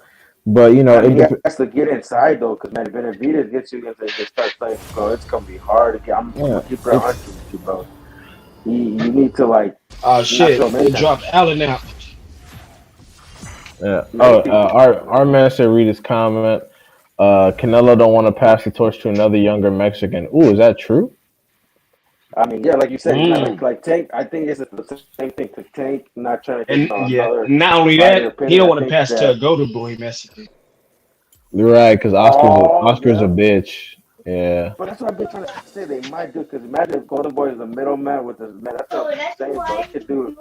I don't know. We'll see what happens down the line, bro. I can't really say, but I'm telling you, he's gonna eventually fight through. He has to fight one of them, bro. Unless you never know, man. Things happen. Hmm. Damn. Yeah. I never really played. I never really considered that at all. Like he didn't want to pass the torch to a younger Mexican fighter. I never thought. I never played into. No, I think it is, thinking. bro. It's like I said when they first built, like the dude that was in here, like they were trying to build Canelo as a brand. That's what, they were getting him. Like they're doing with Tank. Like I said, I like Tank. I feel I like he could fight better competition, but I mean he did fight champions. Like Khalil Santa Cruz was a champion. Gamboa, even though he was past the prime, but I mean they were champions. So and that's on the resume. With the Cruz, I'll give him an exception because he said Cruz, wanted to fight. He didn't. Nobody said come. And then he'll fight Rolly, and then it depends on what weight is he gonna be at though, 135 or 140. Yeah. Oh, wait, sit down. Yo, yo, Yeah. yeah. Like I said, who would you like Tank to honestly fight next though? I said that Tank should fight either El Rayo or William Zepeda. I think Rayo's probably gonna be later on. I don't think they're gonna do it right now because he's still a prospect. So I don't.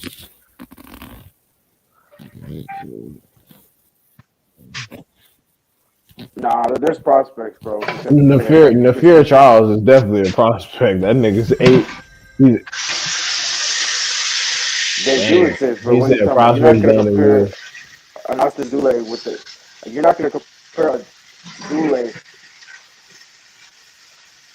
Nah, that's not fair. Nah, I like I said, let people get, bro. Who's BTS, bro? Nah, I'm not gonna say. But someone that just had, like I said, someone that has less than a certain amount of fight, like I said, bro.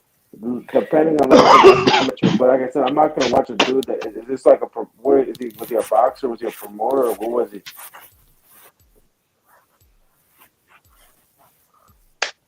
Oh, is he? Okay, yeah, but was he a boxer? Was he ever like anything with the? Well, I mean, kind of. I mean, like I said, but what do you think? Do you believe in that prospect? Yeah, we can all agree. We can all agree to disagree. I think that there is a prospect stage, and it's Yes. it's not even. And to me, it's not even. It's sort of like what Midwest was talking about when it comes to developing and slowly upping your competition, because there are motherfuckers with a gang of fights that are still kind of prospect level in my eyes. But of course, once you hit that contender status, so like I Yeah. respect BFTB as much as the next person.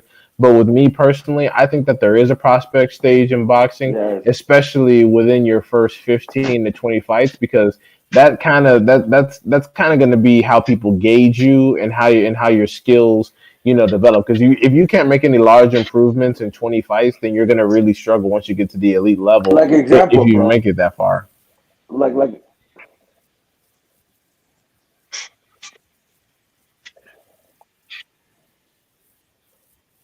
Vasyl what the reason? Lomachenko Listen, was. listen. The reason why, like my bad, bro, is they didn't really. But okay, bro, listen to this though. Are you gonna yeah, but like I said, bro, it was he was listen to this though. Are you gonna compare someone that had more than 300 amateur fights to someone that had five? Like, come on now, he was in the amateur for No, how long? well, Two Olympic well, medals. That's why we're trying to move fast. It backfired, but you're not gonna compare like a Lomachenko with the Luis Neri that had only nine amateur fights and how many well, like amateur fights like so yeah Well, they, with they were trying to move Lomachenko's on. case, I think the early losses sort of proved my point for the prospect stage. He was a solid amateur, but when he got to the pros, he started struggling because he didn't have a good That prospect pro. development phase That's what I'm in the saying. pros. So that kind of, I think that despite his accomplishments, that actually kind of serves my point to show that despite what you've accomplished in the amateurs, because professional boxing is different, yeah, he is a prospect, which is why he's struggling so much in his Yes. first 20 fights. No, yeah, that's what I was saying. Like, just because, like I said, they thought because the amateur, like I said, everyone has to go to the prospects. It doesn't. Yeah. Isaac Cruz, he proved himself. Now we're gonna see how he does against contenders. Because look at his resume. I mean, Diego Malinendo, like he's challenged. He fought like the best. He didn't really, but I'm not gonna dish it. And Isaac Cruz fought, I think Vargas. Oh yeah, Vargas was a champion. That was actually his best win to resume today, in my opinion. Because it's just looking at it. And then he fought Tank. So like, yeah, we give Cruz a fight because he went in there. He was the underdog. He did better than people expected. But now we have to see how he does against other contenders. You get what I'm saying? So prospect does matter until a certain point. Like you can't just throw young lions. Because look at Lubin when he fought Charlo. What happened? Well,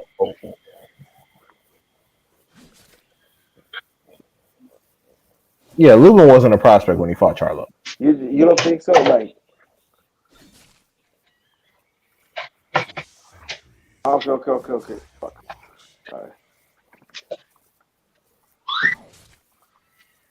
Yeah, true. So you're I telling me there's think no what fight? a So lot of people they throw misinform Saya is and they it's throw a difference Daniel between Sayas. prospect and blue chip prospect. Yeah. A Yes. blue chip prospect is a real high level prospect, like someone like a Shakur Shakur Stevenson, Stevenson. Yep. yeah, Lomachenko. Like you could tell within the first 10 fights, these dudes deserve to be in title fights. That's what a blue Yeah. chip prospect But is. so The so rest of there's these no dudes are just prospect stage. prospect. Yeah, like Yeah. Tank, Devin Haney, they were all blue chippers. Everyone was like, "Oh, these 3 motherfuckers years gonna ago, run yeah, shit." like 2018. Oh yeah, but Tank was already a champ. But like yeah, around that time, yeah. But now I don't think Tank, David Haney, they're all not prospect. The only one that's still a prospect is Ryan Garcia, but we know that. They're champions. Yeah, Yeah, but no, that they're you're repeating champions what I just now. said. They're not. Yeah, but they weren't champions like 4 years ago. But here's He's a the blue thing, though. chip. Yeah, Yeah, he's a blue he's a blue chip. chip But here's prospect. the thing, though. Instead of matching him with Fox, they could have fought. How come? Yeah, listen, Nah, but nah, ain't no Fox, chance. He like, get no belt. He has the regular. I mean, bro, That but ain't that no was like, champion. I don't listen to count this. that. Listen to what he To said. me, he's a If contender Morrell's now. To ready, me, it goes right? prospect, contender, Listen, champion, bro. But look at the gatekeeper. I mean, competition. journeyman, gatekeeper. I mean, gatekeeper, journeyman. Like, bro, but like I said, they gave it to him. Like, look who he won it off of. I didn't know who Lennox Allen was. Well, they for two fights. Hey, Lomachenko, you just said Lomachenko went into a But championship fight. to me, it's no difference than What they were trying to do, Morrell. Example. Listen to this. Listen to this. If they were so high on Morel, instead of matching It's with no five, they could have difference thrown him in between there like a with Anthony Sims. WBC regular, WBA Like regular, Anthony Sims, and a like European Commonwealth belt. Those are all the same level type of belts. So I don't really consider those The championship belts. WBO If Intercontinental. right, like if you can't right. unify it, if you can't unify that belt, it's not a There's championship no belt. point. Yeah, Right. But listen, but but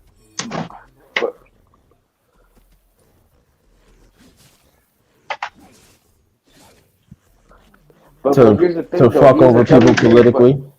Yep, for money. but listen though. But if they were so confident in Morel, bro, they could put him in there with better. I mean, why put him in with Fox when you could have put him with Anthony Sims? If they're ready for him, then start throwing him with ex champions and see how like it turns out. Then Because he's in the Anthony Sims, prospect development phase. yeah, Anthony Sims. What is Fox, bro? Fox, yeah, he fought in that same car, and I saw him fight. He's actually pretty. I'll give a lot of people the run for their money. I'm just saying, I'd rather, yeah, exactly. Yeah, like I'm not gonna diss Fox, but like, bro, I don't even know he was at the last time I checked, he was at light middleweight. I don't know how the hell he jumped from light middleweight to the last time I ever saw him fight was against Mitch. Yeah, because I don't Anthony know. Like I Sims, he said, lost to not Angulo. Ingula. Oh yeah, yeah, the Yeah, fight on Gulo, but that was bullshit, bro. That was BS, bro. He won yeah. that fight. He from where I'm well, he was from the city, but Minneapolis. he ain't too far away. You I know think he's what's from crazy though? Painesville. That's Mayweather's cousin. Anthony Sims? Yeah, they're related. Oh, that's interesting. Oh, so yeah, that dude That's grew up like an hour away from me. But that's crazy, bro. Instead of like, how come Mayweather doesn't try to help him out though? They're cousins. But like I said, I don't know that maybe they don't get Well, that's along. because he was a blue chip prospect, but he lost his contender But fights. that shit was BS. But be honest, bro. Fighting in Angulo is better than fighting a Fox, bro. Nah, Alontes Fox better than Angulo, bro. Nah, dude, put him on. I'm telling you, like, we'll see. We'll still right now. Morel's got talent, but we'll start seeing him. Like I said, develop by the 10th fight, but they're gonna start putting him with contenders, but not right now, not right away. Yeah, exactly. He's like what Mayweather said. He's a blue chipper. He's an extreme blue chipper. He's someone that people think is going to go on to dominate most of his opponents and probably won't lose until after, depending on who he's matched up against like until like his 25th or 30th fight. And if he does lose, it'll be on some robbery type shit. You think so? Nah, but I don't think so. I think at 160 he'll win, and then once he goes to 175, bro, it's gonna be a big ass challenge. Him and O'Burlton is going to be a hell of a fight. Oh yeah, him. Ortiz? Oh yeah, he got talent. That dude is from Pennsylvania. Yeah, O'Burlton's crazy as hell. I think him versus David Merrill Jr. at light heavyweight, that's going to be some shit.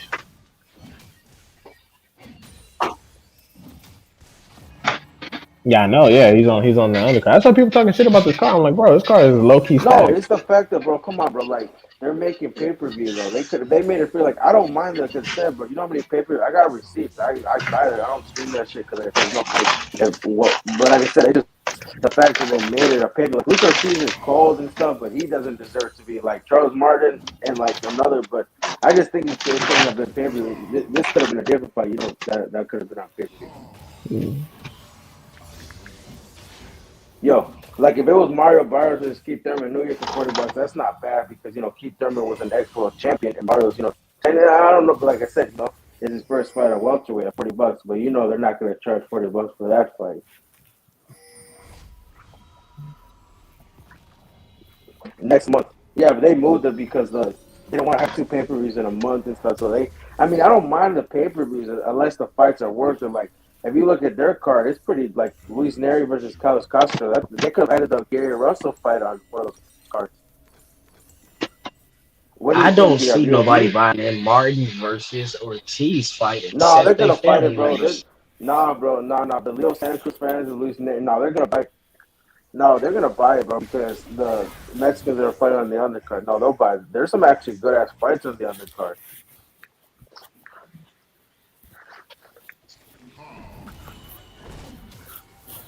Wait, do you think who's the Cuban that's fighting on the Keith Thurman Barrios card? He's a Mexican Cuban. Is there a Cuban?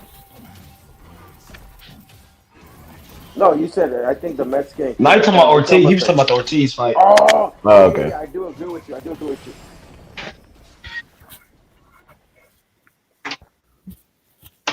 Yeah, but the thing Where is the fight? What that fight happening at? Miami, I believe. It shit better be. It better with be.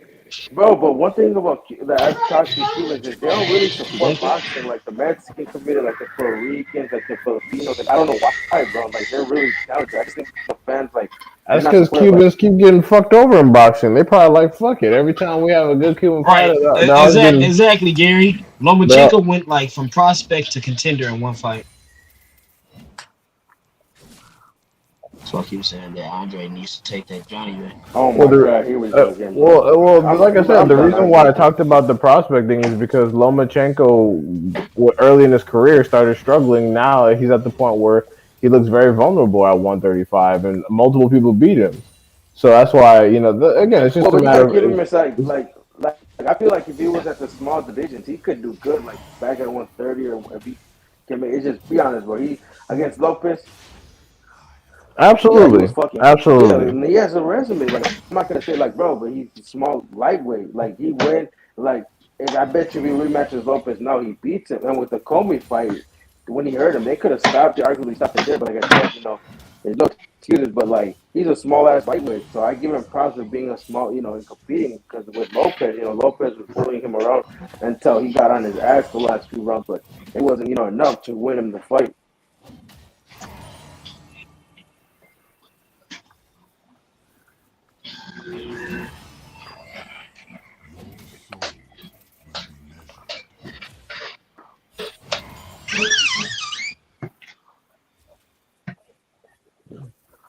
And also, one Let's thing see we gotta Lomachenko. understand about Lomachenko's situation is that there were a lot of politics involved in his situation. He didn't move like a traditional fighter because Bob Arum had an objective. Bob Arum had an agenda. So there were a lot of politics that went into play.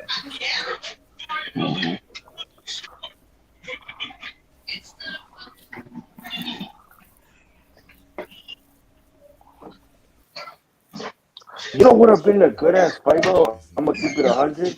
Lomachenko Yeah. versus Gary Russell. They already did fight. What the fuck? Oh yeah, they did fight. Fuck, I forgot. Oh yeah, Lomachenko did go for He that. said that would be a good fight. They fought. But Gary kind of seemed like he was still. I don't know, like how long was he in the pros? Like I'm gonna be honest with you, Lomachenko did get on his ass and beat him, but I feel like they fought again, it's 50-50. But he did Yeah, whoop Gary Russell's ass. because I'm gonna keep it. Gary He Russell did got a whoop his ass. knockdown. He did.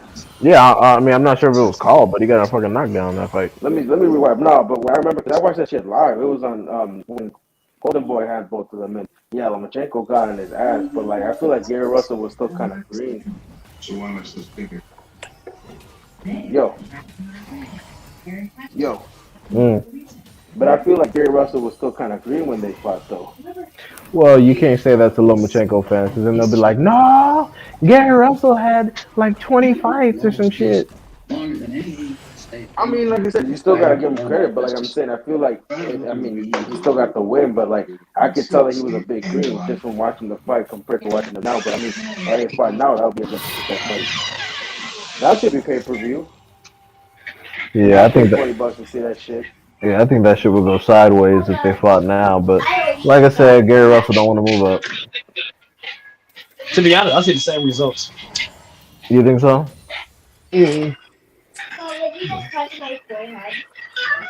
I don't think Gary Russell has improved enough to where I kind of pick him over Lomachenko. I think they both have improved since that fight.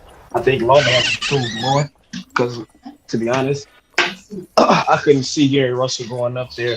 Beating dudes at 130. But I do kind of like, even though I'm a little concerned with I kind of want to see Gary Russell versus Ray Vargas, but a lot of people are gonna be like, that's gonna be a boring ass match. Against who? Gary Russell versus Ray Vargas. I don't know why I thought you said Frank. What'd you say? I thought you said Frank Vargas. I'm like, who the fuck is that? No, Ray Vargas. Man, that is. You think Beehive? Ray Vargas. That's the dude who lost MJ after Rebellion, right? Wait, Ray Vargas. Ray Vargas versus who? Gary Russell. That's a tough fight for Gary Russell. I think Gary Russell has the ability to pull it off. He can stay on the inside, but if Ray Vargas plays the outboxer all night, that's going to put Gary Russell in a Dude, hard situation. I have a faraway cousin that actually Who did Ray sparred Ray Vargas Vargas. lose to? Nobody. He's No, he's undefeated, bro. undefeated. He's 35-0, 22 knockouts. That was Daniel Roman, homie. For real? No, I'm thinking of Daniel Roman. Yeah. Dude, but I had a homie that he's like a cousin to me. He fought in the gym that where he trained that dude. He said he sparred Ray Vargas. He said that was the most stressful shit he's ever gone through. He said that he almost literally wanted to do the last fight he had before prior to this fight. Dude, he said spar him is like so stressful. Yeah, man, Ray Vargas can punch. Motherfuckers don't give Bro, him he his couldn't catch respect. it, bro. He said he almost literally rushed him and like, bro, he could not catch it. Like I'm like, and I seen why like the fans are booing, but it's like they don't understand the style. Like when he fought the Japanese, dude, you see like every time he was put in the ref would try to break, he would always throw like punches. Yeah, and it's because people always talk about how he can't punch. I'm like, bro, the guy's got 22 fucking knockouts. It's very clear he can punch. What are y'all talking about? Like, And he signed with PBC, so like I'm pretty sure that he wants to fight. I mean, like They made him give up his belt. no, Ray he Vargas? can wait. Yeah, No, they made they him give didn't. up that belt so Oh. he wouldn't beat Luis Neri. I mean, bro, I'm not something Luis Neri, but he's very undisciplined. If you follow this dude on Instagram, bro, it's just very disappointing. Well, he got lots of hoes and shit. Well, bro, yeah, something like that, bro. And I heard that at one point. I don't know if it's true that apparently he was gonna sign with Mayweather, bro. Because I did see a photo with him in Tank, but rumors are rumors. I heard that he was close to signing with like TMT. No, I'm he looking was at at Instagram 118, right now. bro. I'm curious. He doesn't probably close, but bro, he can't just be like just tripping. I've Bro. You never can been tell sold when on Luis Neri. nah, bro, he was a beast. I liked Neri until he popped dirty. Then I was like, nah, I can't even rock with you, homie. They didn't even take his belt from him either. They let him keep his belt. No, No, they did, but they stripped him, and then he never no, he he never kept his fought. belt. He lost his belt the next No, fight when bro, he missed no, weight. no, I looked it up, bro. He didn't pop. They took the belt. Let me look this up. Nah, he lost that belt on the scales. Yeah, they didn't strip him for PEDs, though. Was it PD? So here's the thing, though. When you say like you gotta look like, is it a P? Let me look it up. Hold on. Yeah, it Nah, was like he popped dirty Because for here's the thing, though. clenbuterol. no, it was another version of clenbuterol. It wasn't clenbuterol. It was like a different version of it, though. I mean, like I said, bro, I don't know, like you said, like it depends. Like I said, the backstory, because like I said, I'm not. I should, I know they pop dairy and stuff, but we gotta look at the back and what it is, because sometimes they say it's not even a PD, it's just on the banned substances. But let me see what it is. Hold on.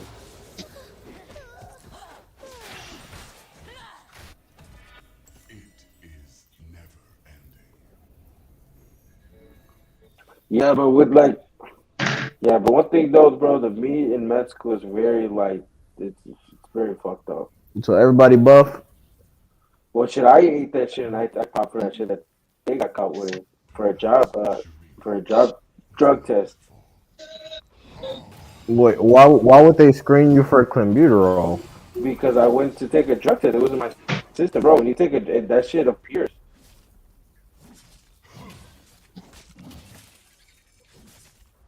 Because I had to. Well, yeah, I mean, it just appears in your Yeah, piss. Like I had to yeah. take the drug test. And they said, "What is this?" Are you thinking me, bro? When you go to a job, what does it say? No drugs. So what is Converter considered? I just find it funny how, like I said, I mean, let me look at the email, bro. I still got it for the job. They sent me items, man. I had to do a bunch of extra shit. But let me see if I can find the email. Motherfuckers live in San Diego testing positive for me, but motherfuckers that live in Texas ain't. That's funny.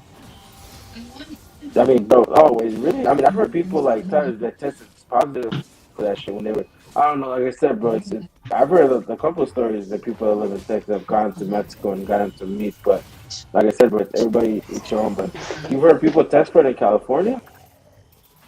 Well, I'm a remote worker, so my headquarters is in Texas, but I started in California and then I moved East Coast. But yeah, I had to do a drug test, which was a bitch because I've been doing a bunch of edibles, so I had to take a fucking like a cleanser to pass that shit. Yeah.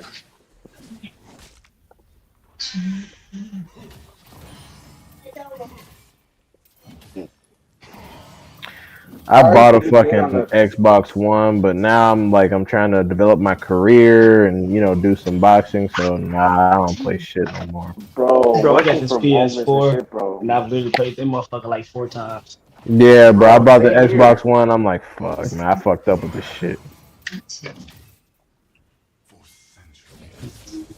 Is it like virtual Totally, bro. reality? No, like a fight night. Oh, okay. Yeah.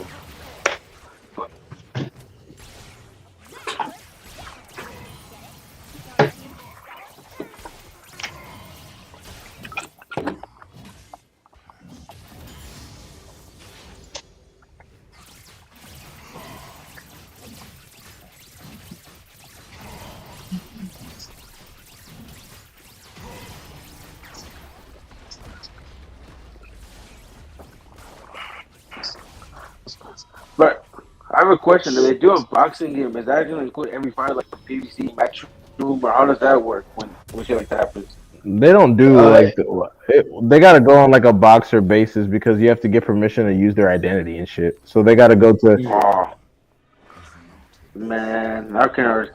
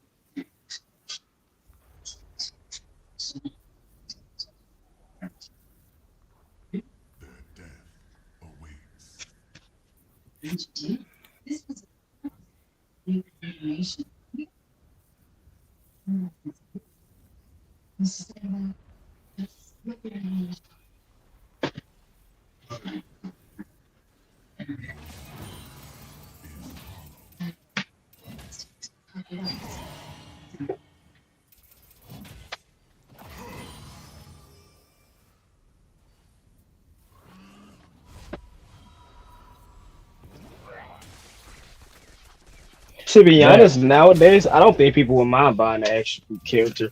That's what you really do right now for like games like Mortal Kombat and shit like that. Yeah, you got to buy like Rambo and all that shit.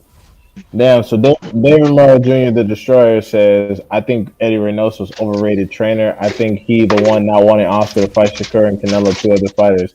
What y'all think about that shit? The comment that's No. posted.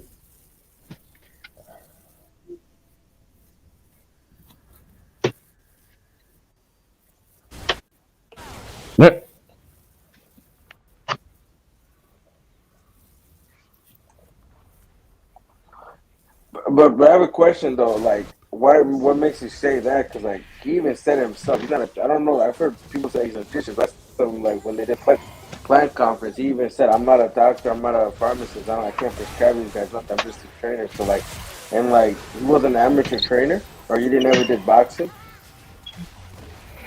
Well, No, but I'm just saying, where did you what makes you skeptical? So like he just trains the fighters. I don't think if they're in like he's necessarily someone that wants to do it because like I said, we can't just assume he even said it himself he's not. And I did some info. He's never even gone to school for nutritionists or any of that stuff. I mean, like I said, I think I have him on my other phone. I could message him, like try to hit him up if he's on, but like, but I'm saying, My thing is, what you makes you can't say only like that though? Are you just going off theories, nothing like to prove it, you or you like I can't said, only I hold respect Eddie it. to that standard. Then if you're doing that, Yeah. you gotta hold Victor Conte to that standard. We gotta look Oh yeah, at all Victor them snack Conte from the fighters. Sun. Where's Yeah, we gotta look at Victor all them snack Conte from? fighters. Funny. Hold on. Let me look. Where's Victor Conte from, bro? Well, people already throw the snack team under the bus. So Shit, Yeah, you know this Ortiz that. nigga popped is the dirty, master of bro. pigs. Ortiz popped dirty too. I remember. Yep. How Yeah. many? How many of their fighters have popped dirty? And the thing when they say fighters, here's the thing. Listen, listen. When the fighters say that Eddie Reynoso, name. Listen. Oh shit, the excuse. Oh, he didn't know. Oh, he got screwed over. Oh, like so for him, he got screwed over. But oh, okay, I got it. Oh, oh, okay, okay, okay. Okay. All right. Here's my question though. Like when you guys say Eddie fighters pop, go ahead, bro. Go ahead, bro.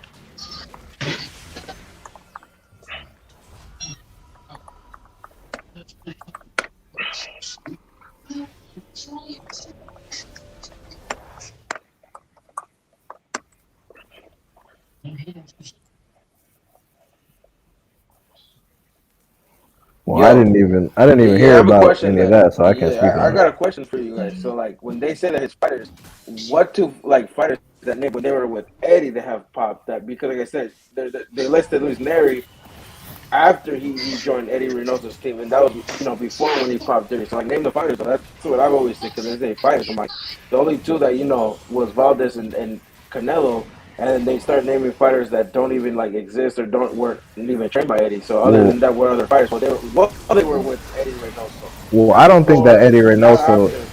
I don't think that Eddie Uh huh. Reynoso is the plug. So I didn't say that. Yeah. I don't think that he's the If you plug. know his backstory, bro, how he is no bro. Look up his backstory. Like I said before, like what fighters though? Only two fighters.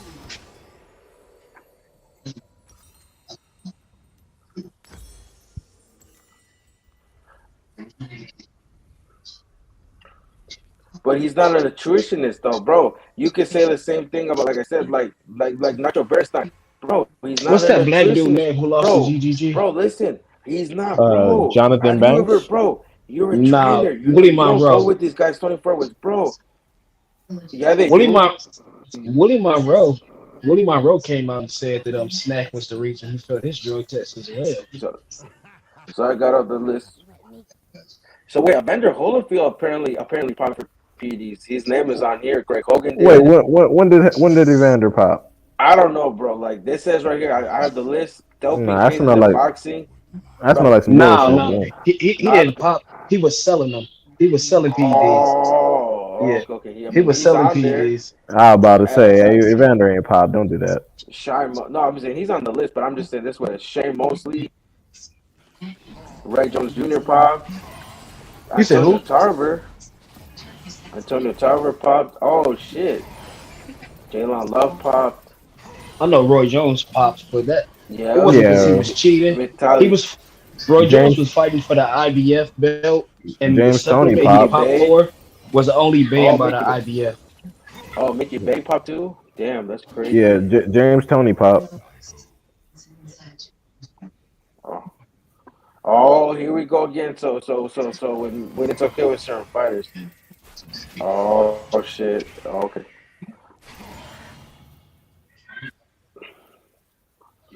Well, I Baby, don't. I oh don't. yeah, Big Baby, Pop, Well, yeah. right?